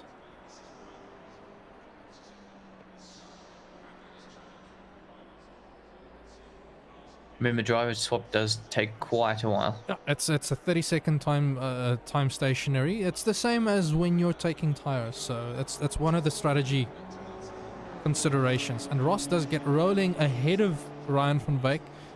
Interesting. And it's Roxanne in Is the it car. Roxanne? Yeah. Ah, I thought so. I wondered. Hopefully she can have as good a stint as she did the first stint, Yeah. which was a phenomenal effort. I noticed the track hasn't really cooled down all that much. We're down to 25. I think we were 27, and that was like an hour ago. So Yeah. the temperature isn't dropping drastically. It's gonna Must be drop off said. now. Like the sun has only now really started dipping behind the mountains, and the longer the track spends in the shade now, the quicker we're gonna see the track temperature You can drop. see a lot of shade now. Yeah, and it'll drop to round about the ambient temperature. That's what I've witnessed for the most part, and we should also expect to see the ambient temperature drop a bit more. Right, so that's going to be something to look out for. 11th versus 10th. That's Herbst against Govender. Looks to be a few seconds in between them. But is one catching the other? I mean, there's not that big a gap considering it's an endurance race between them. So between Herbst and Govender, there's 8.7 seconds between them, I think, half a tenth in their lap times. in their lap times. Right, so they're basically matching each other. So now it comes down to who's going to be the more consistent, Yeah. who's not going to make mistakes, and that's where you're going to see. And as I say that, it looks like Hatch ran just slightly wide. And you need to be Interesting to careful see. there. Big time, and because as I say, it's interesting to see Govender in the Aston, because he's been driving a mid-engine car for years now. He was in the Ferrari and then switched now to the McLaren. So we used to seeing Governor in the McLaren, but he's now racing what Bingham and I was just about to say Bingham and Hardes. They like the front engine cars quite a bit. So I think it's just one of those 2 versus 1 situations where the engine was like, I want to race, so I'm happy to get into the front engine car then. Yeah, but we'll have to see how. I mean, we can obviously see his pace is very close to that of Habs, but you know, obviously the Aston's quite an easy car to drive. I suspect it's also his second lap after an outlap now. Okay. Because I know Hardes suffered a disconnect earlier in the race. Bingham was well up there. So Governor's last lap was a 2:03.2, but judging by the pace that I know he can drive at, I'm expecting him to be closer to what the front end is doing, the sharp end of the field. Now that they've passed most of the back markers, Neville versus Schutter is interesting. There's a 5-second gap there. I think it's a fairly stable gap, to be honest. But I mean, that is for position, and you know, second and third are closing down on fourth. If I'm just looking at the track that map. said, Schutter's last lap was a second quicker than Neville's. So Oh, was it? Jude needs to be very, very careful here. I wouldn't be surprised if Jude was navigating a back marker during that last lap, but he needs to be wary of what's going on behind him. Keep in mind, I mean, half a second already this lap. Sorry. keep in mind, this is Jude's second stint in a row. Oh, and you're thinking fatigue? I'm thinking fatigue is starting to come into play. I know that with me, I start to lock up my brakes. I'm pressing on the brakes too hard because my legs are getting tired, and it really, fatigue can really offset you. And if you don't have a way of adjusting for the fatigue, it eats into your pace. You have to explain to me how being tired means you press the brakes harder.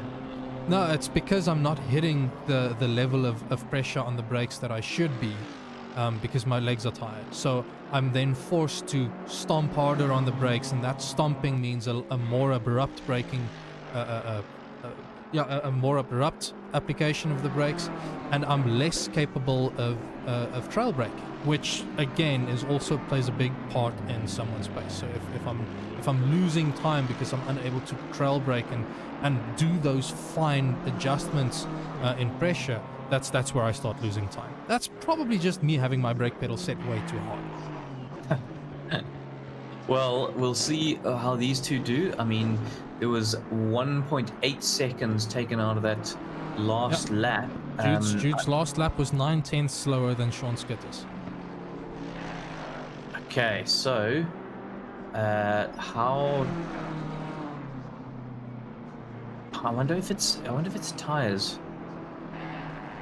because it seemed to be in the first part of the lap, sort of sector 1, was where I noticed that massive drop off in the delta. So either Neville made a mistake,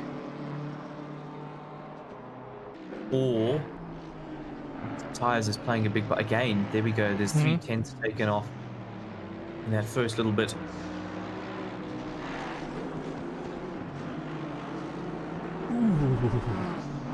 Apparently, Ryan van Wyk had a bit of a spinning moment, and there was a very, very close margin with someone dodging them.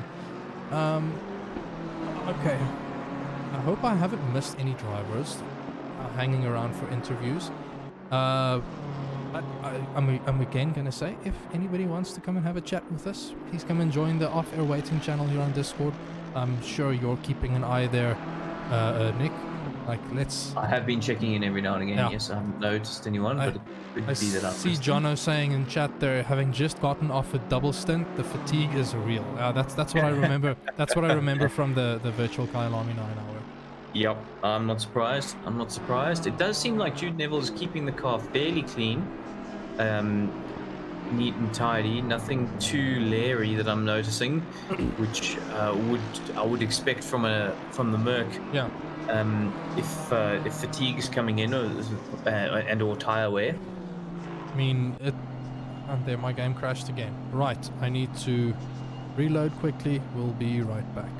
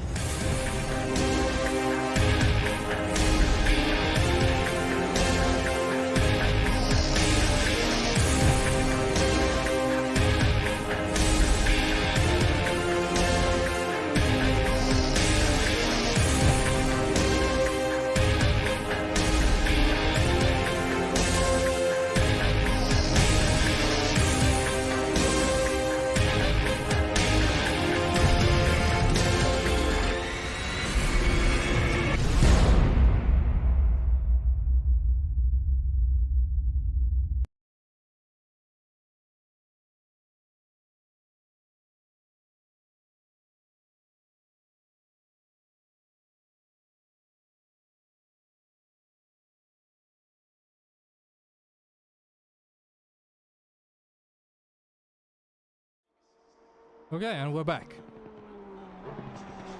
Right, so I've been keeping an eye on Neville and Shooter, and there's Shooter's definitely hunting him down. But the other place we need to have a look at is Robson against Benz. Ooh.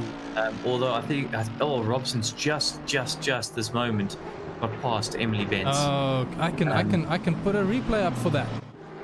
Okay. That was an overtake on the outside of 130R. I think Emily Baines just backed out of it, thinking, nah, not having any of this. Let me rather be a bit safer. Yeah, Robson had been making moves for the last couple of laps on Emily Benz in terms of time. So again, the Benz team, they really are just playing the long game here. Yeah. And that's awesome to see. They're really just taking this sort of one step at a time, not being too overly ambitious in the immediate decisions, and it's paying off so far. Hannes van Beek, however, is now going to be looking to chase down Emily. We'll keep an eye out on that. And Hannes, of course, has the fastest lap of the race currently, but what his tire state is at this point in time, I'm not sure. That's anybody's guess. See what he comes through. Yeah, 5.6. So he's gained about a second on Emily since last time. So I think we could be seeing that Emily losing another position fairly soon. Mm-hmm. Although they are in a massive gaggle of back markers. That whole. This is also this transition point where things are getting dark. And as it's getting darker, it's having an effect on drivers' brake marker visibility.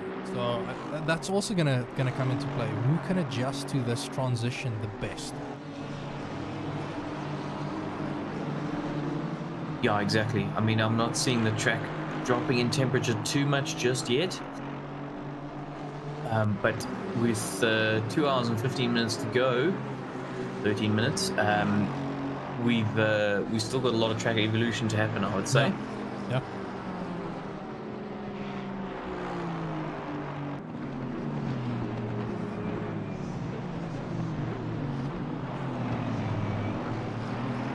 Do with the rain shower now as well, so that's really shake things up. Unfortunately, I kind of purposefully made a configuration that wouldn't get wet. I knew that we had a very small field, and I feel that even though rain can be one of the great equalizers in endurance races, it can also be one of the things that ends up spreading the pack so much that might just sap a bit of the enjoyment of the race. But overall, I'm still loving the action up and down the field here. Yeah, as I see Hannes van Beek working his way through the back markers right now. Unfortunately, he's caught a lot of them through the S's, which is not ideal, but has managed to work his way through. The back markers playing exceptionally nicely with him, so not wanting to get in the way. Ooh, that's slightly wide, and Hannes. That was close. Usually that equals barrier. Yes, that was exceptionally close. I'm gonna just hop on board on the onboard view for Hannes. Watch as he's closing this gap, and I think this next corner after the hairpin, I haven't seen what that looks like from the sunset point of view. Just marvel at the prettiness. Oh, It's a good corner to get the sun in your eyes as well, because you don't need to pay too much attention to it, luckily. The problem I think is here Go. at Spoon, luckily the sun is behind the trees, so it's not as much of a problem. But Hannes is definitely closing a gap on Emily here. You notice how smooth he is in this car? Yeah. But Relatively smooth in the he Aston. started this season in the Audi, if I remember correctly, the GT season, and ended up switching back to the Aston after the first race. Hannes is known for being a bit of an Aston driver, from what I remember. Yeah, he's certainly very comfortable in it.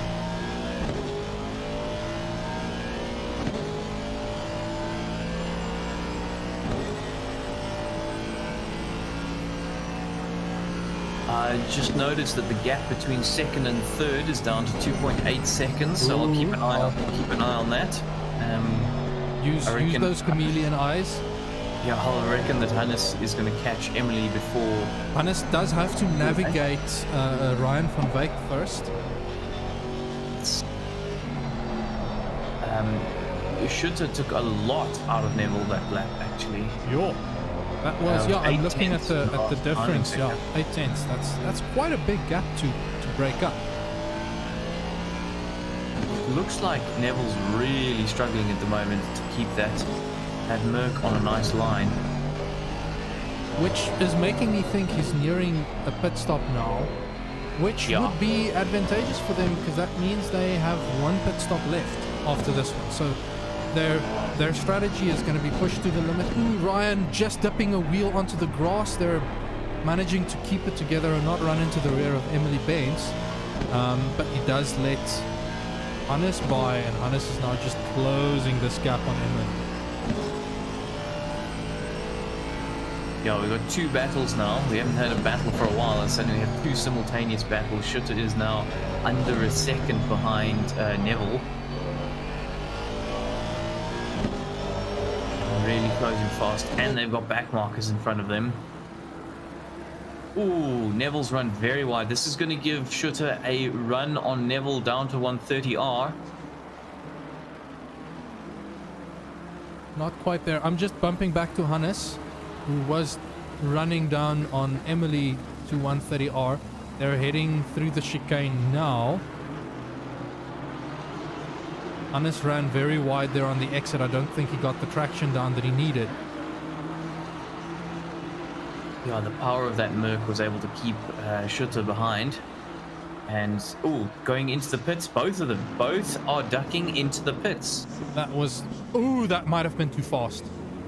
That might have been too fast, Jude. Okay, I'm back with Hannes and Emily.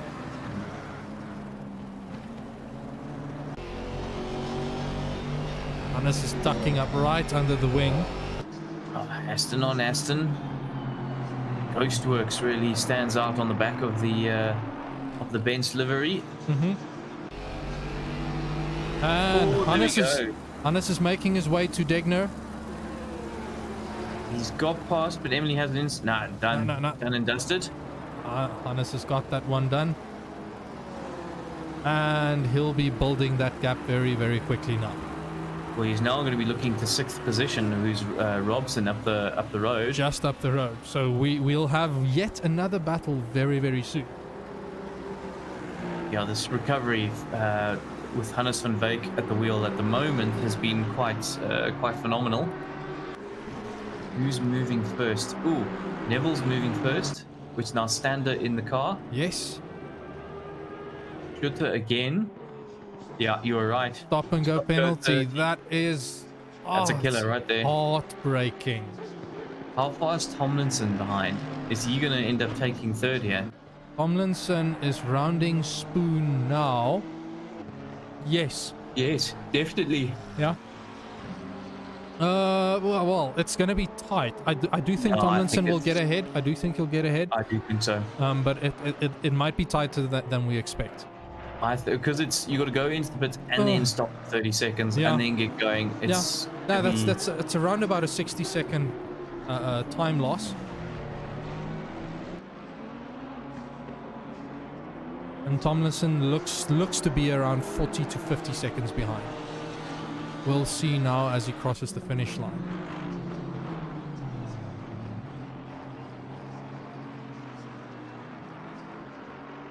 it's not showing to me, so Come on.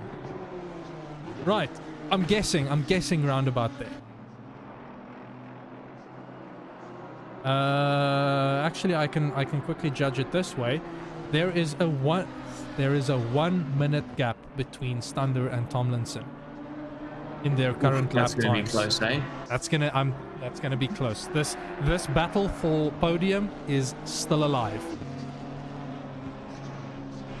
Dude, that's gutting to have seen you sped into the pits there. As soon as you shifted down there, I was like, oh, that's too fast. Looks like to me like Hannes van Beek has gained around a second in the last lap on Robson.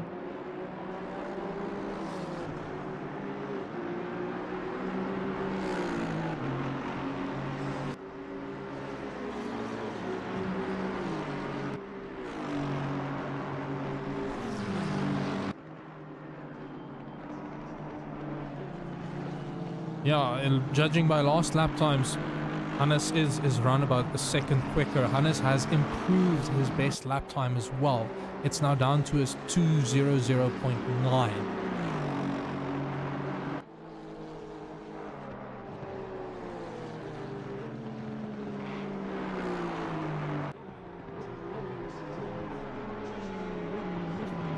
Yeah, Jono, I have a little cheat sheet that I've made with some data that I gathered for the pit stop time lost in the pits, and I found that a drive-through is maybe not 100% 30 seconds, but closer to 28. And then if you take into account the pit stops and some of the extra losses, it can get close to that if you're like slowing down too early or slowing down, speeding up too late. They're in the pits now. It looks like they're leaving the pits now. In fourth, Tomlinson is ahead, quite comfortably as well. Going to come up behind some back markers as well. Yeah, that's a 2-second lead. It's now going to be down to their pace. Tomlinson's last lap was a 2:05, which might have been an out lap, or It'll be much more than 2 seconds. Once the timing tower is updated, you'll see. Okay. I think it's going to be much closer to 5 to 10. Oh yes, I see now. 5 probably. And some back markers make it 7.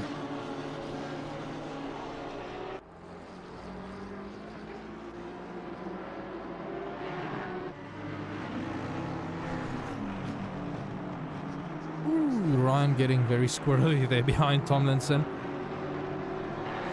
Actually, that's not Ryan, that's Javan Tarika.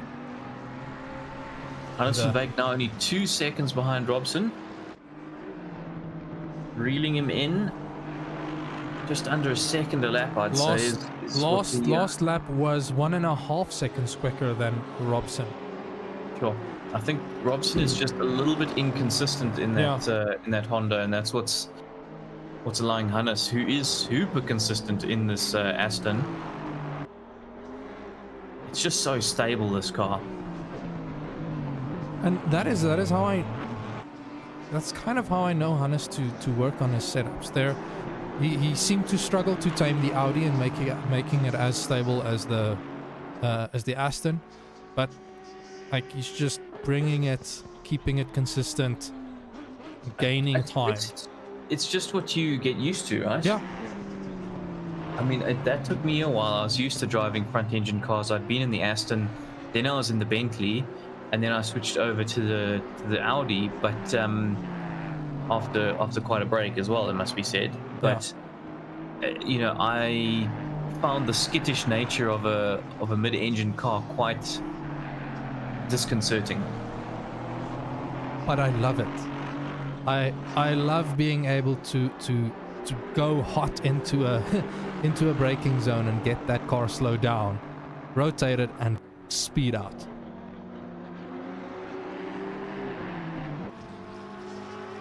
Right, I'm gonna hop on board with Hannes now, as he's following Robson.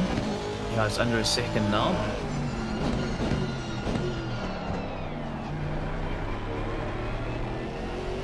Good exit on a spoon should see this done, to be honest. Or again, looking out the chicane. And I mean, looking at, well, knowing that Robson is in the Honda, I'm not trying to curse Robson here, but we know that that Honda has a way of biting. Ooh, I think... Wow. I was not sure if Hannes was going to make that apex. But clearly I don't know how to drive this car. Yeah, he's had that in hand, no problem at all. 3/10 now between them. Throwing it into 130R, runs wide because look of at that the aero wash. Yeah. This is where you need to be quick. Yep. And it is where this car is good. Look at that. Look how he's closed up. Keeps that exit really, really nice. Use the slipstream from the Logistical Nightmare Racing team. Are you going to go up the inside, Hannes? I think you are. Brakes very, very late. But I think he's got the overtake done. Yeah, seems done to me. Easy peasy. And Hannes moves up into 6th. Once again, good showing from them. Yeah. 2 hours left in this race.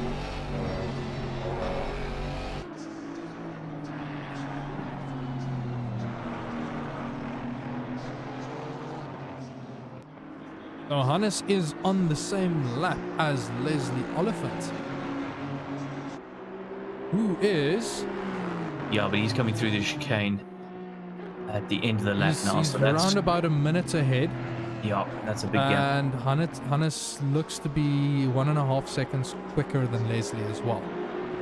So a minute is a lot. I can concede that, but 2 hours means there's around about 60 laps left. We might see a battle for P5 unfold between these two entries. Sure. That'll be death. Right at the death. Right. And I mean, that's not even taking into account pit stops or anything like that. So yeah. Ooh, Hannes runs very, very wide there in Spoon. I think he had to back off there to prevent getting a warning for track limits.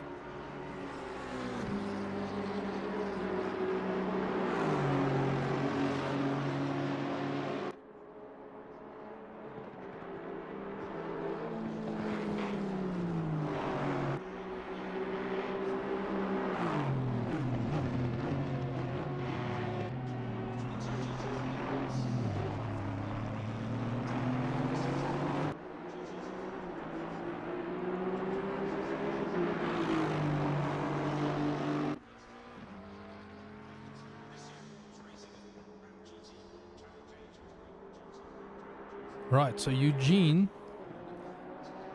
still in the car. We are just over 4 hours into this race. This is the point that gets interesting to me. I wanted to ask Thunder about this when he popped by.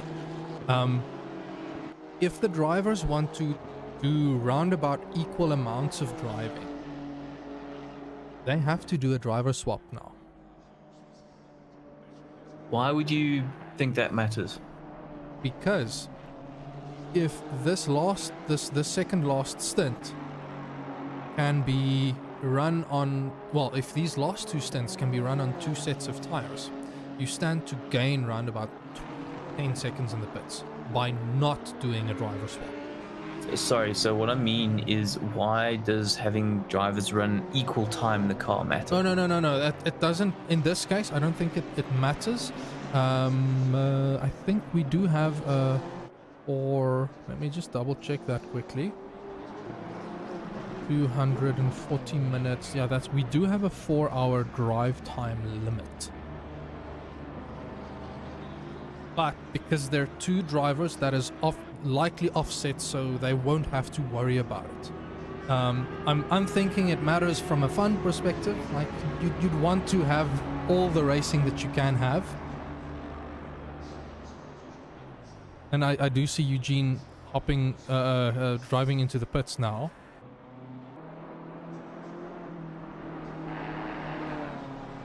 Excuse me, let me just quickly close my window. There's a lawnmower outside. Okay, we can't hear it at the moment.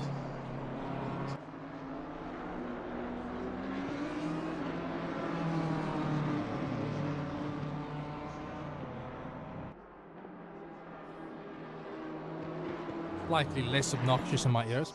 I think Phillips has managed to disqualify himself again. Yeah, I think in the end, they were probably not driving as consistently and cleanly as the stewarding team has hoped. Or they made the same mistake again. I think they made the same mistake again. I'm not seeing anything on the stewarding side. Most likely the same mistake. Yeah, we haven't had a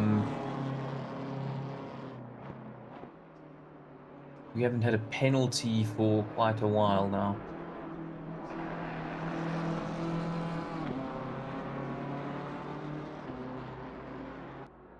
I'm trying to remember something Ryan mentioned to us.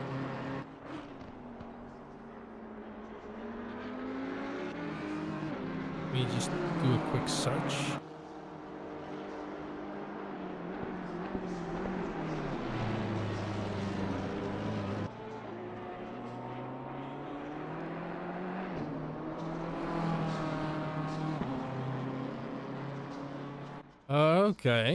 Okay. Drive through for Tarika. Oh, that must have been... I think that must be track limits. Track limits.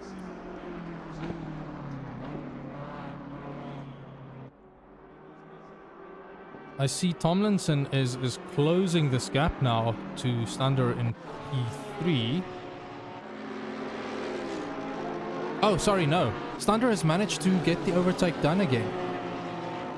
Let me see if I can find the overtake. No, I just missed it. So Stander managing to get back into P3, passing Andy Tomlinson.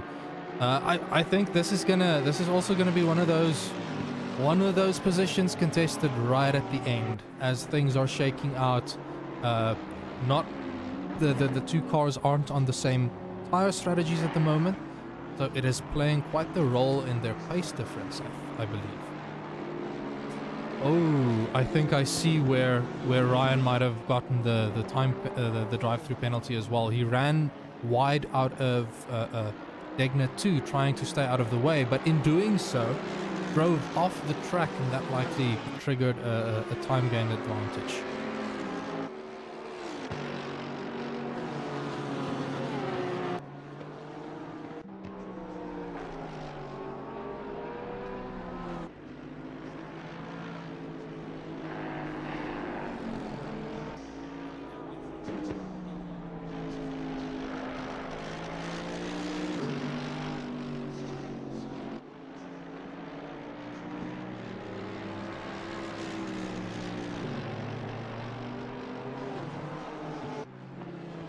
Right.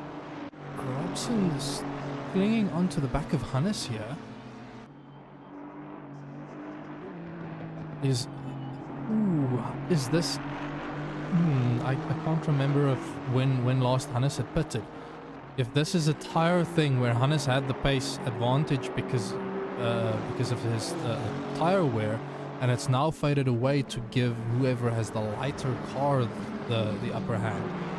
This is going to make for quite the battle if Robson can keep hold of the back of Hannes here. That said, I do expect Hannes to be pitting soon. He's been in the car for quite a while.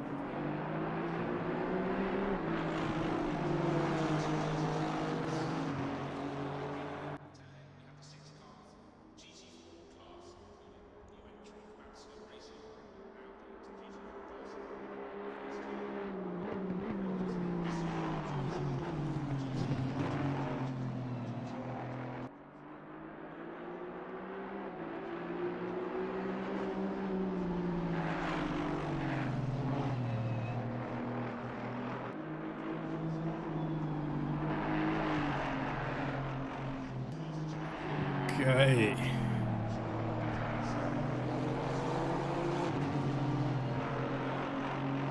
Yeah, it's almost like Robson is coming back at Hannes. Yeah, yeah.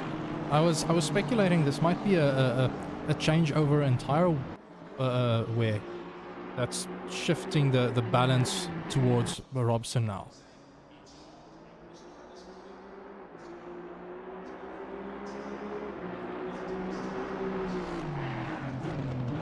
I see 11th and 12th have come out very close to each other.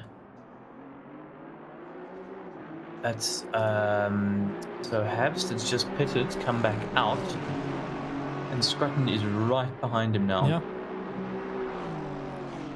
That is a battle for position on track.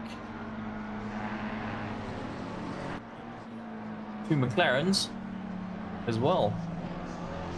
So, also, just a quick thing to note, Scrutton is 2 laps ahead of Roxanne at the moment in B13. Right. So Scrutton doesn't have a lot to worry about. 2 hours left, you can just keep at it and you should be able to stay ahead.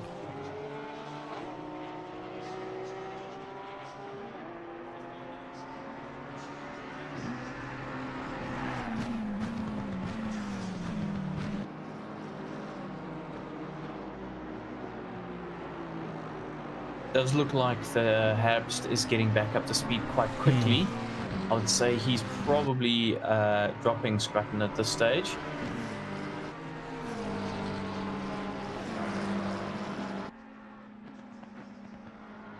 But like, it's also like someone had a disconnect. Someone had a disconnect. Who was that? Benz. Emily Benz. Oh no.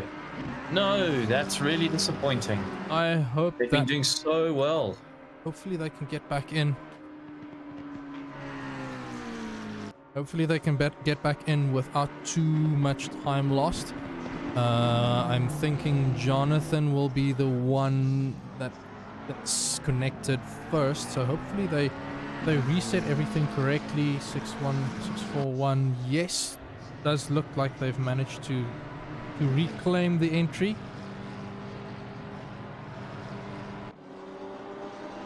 See, the car is in the pits. It's down off the jacks. Yeah, they're waiting out the time penalty yes for the disconnect. Yeah, they've rejoined in 9th, and I'm gonna guess that they're likely only gonna get going behind Scrutton. Yeah, usually when you reconnect, it's like a 2-minute wait. It might be more, it might be less. I haven't been able to fully bed down what exactly the pattern is. I remember in the virtual Kyalami 9 hour, I suffered a disconnect. 4 hours into the race or 6 hours Leslie into the race. Oliphant's in the pit. Sorry, Leslie Oliphant's in the pit. 5th position. So Hannes is going to take that place because he's just come through the chicane. So Hannes and Robson, he'll get past. Does mean Leslie still needs to pit twice. Depending on when Hannes pits now, and I think he is due for a pit stop. Leslie would have the position, is still relatively safe with the position. So from here, Leslie would only have to, Leslie's team would only have to do 1 more pit stop, and whereas Hannes likely still has to do 2 more.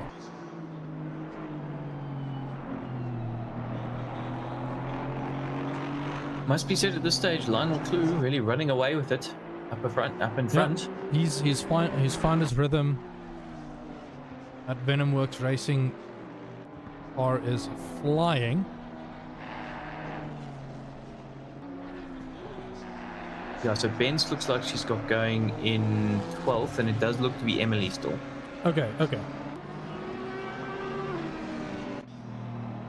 So she is looking like she's a lap down on Gavin now, which means Roxanne has gained a lap on Benz. That said, that's more like 2 laps that Roxanne has gained on Benz. So all in, it checks out. Your your lap that you were on is lost, as well as the time spent in the pits. I just got disconnected, reconnected in the pits. Oh yeah, she's just confirmed it on the YouTube chat.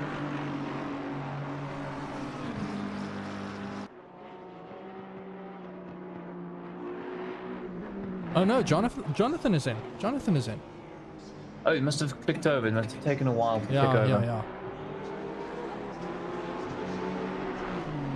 I mean, there is still 2 stints left in this race, so maybe we'll see some more of Emily at the end of this, in that last stint. She's been driving spectacularly well tonight, and Jonathan as well. Chris Heineke has taken over from Leslie Oliphant. He is just starting his first hot lap now. Hot lap is done and dusted.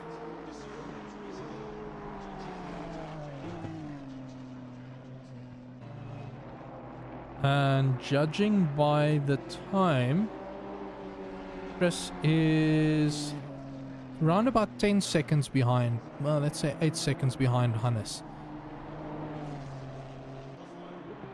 So it's all going to boil down to what Hannes needs to do from a pit stop perspective. I remember them pitting way too long ago to be able to run only one pit stop now. I just want to double check something. I'm noticing some stuttering.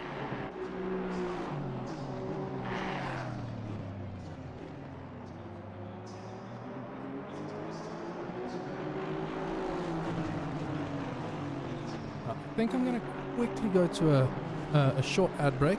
We'll be back just now.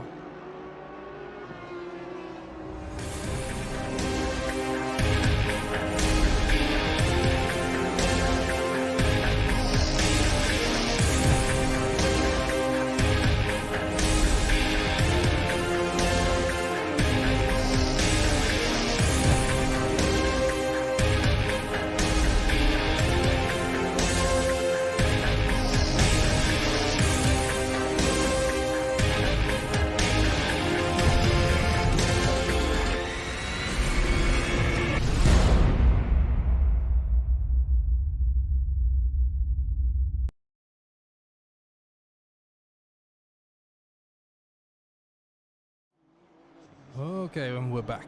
Hopefully the stutter should be sorted now. I'm keeping an eye on things as it's getting darker. ACC is known to give some performance hitches here and there, but I'm trying to balance everything and make sure that it's running smoothly.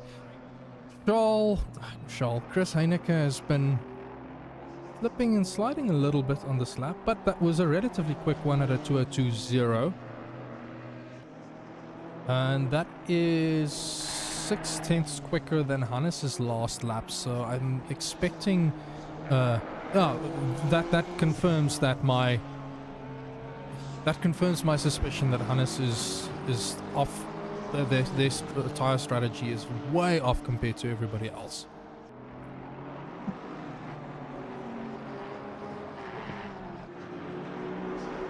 Wilfred Robson dives into the pits.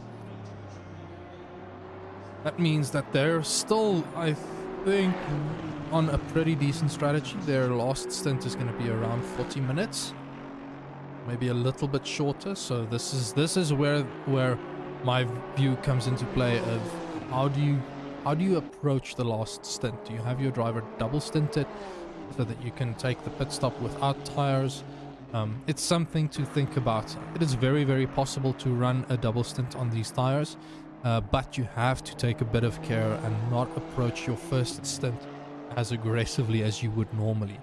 And in saying that, there is a bit of time lost in doing so, so you have to balance that against the amount of time that you gain for not taking tires.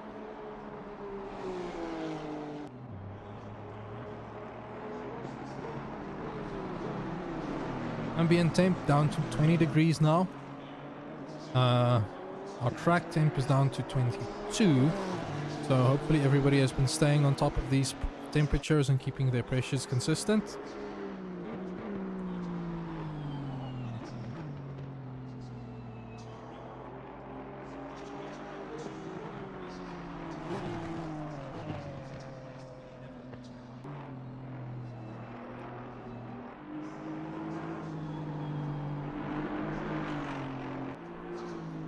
I see Paul Venter has now taken over the number 27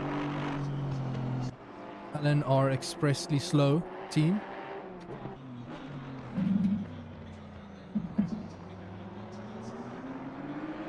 Whoa, Nick.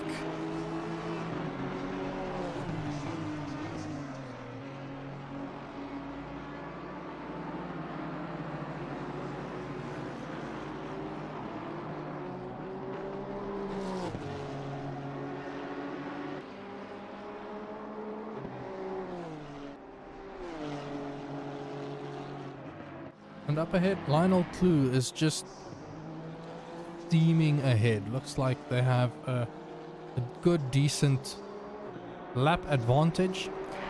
I think they're one of the only cars that hadn't suffered any critical issues and problems. Really, really not trying to curse them. Like, well done on them. I see our friends, Jutech friends, they are Back in the top 10. back in the top 10 and extremely close to Stefan Habst. Yeah.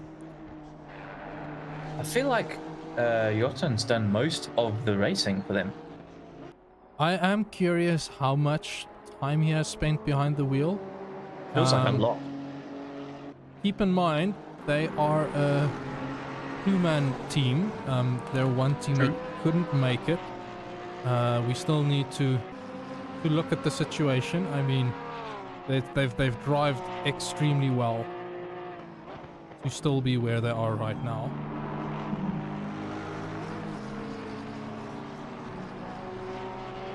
Oh, Stefan Habst just passed Jotan. I missed that one.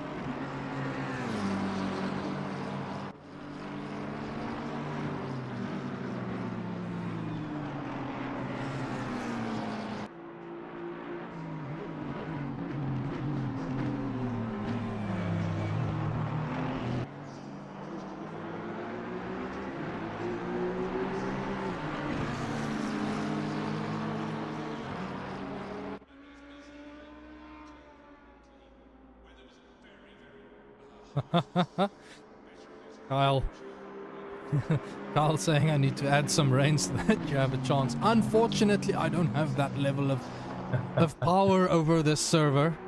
Trust me, if we had that level of control, I am sure we would have thrown a curveball or two at teams. This season's GT races have been lucky for the most part. I've had some luck with the weather configs to make for some interesting racing, in my opinion. But that was all still based on a bunch of random numbers that I'm moving about and seeing if I can find something that I like. So it looks to me like Hannes van Wyk is driving away from Heineke and is slowly catching Venter. Yes. I wonder now if I've missed a pit stop. I see Govender is in the pits. Okay, yeah, no, he's just got quite a gap to Stefan Habst.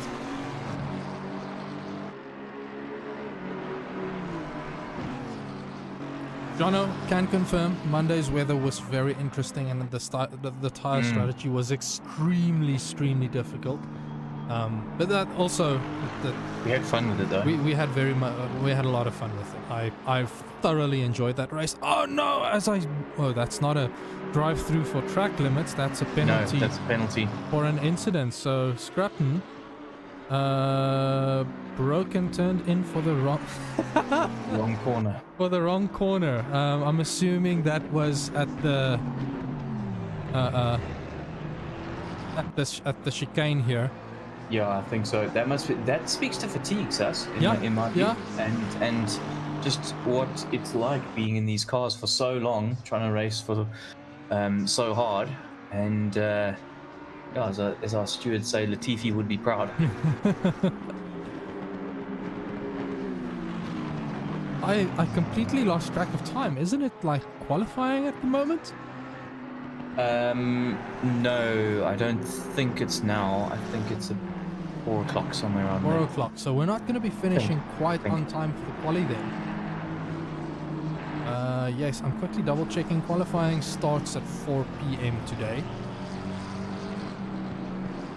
So I'm sure a lot of drivers will be getting out of their rigs and just quickly heading over to the TV so that they can find the last bit. Ah, so disappointing. So everyone has technically cleared all of the driver changes that they needed to now. Yes, and I think There that don't have to be any more driver changes if they don't want to. the only worry now is I know that there are 1 or 2 teams who entered 3 people and only very Don't late have- as the Hannes is server in the launched. pits. Hannes in the pits. Right, Yeah. so Hannes pitting now leaves them with a half hour stint right at the end, and this is Yeah, splash and where dash. It's they- not ideal. they're gonna have to make the decision on the splash and dash. I'm curious to see who's gonna get Can they in. run this Aston for an hour and a half? I think they should be able to, with a little bit of fuel saving, they could, and then if that doesn't lose them enough time, they could just do a drive-through to clear the stint timer. But it's going to be up to them. See, what's the number 12 car? P12, sorry, 474. Hancock's having quite the struggle there, keeping that McLaren on track. It's, the aero wash is just catching him out a little bit much. Yeah, definitely getting darker now as well, Sas. We're down to 22 degrees track temperature. Yeah. So we've lost another few degrees there. Remember, at the start of the race, we were 31, so we've gone down 9 degrees in total over the entire 6 hours, which isn't actually all that much. to be fair. Ambient temp went down by 4 degrees. That's enough to... Come on, Hancocks, keep it together. 4 degrees ambient is enough to drop your pressures by around about half a psi, which in itself is enough to lose you around 2/10. So it's about reading this situation. It's not dropping off as quickly as I had thought. Maybe we'll see now as night falls, there's a slight change. But I mean, that said, I think the minimum temp to expect will be around 14 degrees or so. Perhaps there's out the pits in what looks to be 10th position. And Yes. Hannes is out the pits in 6th. But a very long way to go to 5th. He's exiting Spoon and 5th is going through turn 1. Yeah, that's a very, very big distance to cover. Also keeping in mind that is against Chris Heineke, who also still has to do 1 pit stop. So Needs 1 pit stop. Because with an hour and a half to go, you don't know if people are going to be able to one stint this. well, they can't. Or are you referring to... Even with fuel saving? Even with fuel saving, I think it gets a bit of a stretch, yeah. Okay. At what point do we start to think you could one stint this with fuel saving? 1 minute to 1 hour 20? I would say around about 120. Better guess is 115. But it also heavily depends on the driver's ability to keep the pace up while fuel saving, so that you're not losing more time fuel saving than you would just doing a splash and dash. This is where you actually want to be in that Bentley, because if I remember correctly, that Bentley uses very little fuel. It sort of sips fuel, and you could quite comfortably extend the stint if you needed to. Well, I say comfortably, but you know what I mean? No, you can, and that's why we tend to see stint timers in endurance races, because of the imbalance in fuel burn with these cars.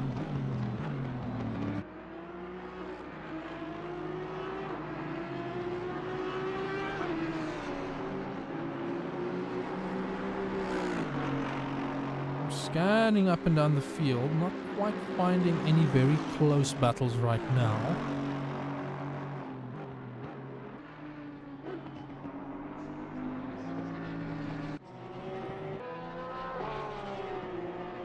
You go on board with Sean Skitter in the Beamer. We've had an opportunity to listen to many of the cars today, so I want to try and use this time to let us appreciate these beasts. I see in YouTube chat there, Kyle saying Jotan's brake pedal is dirty, so he is braking on the straights as well. Ooh, that's not an ideal state to be in.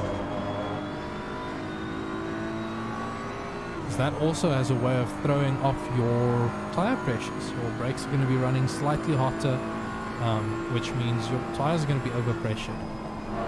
I mean, that's the other thing, Sas, is if you're attacking curbs at Suzuka, does that affect your tire pressures? I don't know of any curbs that there aren't any that I can think of straight off the bat. I suspect that there might be in the S curves 1 or 2 where if you cut it too much, you're going to dip on the grass and have a weird tire pinch.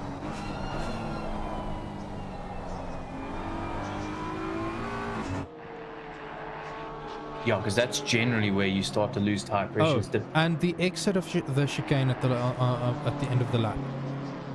So if you're running wide there's a prime spot to dip your wheel off the curbs and onto the dirt. And I think that's also a pretty sharp corner that can cause a pinch on a tire.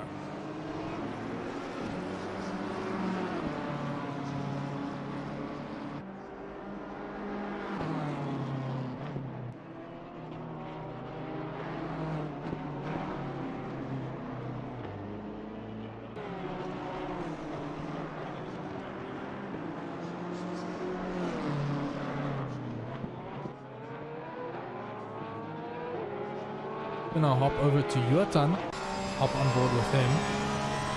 So I want to try and see if we can spot his braking inputs.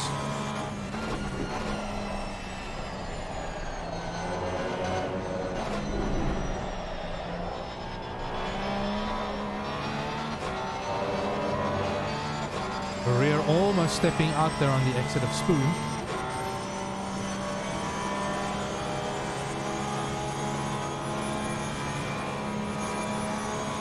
That is Robson lapping Jotan.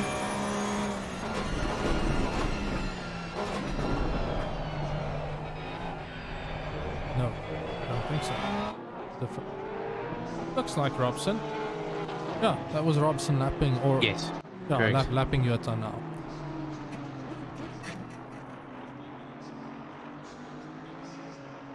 Indrid Governor has worked himself into 8th position.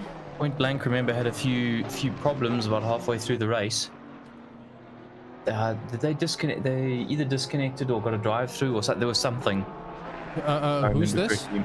Point Blank Sim Racing. Point Blank, I'm sure they had something. They had very early on, just after Hodgson got into the car, they had a disconnect. Yes. They've worked their way back to 8th, which is great to see. Endron seemingly doing very well in that Aston. Maybe you should consider running it for the next season. I mean, it helps. None is mid-engine nonsense. It helps to have a stop team. mucking about Ferraris. It helps to have your team race the same car as you, because you can swap ideas on setups and develop the car into something that is fun to drive and has some good pace. Absolutely.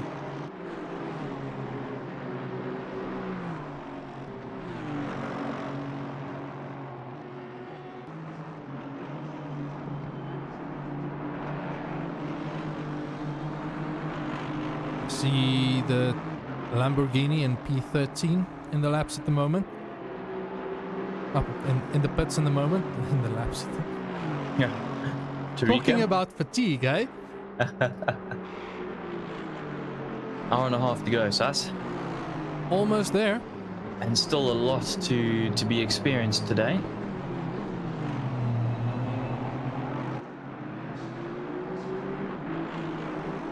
Seems to me like Jotan is closing down on Scooter at the moment. I think Scooter's almost due for a pit stop, if I'm honest. Mm-hmm. And Scooter, of course, in 2nd position. in that BMW, which is has been notoriously bad on the tires. I remember Bartel complaining that he was never able to get that car working properly.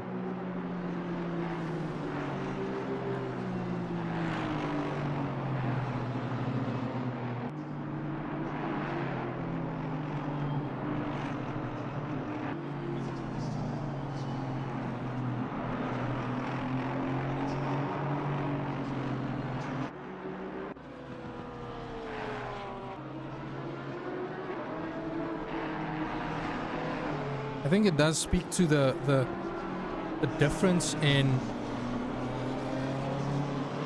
the different sections in on this track, like maybe just ever so slightly favoring a front engine car that bit more. With the Honda being quick, perhaps because it's a car that's native to the country, so it can be developed there. I don't know. Yeah, that's entirely possible.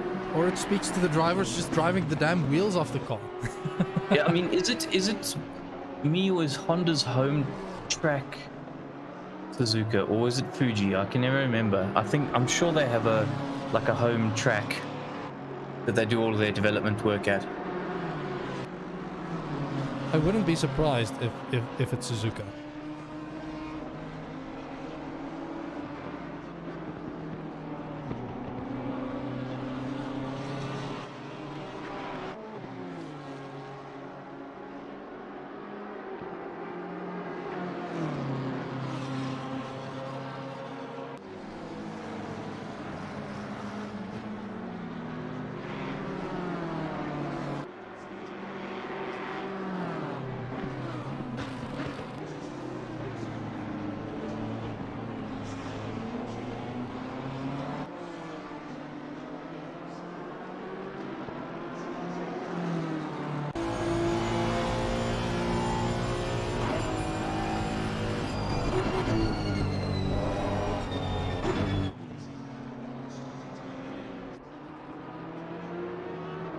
I'm currently on board with Robson. He seems to be closing the gap on Hannes at the moment. Hannes not quite driving away just yet. And this Got is... some back markers in front of him though. Oh, okay, that explains it. Robson does, sorry. Robson does. But Hannes was probably driving through that. But Hannes is well ahead of him though. Ooh, there was contact. Oh no, someone spun. Someone spun and off 14. Williamson. He's Quickly going see again. Curious to see what happened here.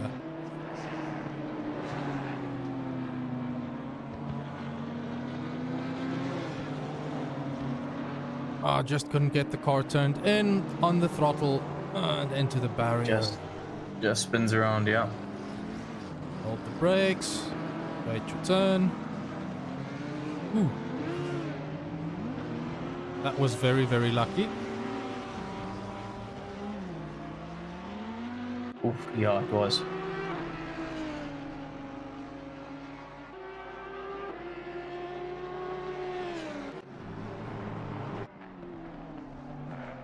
Stefan Herbst currently 39 seconds behind Yuatan. Time is running out. Not sure if they'll be able to close that gap just yet. Stefan did pit very recently though.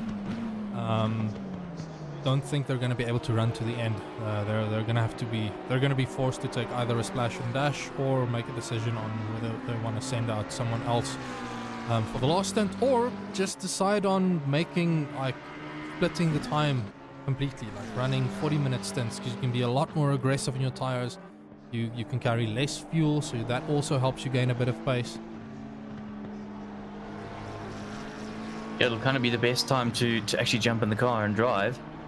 Track's down to 21 degrees, and I don't think it's going to drop too much more for the rest of the race, to be honest.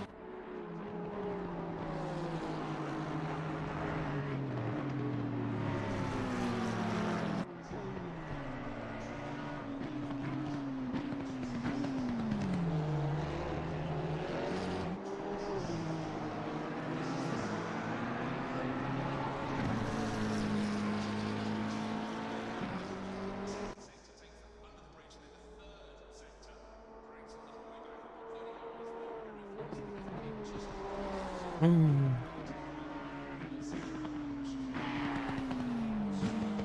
Bartle in the pits. That's Roxanne, of course. Hey. It's going to be interesting to see. They're not going to be able to make this into one stint, I don't think, with 1 hour 20. I suspect they might make a call and split the stint, so... Yeah, I think so as well. They'll probably keep Roxanne in the car, do another sort of 45 minutes, Yeah. and then chuck probably Ross in. I don't think they'll want to risk another disconnect from Christie. Yeah, so I see in Discord Gavin Scratton posting a message there. Apologies, not sure what happened to the car, but it was undrivable, so to avoid any more incidents, they've decided to retire. I mean, all respect due, that was quite the drive from them. I'm sure fatigue has probably been a bit of a contributing factor to that. But they did well to get this far. Yeah, absolutely. Definitely a grueling challenge is 6 hours. Okay, so we've had Bartle coming out the pits now. Is it going to change? Of course, I'm not sure I'll notice if it's a Ross for a Roxanne.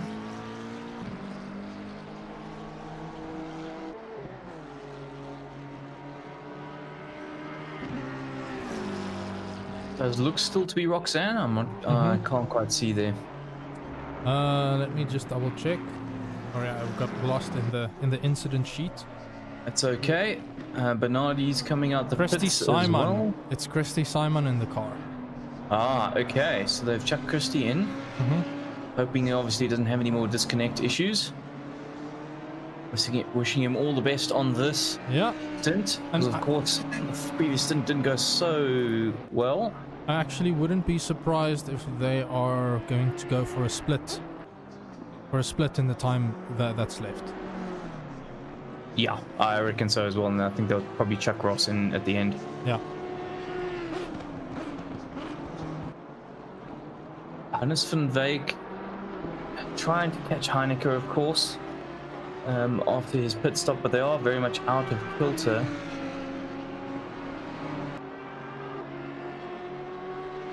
Okay, so a development that has just been listed.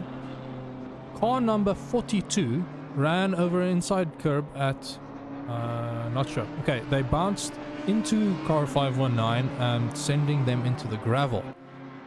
Ah, But okay, that might explain the pit stop that Grumpy Monkey made. Might explain the pit stop, but I think Grumpy Monkey was getting close to their pits in regardless. Anyway, yeah. But Chris Heineke is 7 seconds behind Paul Venter. Yes, exactly. So that's going to come into play in a big way in the next pit stops. They need to be very careful with how they run this last bit of the race.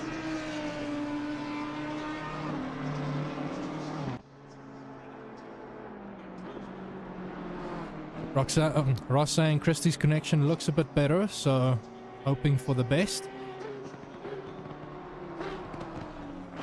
Look, I mean, they're not exactly in contention at the moment as much as I'm sure they wish they were. I mean, it's great experience. It's great experience, but it's also heartbreaking every time that you have an issue like that. Like, it's completely outside of your control.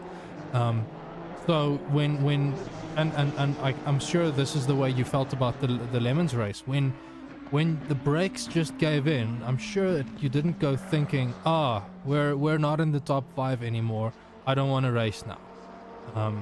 There's a big part in seeing things through and getting to the finish line. Yes, absolutely. I mean, especially considering I know that Christy and Roxanne, this is both their first foray into an endurance race, so they would want to have that experience of pushing and seeing it through rather than quitting early and being like, that's the one that got away. My first one wasn't that great. Yeah, I think it also shows a lot of character for everyone to take these problems on board and work with them, overcome them, and make it to the end. You know, not just Grumpy Monkey, but everybody else who's also had, because we've seen so many issues for all the teams and to work through that as a team together is quite an achievement regardless. So Right, kind of hats sorry. off to everyone, really. I just spotted. I think we are at the 80% mark. From a Yes, time will perspective. yeah. So I think we can pretty much use this as a cutoff point. That said, Or I need to completion. stretch my legs quickly, so I'm gonna leave problem. the stream. Nick, you can also take a quick break. I'm gonna go on board with Lionel Clue. He's been flying tonight. Enjoy the roar of this Honda. He is in a Honda. And we'll be back shortly.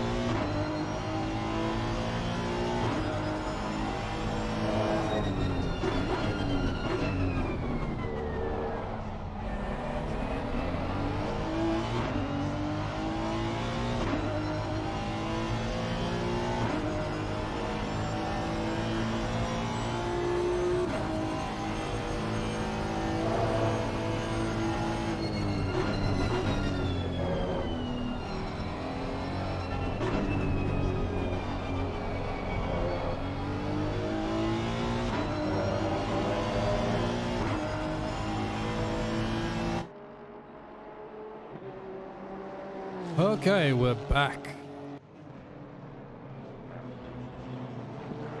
Right. Don't know exactly what happened. I haven't had time to fully digest. But I think the lights are looking nice and pretty.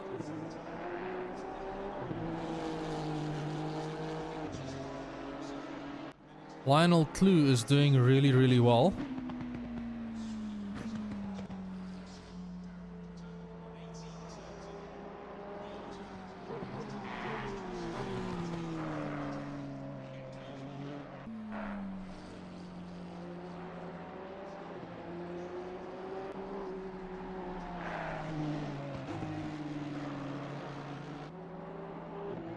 Sorry, there's a little bit of deliberation that I'm just paying attention to. Lionel Clue is just pumping in good consistent laps. He is slightly slower than Sean Scudder in P2, but not by a big margin. 6/10 is not going to be enough for Scudder to close that gap. So Lionel Clue's current lap time is around 150. He looks to be around 52 seconds ahead of Sean Scudder. So that's quite a significant gap. You're not going to be closing that gap over the course of an hour with a 0.6 second pace advantage. Jan Stander. I hope I'm not. I was hesitant on this name all day. Mr. Stander has been looking good in the Mercedes. I must say I'm liking this orange lighting over the car. That looks really, really good. He is currently around about 6/10 slower than P3, but still faster than Paul Venter in P2. Also has more than a minute gap there, so not at risk. Gap to P4, so not really at risk right now. It's gonna come down to pit stops. I've completely lost track of who is pitting when. I do suspect that Mr. Stander still needs to go serve a pit stop.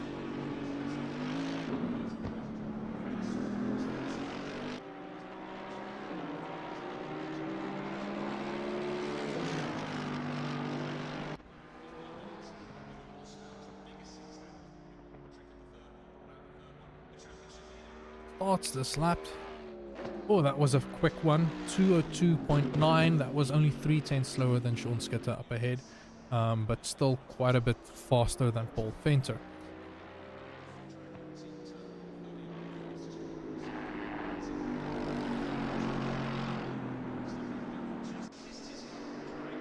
I'm gonna hop back to Chris Heineke. He's working his way through some back markers, it looks like. He's working his way through back markers, and he is within 5 seconds of Paul Venter now. So remember when Paul got the penalty? Yes. The gap was 7.2 seconds, if I remember correctly. So he's halved that gap, plus a little bit actually, and over the course of this stint. So doing extremely well in that Honda right now is Chris Heineke, given how we know that it's a very tricky car to drive over long stints, and he's got that advantage of the 5-second penalty. So it's possible. Oh, he's even taken a huge chunk out of Venter this lap. Gone down to 2.6. Venter there's a seems back to be marker. Oh, yeah, okay, that's right. Right, It's so probably that. I'm excited to see this pan out. I'm not sure what the pit situation is for everybody now. I stepped away, and now I'm on a massive amount of amnesia for whatever reason. But I'm fully expecting most of the field to still be taking one last pit stop. We are only now reaching the point where you can run a full stint to the end of the race. Yes. Okay, so that means everybody should be on their last pit stop now. That would make sense. Maybe give it an extra 2 minutes before we can fully call it, because remember, there is that extra up to an extra lap time that you'll be taking if you are just ahead of the leader and you cross the finish line as they finish the race. So it's a little bit of a balancing act now.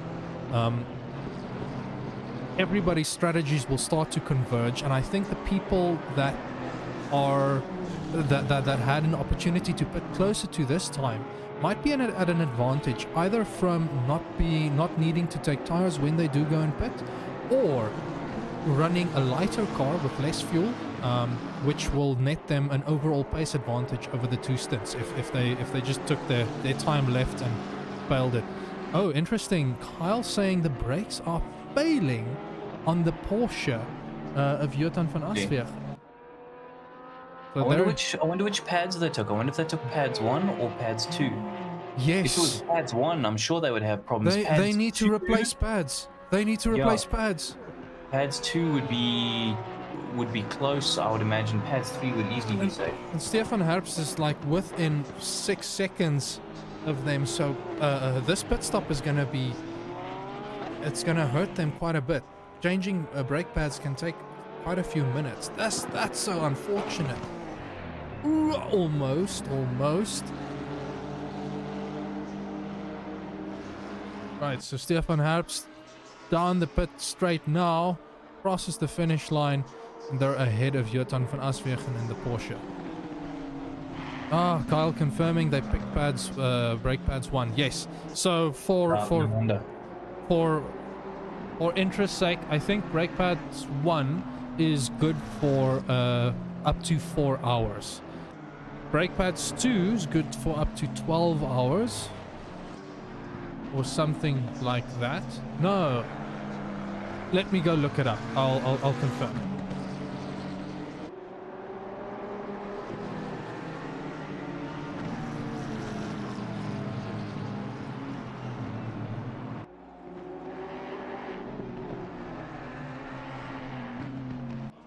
Okay, so everybody who's made it this far in the race has done the 80% required and therefore will qualify for the draw. So for that Jutec Sim rig, who am I looking at here? This is Fenter and Heineke. Heineke shooting past Fenter into that hairpin, getting nice and tight. A great run, and going nice and tight into the hairpin and shooting up the inside, and off he goes. I'm quickly running the replay. That was a very, very late and opportunistic move. Well held. It's risky, but that was such a good payoff. I actually saw Heineke flashing his lights, basically telling Fenter, buddy, I'm going for this. I'm coming for this now. Because what happened is Fenter got squirrely coming out and exiting on the way towards that chicane. So Heineke knew he had much better traction and was going... basically decided, right, there's going to be an opportunity and I'm going to go for a move, and I'm actually going to let Fenter know. So kind of almost the ball's in his court. Right, so I have some info here, sourced from Coach Dave Academy. Pad 1 is best used for shorter events. Anything that falls under 3 hours of racing is suitable for Pad 1, although they last between 90 and 120 minutes in realistic conditions. Pad 2 is much better suited for endurance racing. They can last for 12 hours and can even stretch to 20 hours if you've got a feather foot. But you're going to start feeling a little bit of weird pedal modulation. And then Pad 3 is considered for wet weather racing, but I know that not a lot of people like Pad 3 in ACC. So we tend to see, especially with like 24-hour races, teams running brake disc 2 and making peace with the fact that they're taking a new set of brake pads at the middle at the 12-hour mark. That makes sense. That makes a lot of sense. And to that end, there is decision around what pads you use because they have an influence on the tire temperature. So it's not just about how long they last, because we have used Pad 2 in the sprint races as well when it's very cold out. Yep. Because they just retain that heat so much better. Whereas one heats up very quickly and gets to a much hotter temperature, but then cools down a lot quicker as well. So you get that fluctuation really plays a big part in maintaining your temperatures and pressures through those tires. So I see Heineke, who's obviously just taken Fenter, who has that 5-second penalty still to serve and then his next pit stop. Heineke is now chasing down Jude Neville, who's been in the car for quite a while, I must say.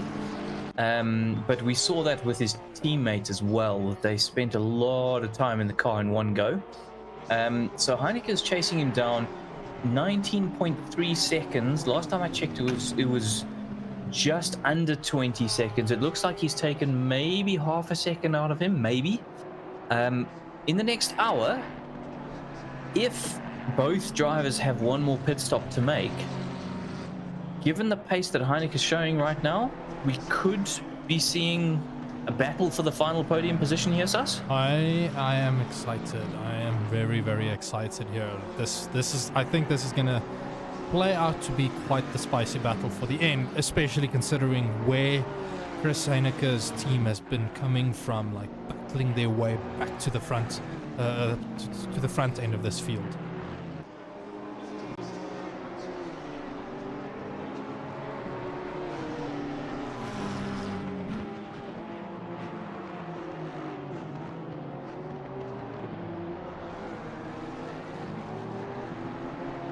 Hang on, he's only 18 seconds now. That's a second he's just taken out of Neville. What sort of lap times is Neville doing compared to Heineke? This could be done in 20 laps time. Yeah, we'll have to. Ooh, it's gonna be interesting. I mean, of course, tyre wear is going to play a huge part. Possibly Neville's going to give way to his teammate for the last stint to get them over the line. A fresher driver, you never know, that might help. Yeah. So there's a lot of options, a lot of variables here, but there's 17.8 now, the gap.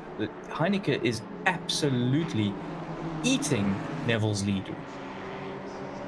Really a very hungry chap right now.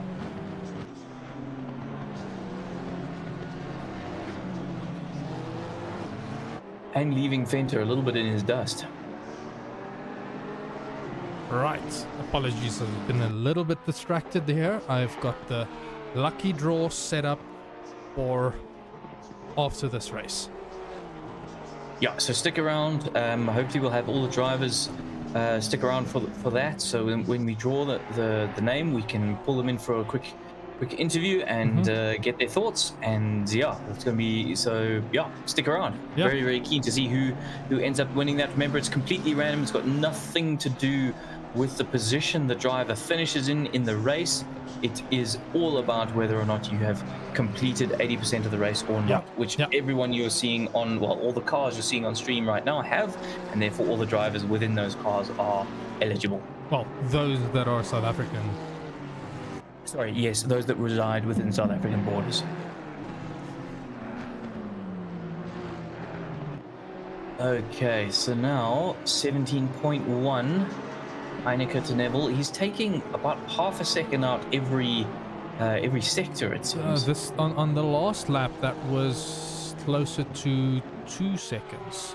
Wow. Okay, so yeah, at least half a second every sector. And keep in mind, I suspect this is yet again one of those tire-based situations. Remember? Yeah, probably. Jude and no, but they recently pitted.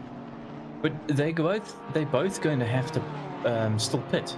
Both still have one pit stop left. Yeah. So given the pace advantage that Heineke has right now, the pit stops are almost irrelevant. It's now a battle for who's quickest on track. What I'm trying to get at is I'm trying to understand if this pace difference is due to Heineke running very light on fuel at the moment. And I'm saying very light as in trying to split the time left in half so that you don't have to run a 60-minute stint. Or is it because they've got fresher tires compared to Neville, meaning if Neville and them are a little bit cleverer about this, they could pit earlier than expected, fueling up the car only for just enough to get to the end of the race and then gain back a bit of pace. Maybe it was a misjudgment on their side to put in to completely fill up the car.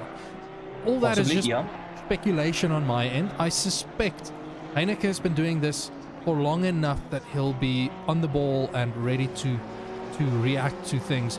They likely splitting this stint in half so that they can gain the pace advantage over trying to gain advantage in the pits per se. Jude's found some pace though. The gap's back to 17.4, so Jude has found some pace. His teammates have clearly been onto the blower to him, saying, "Oi, Jude, wake up!" And time to put the hammer down, my friend. And to that end, I see in chat Arvia mentioning that Team Luxury Racing is probably one of the most grown teams this year. So fresh from scratch and like they're ready to make a mark in the community. Really excited to see what they're bringing in 2023. Yeah, that'll be awesome. Bring it on, is what we say. Yes. Absolutely bring it on. Hannes. I suspect Hannes is asking for some help. Where? Yes. Cool. He is. I'm bringing him in for an interview. Hello, Hannes. Hi, Hannes. Let's keep to the English. Fine, thanks yourself. Of course. Yes. Yeah, no, I'm good, thanks. How are you guys doing? Yeah, very well, thanks, Hannes. We've had a phenomenal time. We see the sun's gone down here, but There at the end of that, when the sun starts going down, the sun is quite the game's lighting is so good that it actually does impair your vision in driving. It's quite beautiful actually. Yeah. I mean, you did a pretty long stint there, Hannes. It felt like you were in the car for an awfully long time, but also you made up a whole bunch of positions. Yeah, we between load shedding and the fact that our first necessary pit stop after our accident, we basically had 3 seconds extra that we needed to do. And with regards to, when Sas was speaking about that, rather taking the drive-through, because that's 27 seconds rather than 1 liter, which is 3-4 seconds or something like that. So we just felt that in 30 minutes, trying to fuel save and managing tires might lose us, off that 15 laps, so that will lose us maybe a second a lap. Yeah. And that's 15 seconds lost. So that's an extra. So doing the drive-through would have lost us an extra 7 seconds. So that was the reasoning behind, and that's why I double stinted, and then did another half an hour. So the last bit was 90 minutes on one set of tires. Okay. Which was quite hectic. I was going to say, but you seem to manage the car extremely well. When we jumped on board with you, in terms of your steering inputs, which obviously we get an indication of, we don't know what you're doing with the pedals, but from a steering point of view, it seemed like you were exceptionally smooth. Were you trying to manage the tires going straight in from the beginning of that stint, knowing that it's going to be a problem later on? Or was it a case of, well, let's do it and see what happens at the end? Yeah, well, we noticed I noticed in the first stint that Aston started getting quite understeery towards the end, so when I started my second stint, obviously I was only on that for 65 minutes odd, and then on the third stint, I did start to manage it from the beginning. Because at the end, to give you an idea, like on a regular turn, where with new tires you turn the steering wheels like 45 degrees or maybe 45, 50 degrees. At the end of the stint there, I had to turn my steering wheel almost past 90 degrees. Sure, so you're really having to wind on the lock, but yes. I mean, did you go into the stint knowing you were going to have to do that, like that it was going to get that bad, or you just so it was a exploration into the unknown? Yes, well, I basically while doing the stint, that second one, we realized, because myself and Mike's load sharing starts at 4 o'clock, so I had to finish. And he had to start his generator before he can get into the car. I And mean, I had to be finished before load shedding starts. Tell you what, sim racers around the world do not have the problems that Yes. South African sim racers have, hey? We've got an edge on them by far. Absolutely, we have to deal with some truly unique situations, and I think it genuinely makes us a bit more adaptable to change. And to maybe just get some clarity, I'm assuming with that 30-minute stint that you did, you only put in like what 40 liters or something like that. Yes, exactly. And that is going to go a very, very long way, because you were faster because you were lighter, even though your tires were gone. No, I was still managing to do basically in the just under 203s. So which was good. But also you knew you would have had to take that pit stop regardless, I think, which meant you have now saved, if you had taken tires, that probably saved you around 15 to 20 seconds, if my math is correct. So that's a huge amount of time. 23 seconds. 23 seconds, that's a And huge if you're amount. and it's so half an hour is about 15 laps. And I was doing, let's say, about a second a lap. So yeah, we saved about 7 seconds basically. Which and it shows. Like I think it really helped get you back up into the sharp end there and keeping things running. And I'm assuming Mike is just now bringing it home for you guys. Yeah, he's just chilling now. He's got his Jenny running. He's all set to go past into load shedding and all that. Well, So, all the Very best. nuts.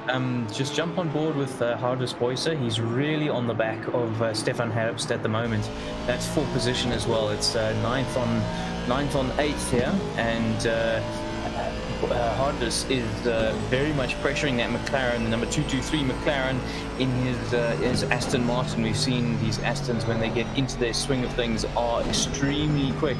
And that McLaren looks to be struggling a little bit as they go down towards 130R. We could see Hardus trying to make a move as he's only 6/10 behind in going through the last sector.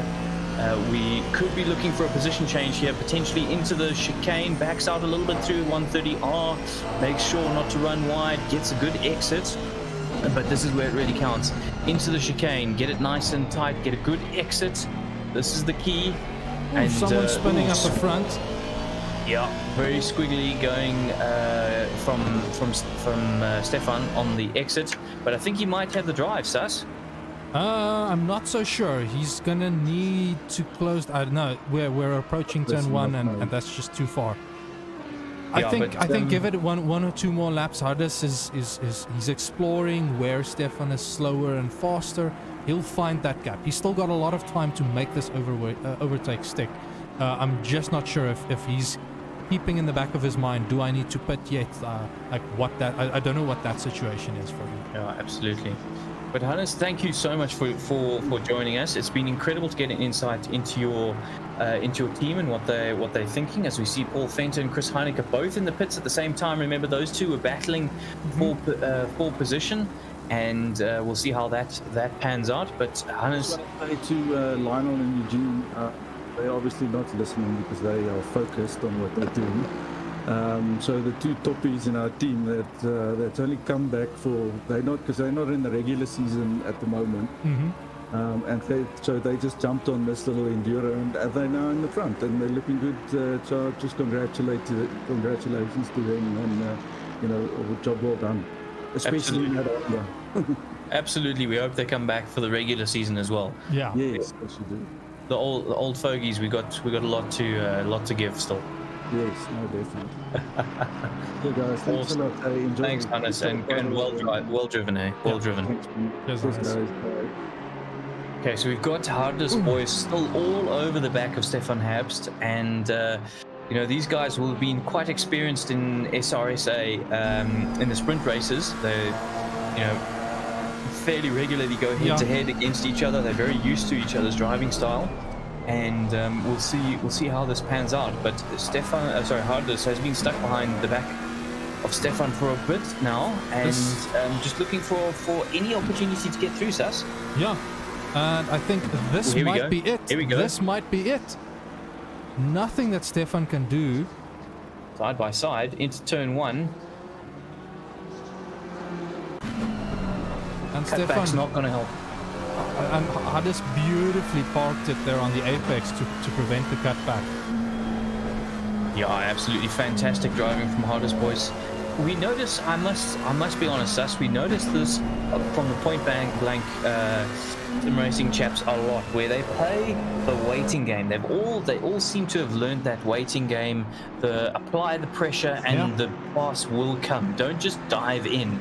It's almost as if this point blank sim racing team was designed for long endurance racing. And I think they've been phenomenal. I know they've had that unfortunate incident that put them all the way back, and I reckon without that they would be they'd be challenging for a podium today. Yep, they would have most likely been challenging there, and it's heartbreaking to see that. But as Hannes just said, we're working around constraints here that most people don't even know of in the first world. Exactly. And I think it adds a little bit of extra intrigue and interest, and I know it sucks when stuff happens outside of your control, but one of the things that I sometimes find a little stale about sim racing is how precise and perfect everything tends to run, and how that just any small thing ends up ruining the experience for the people involved.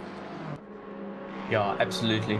And it's something these guys have to work around, plan around. It's it's incredible what life has thrown at them, and incredible to see the response as well. Going a little bit deep there was Hardest Boys into the chicane, but he's off and running in. I'm jumping forward quickly. Marcus Stein. Oh, sorry, in the pits. Stefan Habs, by the way, is in the pits. Stefan Habs in the pits. Okay.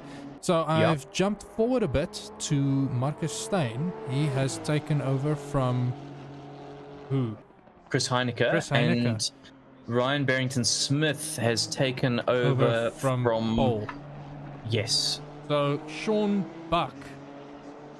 I think he's also taken over as well in the BMW. So we've had a bunch of driver swaps for this last stint.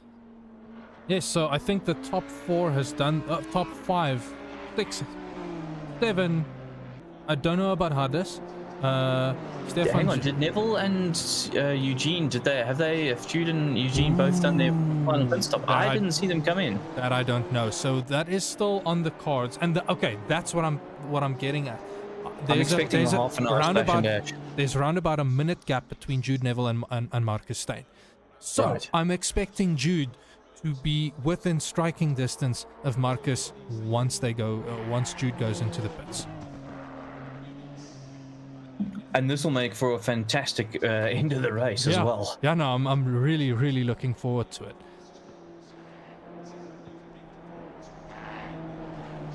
I think so. Marcus has obviously fallen, as you say. He's fallen a lot back on Jude, but when and if Jude pits, I mean, that's going to really, as you say, bring him into the mix. So it's almost a lap though. So Jude is going to start his new lap now, and Marcus is only just finished sector 1. So I think Jude will have enough to come out in front. I've been looking at the gaps. So considering that it's a 2-minute lap time, Marcus is crossing the 1 minute mark roundabout now. Jude Neville has 20 seconds on top of that as well. So I think there's around about a 1 minute and 20 second gap. Now, the thing is, Jude is currently doing really good pace here, but we will need to see if he's going to be dropping off the pace a bit, and if Marcus can get those tires warmed up and ready, because he is on his 3rd or 4th lap now.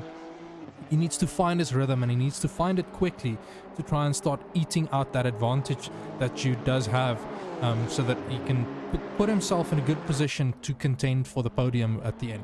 I see Arvia mentioning in YouTube chat there, your worst enemy in Enduro is your rear view mirror.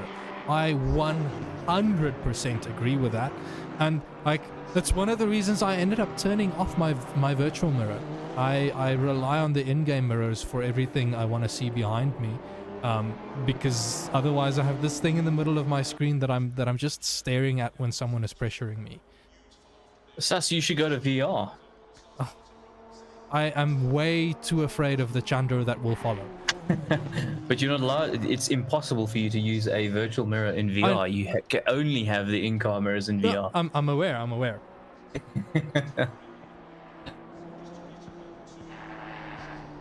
I think you'll be fine. I think you'll be fine. Come join the VR clan. One day I'm gonna convince you to bring your VR headset over to my place and I'll give it a bash. It's a deal. Right, so just hopping back to P15, Gideon Bernardi still keeping at it. So the Bernardi Alphabet team, they've been bringing up the rear for the most part of this race, but I do want to give them a shout out to sticking with this. I have a slight suspicion absolutely. This is the first endurance race for most of the Bernardis in this team. And quite frankly, the experience that they're going to get here is going to be invaluable. It really will be. You develop a sense of awareness, being able to spot cars coming up behind you, figuring out if it's a car trying to lap you, and working with everything in that. And that carries over into your sprint races, because then it isn't as much of a I'm in the way, let me dive out of the pits. Absolutely. It's easier to judge like what you can do to try and minimize the time that you'll lose. But also to not impede another driver and maybe have a miscommunication on your intentions so that you don't end up running into one another. 100%. We've got Mike LaRue, who's under all sorts of pressure from Hardest Boyser, who's a lap down. So Hardest Boyser is in 8th, Mike LaRue's in 6th. But Hardest at this stage of the race is so much quicker, and he just gets let through there. Mike LaRue saying, no worries, buddy. I know you are quicker than me at this stage of the race. Feel free, unlap yourself. Off you go. Enjoy. And, I'll make sure to stay ahead of you. His last lap was about a second quicker than Mike's lap. Yeah, that shows. But Mike's under really no pressure. I think Hardest is about 2 laps down on him, 1 lap down now. So, yeah, he's... I think he's aware that Ryan up ahead has already pitted, and a 40-second or a 30-second gap is no small feat. I think it's a 40-second gap. That's going to be no small feat. 24 according to the timing tower. Maybe I'm reading my times wrong. But a 24-second gap requires quite a significant difference in pace. Yeah, that's 24 seconds from Barrington Smith to Stain. I think that's what that's telling you. Okay. But yeah, so Mike knows that keep my head down, keep it going. Any faults on the side of the drivers up ahead, like that's not. I can benefit from that, but I don't have to go and hunt for that. It's now about being patient over trying to make a difference in the death of it. 100%.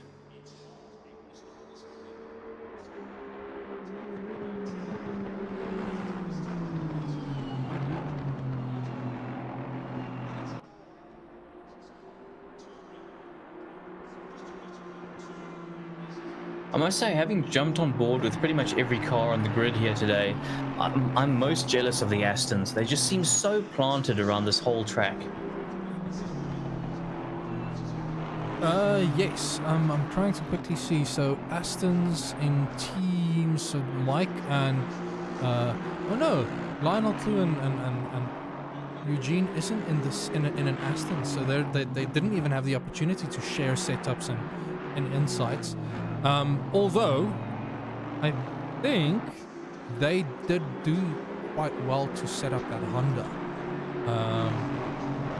Let me just jump to them because I'm gonna go back on board. The car is a little bit bouncy over the curbs, but it's not absolutely horrendous. And I don't remember seeing them suffer from the horrible snaps that other drivers have been suffering from. Yeah, and I think that's the characteristic of the Aston. No. I think it deals... Van Lochrenberg, Eugene up ahead in P1 in the Honda. Oh, in the Honda. Didn't they have an issue right at the start? I'm sure all of the Hondas have had a spin or something. Maybe that was a bit more of a track temperature issue. I see we're down to 19 ambient and track temp now. But for the most part, Like I'm on board with them, and it's not looking like that much of a handful to drive. Some of the other onboards I've seen was very sketchy, and yes, they're being quite aggressive over some of the curbs that make you like hold your breath for a moment to see if the car will settle down before the next corner. But they're comfortable. They're able But I think to. that's what Hannes was talking about, right? Is that they've used their wisdom and made a car that's nice and solid. And that's what I'm getting at. And I think with the Aston, maybe they drove the Aston and saw, wow, this car is so solid. This is what it should feel like, and then put in some effort to develop the Honda in that direction. I'm speculating here. I know they're all on the same team, so that's maybe the discussions that went about that led them to developing a setup that is a little more stable compared to the other Hondas.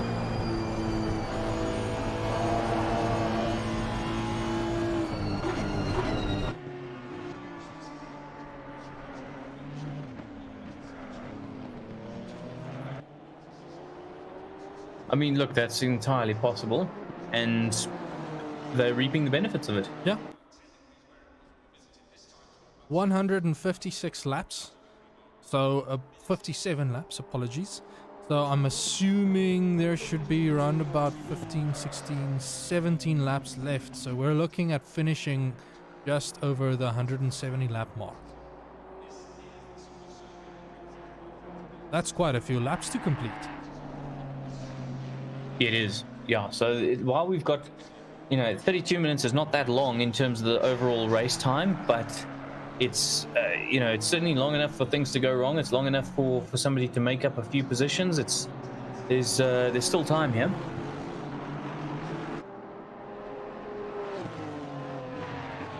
Yeah, there's still plenty of time.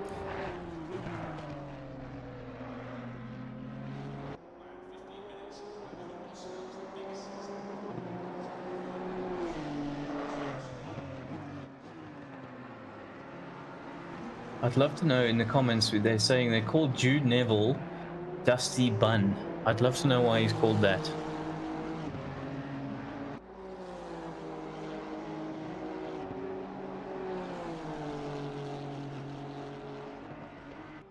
Ooh, we are also approaching the 30-minute mark, so we should be seeing Jude pitting soon. Yeah, I'm expecting a couple of splash and dashes at the 30-minute mark, Sus. Yeah.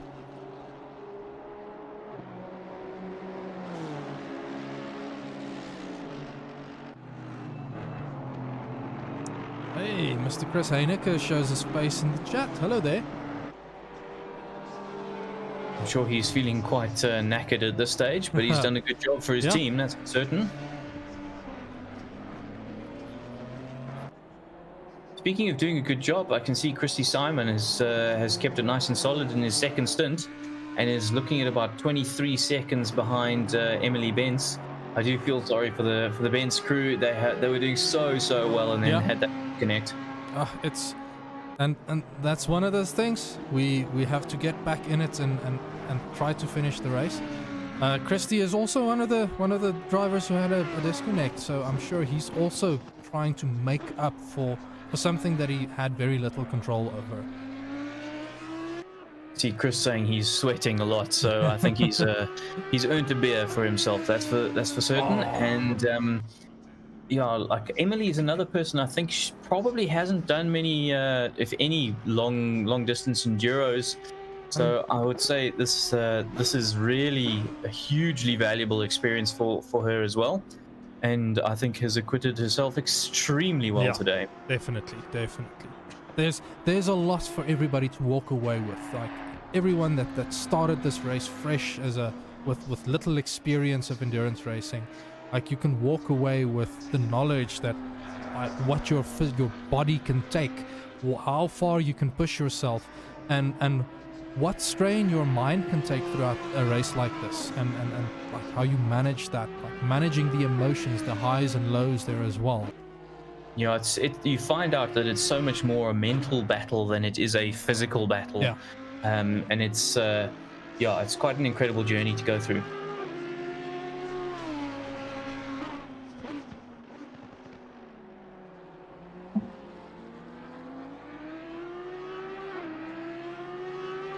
I mean, speaking of journeys, we've got Bernardi, one of the many Bernardis, on the back of Lenting in our second BMW. And while I don't think this is actually full position, I think the Bernardis are one lap behind. Yes. They are certainly together on track and are going to be battling very, very shortly.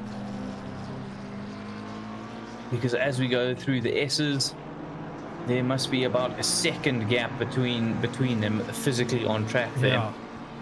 I am curious, looking at the time differences on last lap times. I do have a suspicion that Lenting had passed Bernardi, had lapped Oh, really? Bernardi, Okay. and that's why they showed up close together. Got you.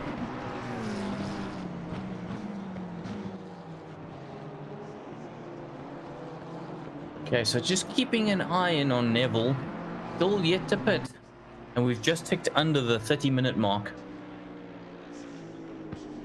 Ooh.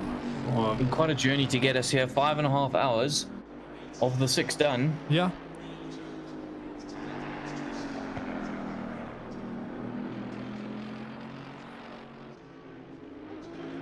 But this is the time, Sus, when really it's... I know that you've shared the driving over your team. I know that you've probably only had like a 2-hour stint or something like that. But when you're the last guy in the car and you're just trying to bring the car home, or you're trying to chase someone down, or you're trying to get just a couple more positions for your team, nurse the car home, whatever it is, it weighs on your mind absolutely heavily. It's incredible when you're in the car. I have never liked that last stint for that exact reason. I do remember 1 or 2 races where I was the driver with a slight bit with slightly more pace, and we decided to run me on a double stint, well, 1.5 stints at the end, and I cannot. I remember like shaking and getting all shaken up after a small mistake, and really struggling to get myself back into the line of thinking, of just getting my head down and keeping at it. It can weigh so hard on you, that last stint. Yeah, it's that rhythm. You've got to find that rhythm, especially in the last stint, because everything's tired. The car's tired, the tires are tired, Yeah. the team's tired, the team manager's tired, everyone's just knackered. And yeah, you want to be as sharp as you possibly can, and so often that is just about that rhythm. So I see in chat there, Hervé saying, Dusty Bun from the series Stranger Things. Jude is extremely talkative, technical, and 200% involved at any given time. That makes sense. That Makes sense. That sounds like a recipe for disaster if you're caught up in very, very intense race starts and you have voice chat enabled. It sounds like the makings of a commentator to me. Yes, that as well.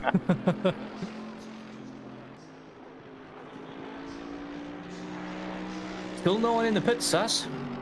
Yeah, I'm trying to keep a close eye here on Jude, but he's just not flinching. I'm really curious if the guys are looking at the lap times and thinking, this is fine. We're not losing time by running like this. But my mind is looking at the situation thinking, if we're gonna take another pit stop, and we're considering tires, let's go take it now, so that we can make the most out of the fresh set of tires. Exactly. That said, I'm starting to lean towards the fact that Jude is planning a splash and dash. But if you're planning a splash and dash, why would you not do it now? Yeah, I'm a bit confused. I mean, unless I guess if you've overfueled, then fair. Run out, not run out of fuel, but you know what I mean. Run the fuel down. I mean, maybe it is the hope that delaying the splash and dash will help eke out some extra tire life instead of running heavier than I am already running. It's a bit of a toss up. It's a tough one to call if you're not the one in the car and able to make those decisions. Track is still not particularly cold either, so from a tire point of view, you're probably right as well. Yeah. From a pressure point of view. Yeah, no, I think you're not going to be Oh, yeah, but you do raise an interesting point. If you hadn't planned for this, you might come in slightly under pressure in this situation. I mean, if what Ervi is saying is correct, I'm pretty sure Jude has planned this down to the last into the last second. Yeah, most likely. It's sounding like I need to have a bit of a chat with Jude, because I've spent enough time working with spreadsheets for race strategies now that I want to bounce some ideas off and see if I can learn anything. He's probably super young, sus, and just everything's in his head and fresh. Most Whereas likely. us old folks, we need spreadsheets and and phone reminders to have everything sorted. 2-1-1. Wonder if that's a disconnect. Yeah, I think it must be, and they've joined. Were they not 2-1-0? That's what I'm checking, because they're not. It's not showing how many laps they are down.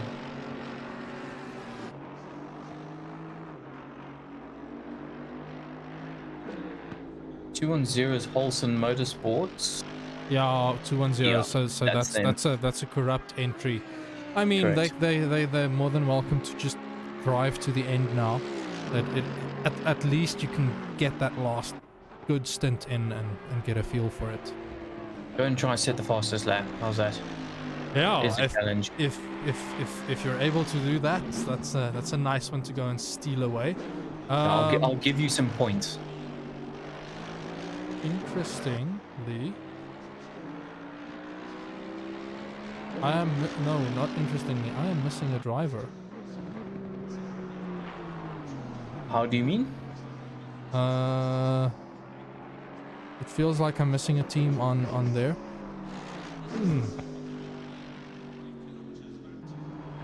One of the Astons, I think. I think it's one of the Astons that is disconnected. Is it not Mike LaRue? Yes, it is. Yeah. Laroux's Oh, unfortunately no. disconnected. They've been having such a good race. Grumpy Monkey into the pits. That's Christy Simon. Let's see if they switch to Ross for the last 20 minutes, or if they give Christy the last 20 minutes. This is really going to be a splash and dash. Yeah. Surely they're not going to take tires for 20 minutes. That's the toss-up. Well, if you are doing a driver swap, you can just as well take tires.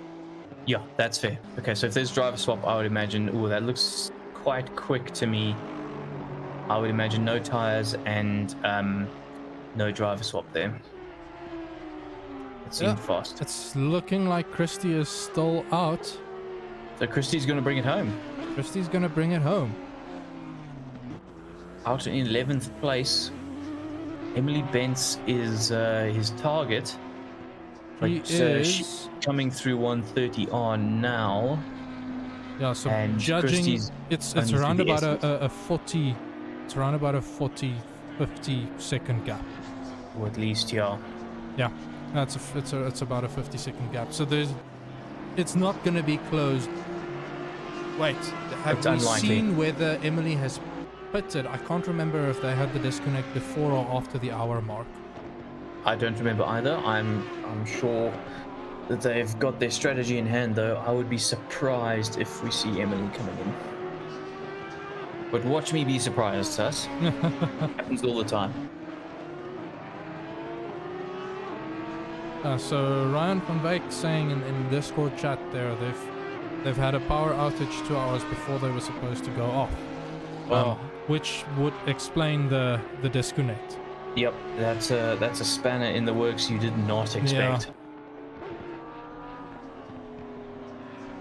No more pit stops for Oh, Emily. Emily's off into the gravel. Emily is off into the gravel at the exit of the S's. He is Gives Christy a little bit of hope. I think Running Emily again. might be struggling with the concentration there. That seemed a concentration error more than anything else. So we spoke about Bernardi and Lenting, and that Lenting had got through on Bernardi. Well, let me tell you, They are battling it out still, and Bernardi I is mean, now ahead of Lenting. If as long as people aren't cursing at one another and they're enjoying the battle it I out. mean, yeah, absolutely. Oh, getting onto the grass, going through 130R, that is not a good idea. Oh, that is an unsafe rejoin as well. But luckily both drivers get away with it, and Lenting gets ahead again. It's a tough one. It's a tough one. That like rejoining there, it's so fast. You barely slow the car down enough not to even to run wide into the barrier. It's difficult not coming across the track then. Well read from Lenting though. Well read, like making sure to stay just far enough behind so that they don't arrive there as Bernardi crossed the track. Yeah, I hope the stewards don't look at that. I'm pretty sure both of these drivers are just happy to be battling tooth and nail right now. I'm looking at the stewarding sheet. They probably wouldn't look at it because there wasn't any contact involved.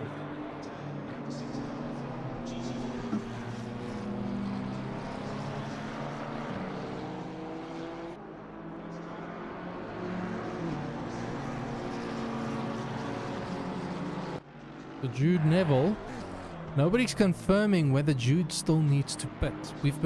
They're keeping their cards close to their chest there, Sas. We've been speculating, and there's just everybody's keeping tight-lipped. Because guess what? With 18 minutes to go, come on, they're not pitting, Sas. Guess what? They're not pitting. What? I think Marcus Stein is starting to close that gap. No, but how big is the gap? The gap is down from 1 minute and 20 seconds. To 1 minute and 10 seconds. If Jude is taking a pit stop and accidentally takes tires, that puts them. If Marcus can continue closing this gap, that could put them in striking distance. Yeah, but if he's taking tires, then surely he's going to be super fast. Okay, I've got Chris Heineke here. Oh, let's bring him in. Yes, hello, Chris. Hello, Chris. Oh, Chris, how's it going? Have you stopped sweating yet? Almost up, yeah. All good now. I recommend a cold beer. That'll help you. That's it, yeah. Okay. Buddy, you seem to have a pretty epic stint. Yeah, my last stint now was epic. Our consistency was flipping awesome. I think I've only did 3 or 4 laps in the mid 202s, otherwise all of them were below that. So I was happy with that. So that first lap incident, man, yes. Yeah. I basically went wide a bit there, and then the car just bottomed out. Grabbed that curb and just shot me sideways there. Yeah, got talk to me about Honda. Like, why are we seeing so many of the Hondas having issues, particularly towards the beginning of the race? The tire is very tire sensitive. The tire pressure is not up there yet. It slides. So it's definitely difficult to catch it at that point in time. But I think 3 or 4 laps. If you make that first 3 or 4 laps, then it's soft. But it do tend to get a bit snappy every now and again. Sure. And you can't dial that out much with the setup, but that's just something you have to live with. We can dial it out, but then you lose time. So we rather went for a risk, just rather go for time than to have a chance of winning, you know? Okay. So, good chance. Unfortunately, we had 1 or 2 issues, but otherwise, all good. Yeah, I mean, you guys have done phenomenally well. You're on the cusp of a podium. Do you think it's possible? Can you catch Jude? Yes, I think it's just that gap is just too big. I think they're going to go for a splash and dash. So yeah, then we're not going to make it. Yeah, if they do a full stop, then we've got a chance. But when are they going to splash and dash? There's 15 minutes remaining here, Chris. Like, I don't know. We're watching it. So it's going to be a difficult one. But yeah, I was going to say awesome. I'm happy to have Leslie back. I mean, I think he's the first driver in a year. That's incredible. I mean, he's still got so much pace. Why is he not driving any more than he is? It's just work. Work comes first. It's time issues, but we had made some time available now. And I think he had like an hour and a half practice for this, and that's it. So I think we did that's quality. Well just with that small amount of practice. So exactly. No, it's incredible, especially in such a difficult car to drive as well. I mean, his first reaction was, "Wow, this car sliding. It's really happy." Yeah. So you got to get used to it. But no, he did well. And I'm not sorry. What made you guys all connect as a team? I mean, obviously we've seen yourself and Marcus racing for years and years together. You guys are like joined at the hip, but Marcus and I've joined back when we still joined Ghostworks. That's about five years ago. Yeah. And Leslie as well. Leslie and myself have been driving together also about 3 years, 4 years. So it's all Okay, good. so it was an easy. Hey Leslie, come and Yeah. jump in, buddy. No more No. excuses. Let's do this thing. I mean, Mark has been racing at Sim Race for about 8 years, or since inception. I've been driving it for 7 years. So no, it's all good. No, we love it. Yeah, I know. I mean, when I joined, and I feel like I'm an old toppy here, that you guys were already well established within the community. So it's fantastic to see you both sticking it out and joining us for this 10-year anniversary stream and race. I mean, it's amazing. So thank you for your support. Yeah, no, we want to thank you guys for hosting. It's an awesome event to have, and I mean, the other drivers as well. The racing's been epic. I mean, it's no issues with other drivers and teams. So it's all fun, huh? Yeah, and that's what we're always going for. Hey? We want to be fun. We want to be a bowling community. We want people to come here and learn. We want people to find a dice. Like it's very much not quite as serious as some of those big leagues. There aren't big prizes involved, but we're here to help people learn, and we're here it's all fun. I mean, we're entering for fun. Most of our races are all fun. I mean, wherever we finish. We don't mind. It's just the fun of it. I mean, all of us in our 40s, so it's just having fun, enjoying it. Exactly. Yeah, legend, man. I really appreciate you coming through as well, and I hope you guys have a great end to this race. You're so on the cusp of making that podium, hopefully you get it. Yeah, no, even if we don't make it, I mean, it's been an awesome drive. I mean, we went last after that first lap. We come back to fourth. I will take it any day of the week. Yeah, definitely, dude. You guys have done exceptionally well. And actually, what we really want to see is a battle between yourselves and Jude. I'd love to have it, a couple of tenths across the line for the last podium position. That'd be awesome. So let's tell them to do a full pit stop and let's have a race. Yeah, there we go. Then we can have a motor race. Everybody. Yeah, exactly. Let's. I hope they're listening. Full pit stop, guys. Let's go. Cool. Okay, awesome, guys. Thanks, man. Thanks for hosting. Epic. Cheers. Thanks, man. Yeah, so hopefully we get a fight there for the last podium position. I'm afraid we might have lost track of their pit stops, because I see Jean Stander in chat giggling away that we have a surprise for the commentators. I'm wondering if we maybe missed that they had a pit stop. Yeah, it's possible. And at the like 65-minute mark or something like that. I don't know. Maybe we'll have to wait and see. I am still expecting a splash and dash. I don't remember pit stops close to that time. It was a little bit chaotic with everybody so out of sync. Who knows? We're gonna find out in the next 11 minutes. We're almost in that final 10 minutes of the race. Surely it's not a 10-minute splash and dash. I mean, if it is, that is a proper surprise. Yeah. Surely by now it's you either know if you're going to make it to the end or not. Like, we'll have to see. I see Mike LaRue is reconnected. They're in the pits at the moment. Yes, but they used to be car 27. Yeah. Well, we may as well finish the race, chaps. Yeah. You've done a phenomenal job, and we're really disappointed to see that happen to you. But it happens. Anna's mentioned in the comments, Mike's Jenny started coughing and then just went. So yeah. I wonder, was this a case of underfueling? You could have overfuel your generator as well. Trying to run things down to the wire. Not only do you need a team manager who's managing your strategy, he needs to be running around to everyone's houses, filling up the generators while they're driving. Yeah, Mike, Hannes mentioning he had to load in first. Oh, but he said he's got load shedding now, so there wasn't a way for him to load in first, unless he also had to start up a Jenny. Okay, that makes sense. It makes sense why the entry got corrupted. But 13th and 14th still all over the back of each other. That's Bernardi and Lenting. These guys are having the biggest battle on track, Sus. It's not actually for position because there's a lap between them, but it doesn't matter to these guys. They are going at it hammer and tongs. I mean, I just hope that they're doing this with a stupid grin on their face.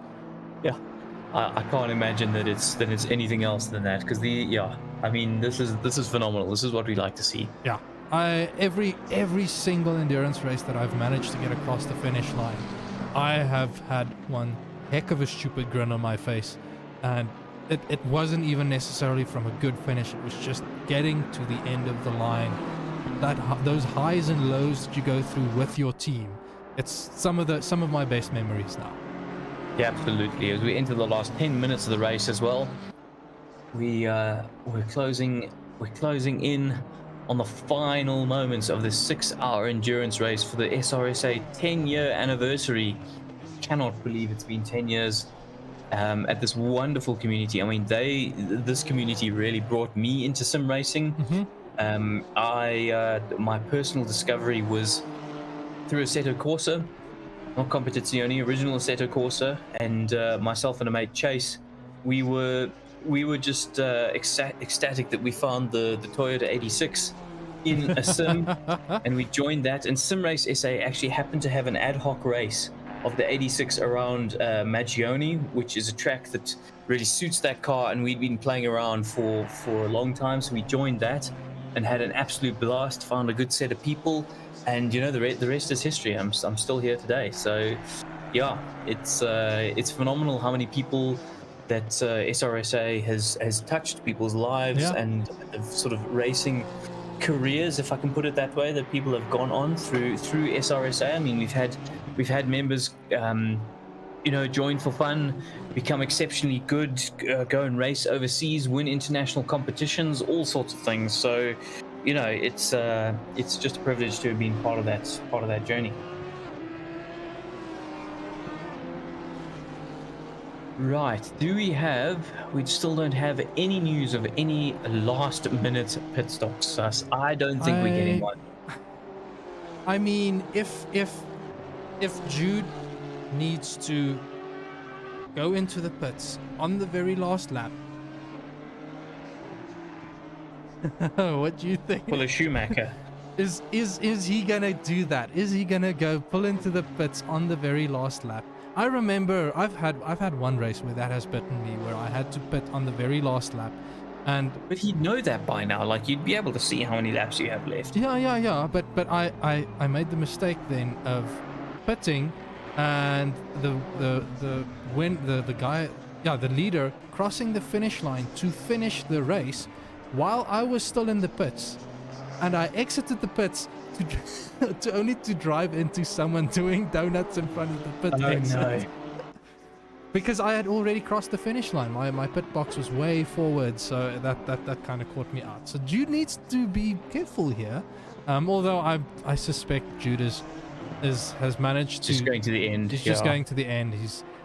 I mean, as long as they're not crossing that stint timer, because that stint timer is going to hand out a stop and go penalty, and that stop and go penalty will drop you down the order if someone is close enough.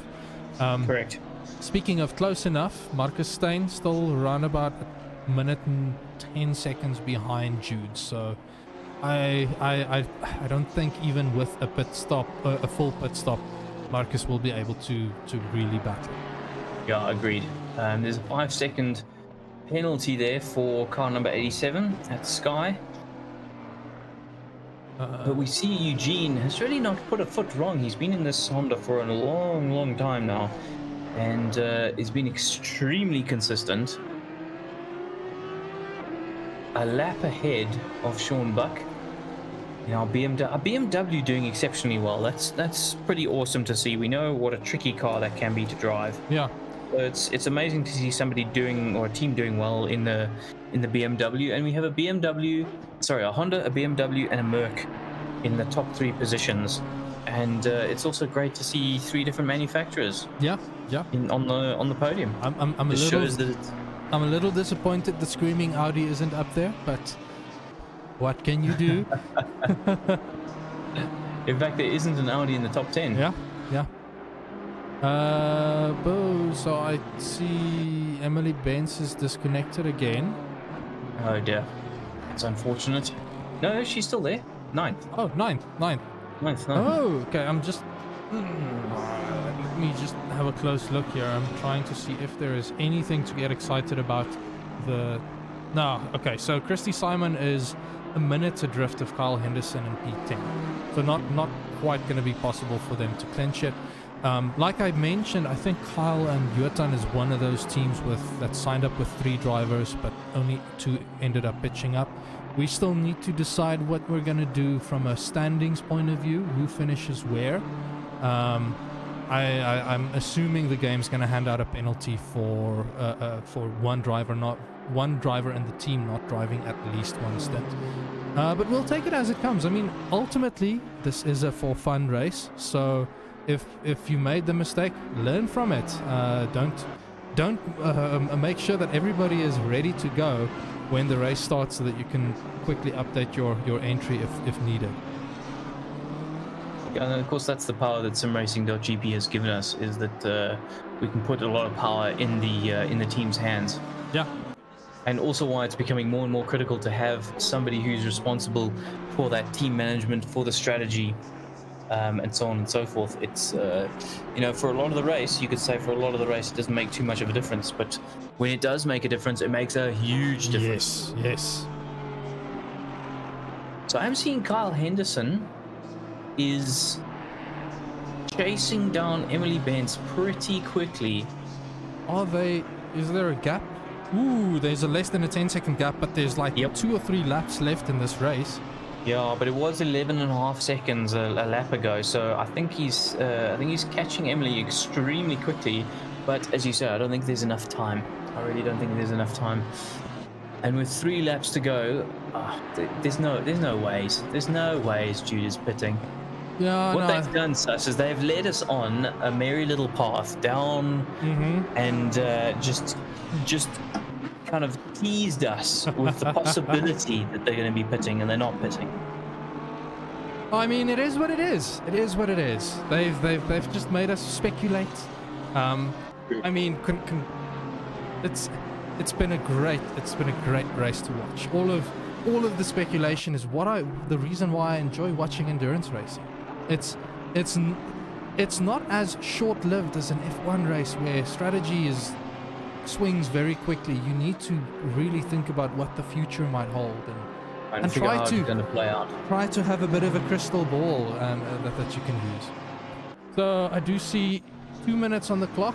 And John in the commentate in the chat saying, we're safe for fuel and time. So not going to happen.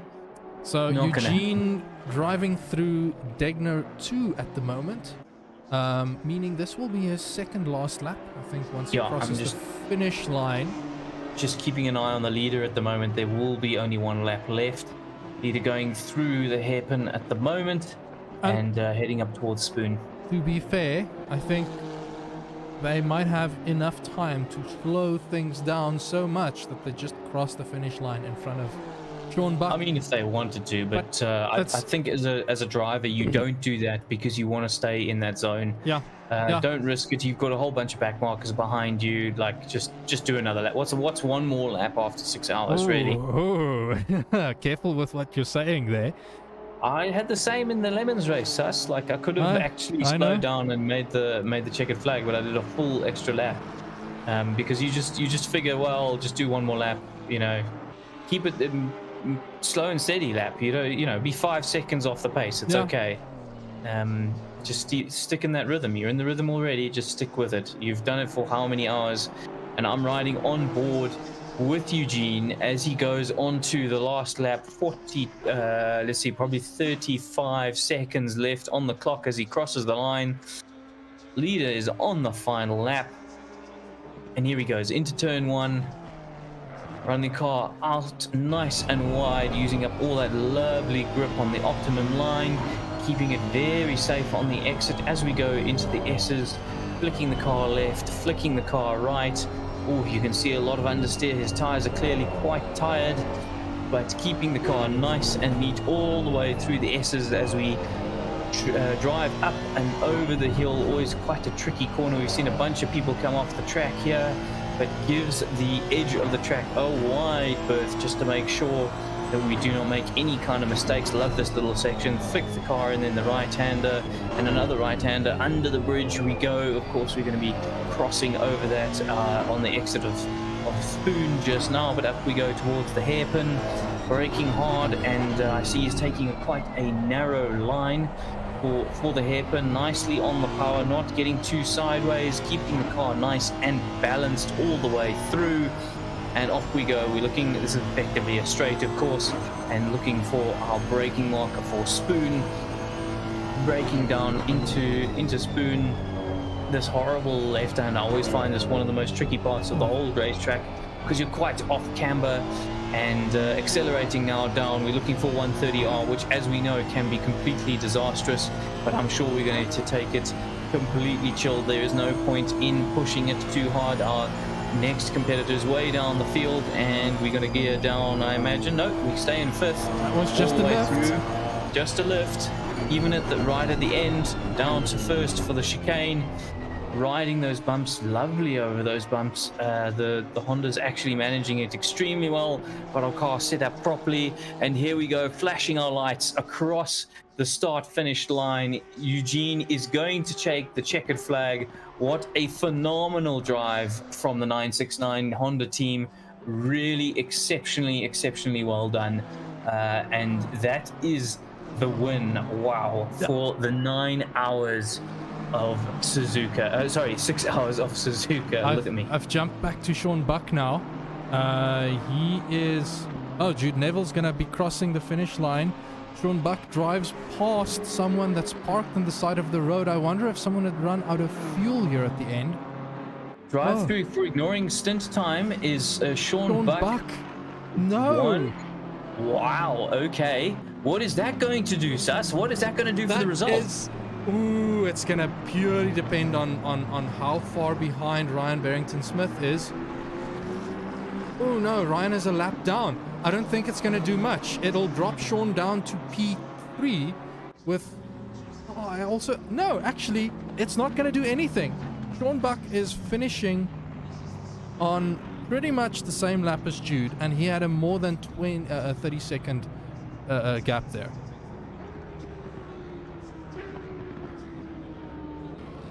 But yeah, that was a phenomenal race, Sus. I can't believe we got a little bit of drama right at the end there as well. Right, so I'm gonna just switch to this screen.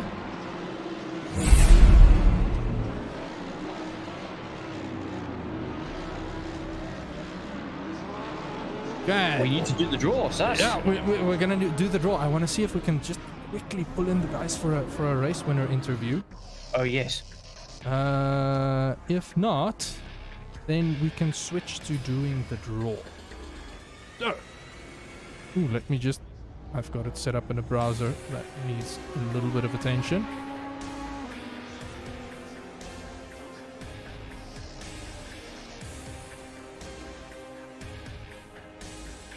Alrighty. Okay, so I see we have some people joining the general lobby, which is great. We've got June Stander. We should bring the Standers in. Yep, feel free. And Jude to have a chat. Yeah, let's... Eugene, let's start bringing them in. Eugene, hey, what a win, my friend. What a win. Fantastic. Well done. Well, thank you very much. It was very tough in the beginning. We did not think we had the pace for what the result is. We were hoping for a top 10, and after the start, we had a small incident. Lionel had a small incident. We saw that. Yeah, so he wanted me to go and apologize, and I was like, where do I go? Who do I say sorry to? So yeah, no, that was unfortunate, but we came back from that, and we just kept our pace and kept our head down, and made sure we don't get involved in any further incidents and do not get any stop-go penalties or anything. We just kept our pace, drove within ourselves in the car, and went for the finish. Yeah, you guys did exceptionally well. I mean, so many people had a difficult race. And, you guys just seem to keep your nose... I know you had an issue at the start, but you seem to generally keep your nose clean, and it paid off for you. Yeah, no, it definitely has.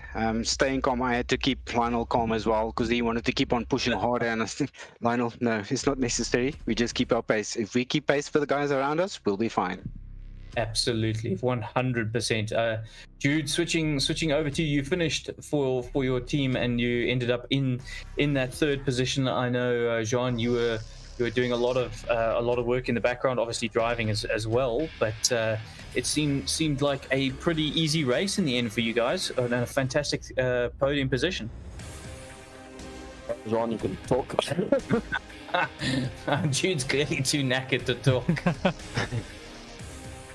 Yeah, I wouldn't say it was an easy race. I think we just got lucky in some aspects, and then we also had our fair share of bad karma, you could say.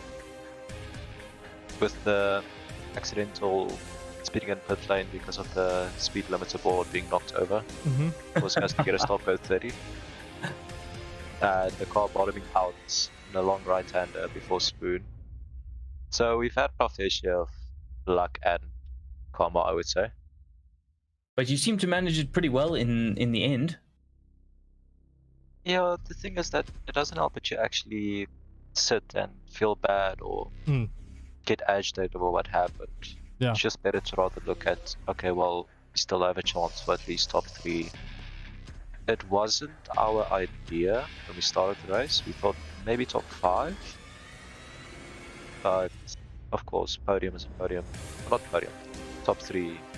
Well, it is a podium, and I think you guys, you really acquitted yourself exceptionally well today and managed a lot of issues. I mean, I don't know if you guys had much load shedding to contend with, but it was it was phenomenal to watch you guys race and have your strategy play out. Yeah, due to some load shedding this morning, I was nearly late for the start of the race because I was actually busy moving stuff from storage to my place this morning, and I was nearly late for qualifying. So we almost couldn't enter, but luckily we're still able to be here. Well, and look at where you got you in the end. A wonderful podium. So congratulations, well done. And to everyone who competed today, exceptionally well done. And I think we need to get onto the draw, Sus. Yes. I'm not spotting P2 in the chat, so we'll move on to the draw. Actually, Sean Buck, wasn't he part of P2? Sean Buck, has he popped up? Yes, let's quickly bring him in. Yes, let's bring him in.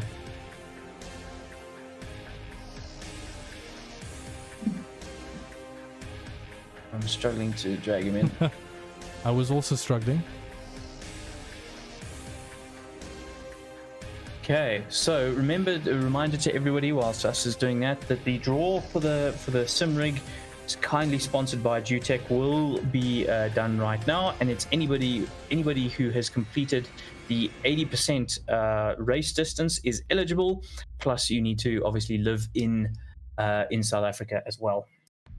Okay, I've got him here. Hello, Mr. There Sean we Buck. go. Hello. You guys just made it at the end. A penalty right at the end for exceeding the driver stint. Did you know that was going to happen? We were cutting it close, so based on our calculations, we kind of thought we would be okay. But that literally just happened on the final 2 corners, and I was like, so close, so close. I mean, luckily it didn't result in a demotion for you, so still P2. Did everything go to plan for you? No, it didn't. Does any endurance race go to plan for anyone? Never. It was good fun though. So again, the start was fantastic. A few hiccups, even from the top front guys. I think most of the guys in front had a hiccup, and those that kept it consistent did well. Again, congrats to the boys winning. Yeah, that's fantastic, and well done for you to get the podium. Phenomenal result, and 6 hours of extremely good hard work. It was tough. Again, I'll just give a shout out to Nel Bullion, thanks to him, and then of course teammate Sean Skitter. That was superb, absolutely superb. Yeah, well done, chaps, well done. Right, Sus, time to get to the draw. Right, so we have this really big wheel. I'm not. Let's see if it makes sound. I don't think it's gonna make sound, so I'll make the sound effect for us. Okay, this is for the rig. Who's gonna win it? There we go. Dihan Lenting. So is he in the chat He is there. He is here. Let's bring him in. And remember, we saw Lenting and we saw the Bernardis having an incredible battle right towards the end there. So Lenting, I see you on mute there. There we go, unmuted. Congratulations, my friend. You are the winner. Yeah, I'm glad. Phenomenal. How did you find the race, first of all? Oh, the race was kind of tough for us. This is me and my teammates' first endurance race, and we kind of messed up in the beginning. The wrong driver was starting. I was supposed to start, so we couldn't load the correct setup. So we were running the wrong setup throughout the entire race. Oh my! So it was quite tricky. Jeez. And then also in our first pit stop, we messed up quite badly, and ended up getting a stop go. Wow, that's incredible. But overall, it was really fun, especially the fight I was having towards the end. Now we saw that. We saw you were having a battle with the Bernardis there. Did you have? I was speculating you probably had a stupid grin on your face. Yes, yeah, I had smiles all throughout. Well done, Sas, you called it, but phenomenally well done. And I hope the sim rig helps you, and I hope we see you for future events at SRSA. It's been amazing having you as part of the grid. It's such a phenomenal effort for anyone to make it to the end of the race, let alone someone who's loaded the wrong setup from the start. I mean, goodness, that's a whole other challenge. So yeah, extremely well done, and we'll hopefully see you in the future. Yeah, thanks. No, I'm definitely going to be back for more. It's been a lot of fun, and everybody drives very cleanly, so it's really nice. Good to hear. Awesome, and congratulations again, and thank you very, very much to Jutech once again for supporting SRSA and for sponsoring the prize. Yes, thank you very much. I am so tired I've forgotten. Dehan, we'll put you in touch with Jutech and we'll make arrangements for that. Thank you. For the whole ordeal to happen. Congratulations on the win on winning the rig there. I think this is where we're gonna close it up now, Nick. I think so as well. It's been phenomenal. Thank you everybody for joining us, and we look forward to the last few races of the 2022 season or seasons, and we will of course be back for 2023 with more exciting events at SRSA, a few more enduros I'm sure as well, which I know is close to Sas's heart, and look forward to what we have planned. So just for quick mention, let's punt SRSA. You can head on over to simracesa.co.za, find all the information there. There's a link to our Discord server where most of the community engagement happens. There is still 4 races left in the season. I'm a little unsure about the capacity for our GP races, but you can still join the M2 and last GT race of the season. So you can get there, get on the Discord server, find the details on how to sign up if you're keen. And we'll probably be making announcements about our 2023 plans very soon. I know that's on my back burner somewhere that we need some looking at. But overall, thanks so much for everybody that tuned in. It has been an amazing, 7 hours now that I've been live here. So apologies for the small technical issues. Nick, thanks for joining me in the booth. It was such a joy having you here.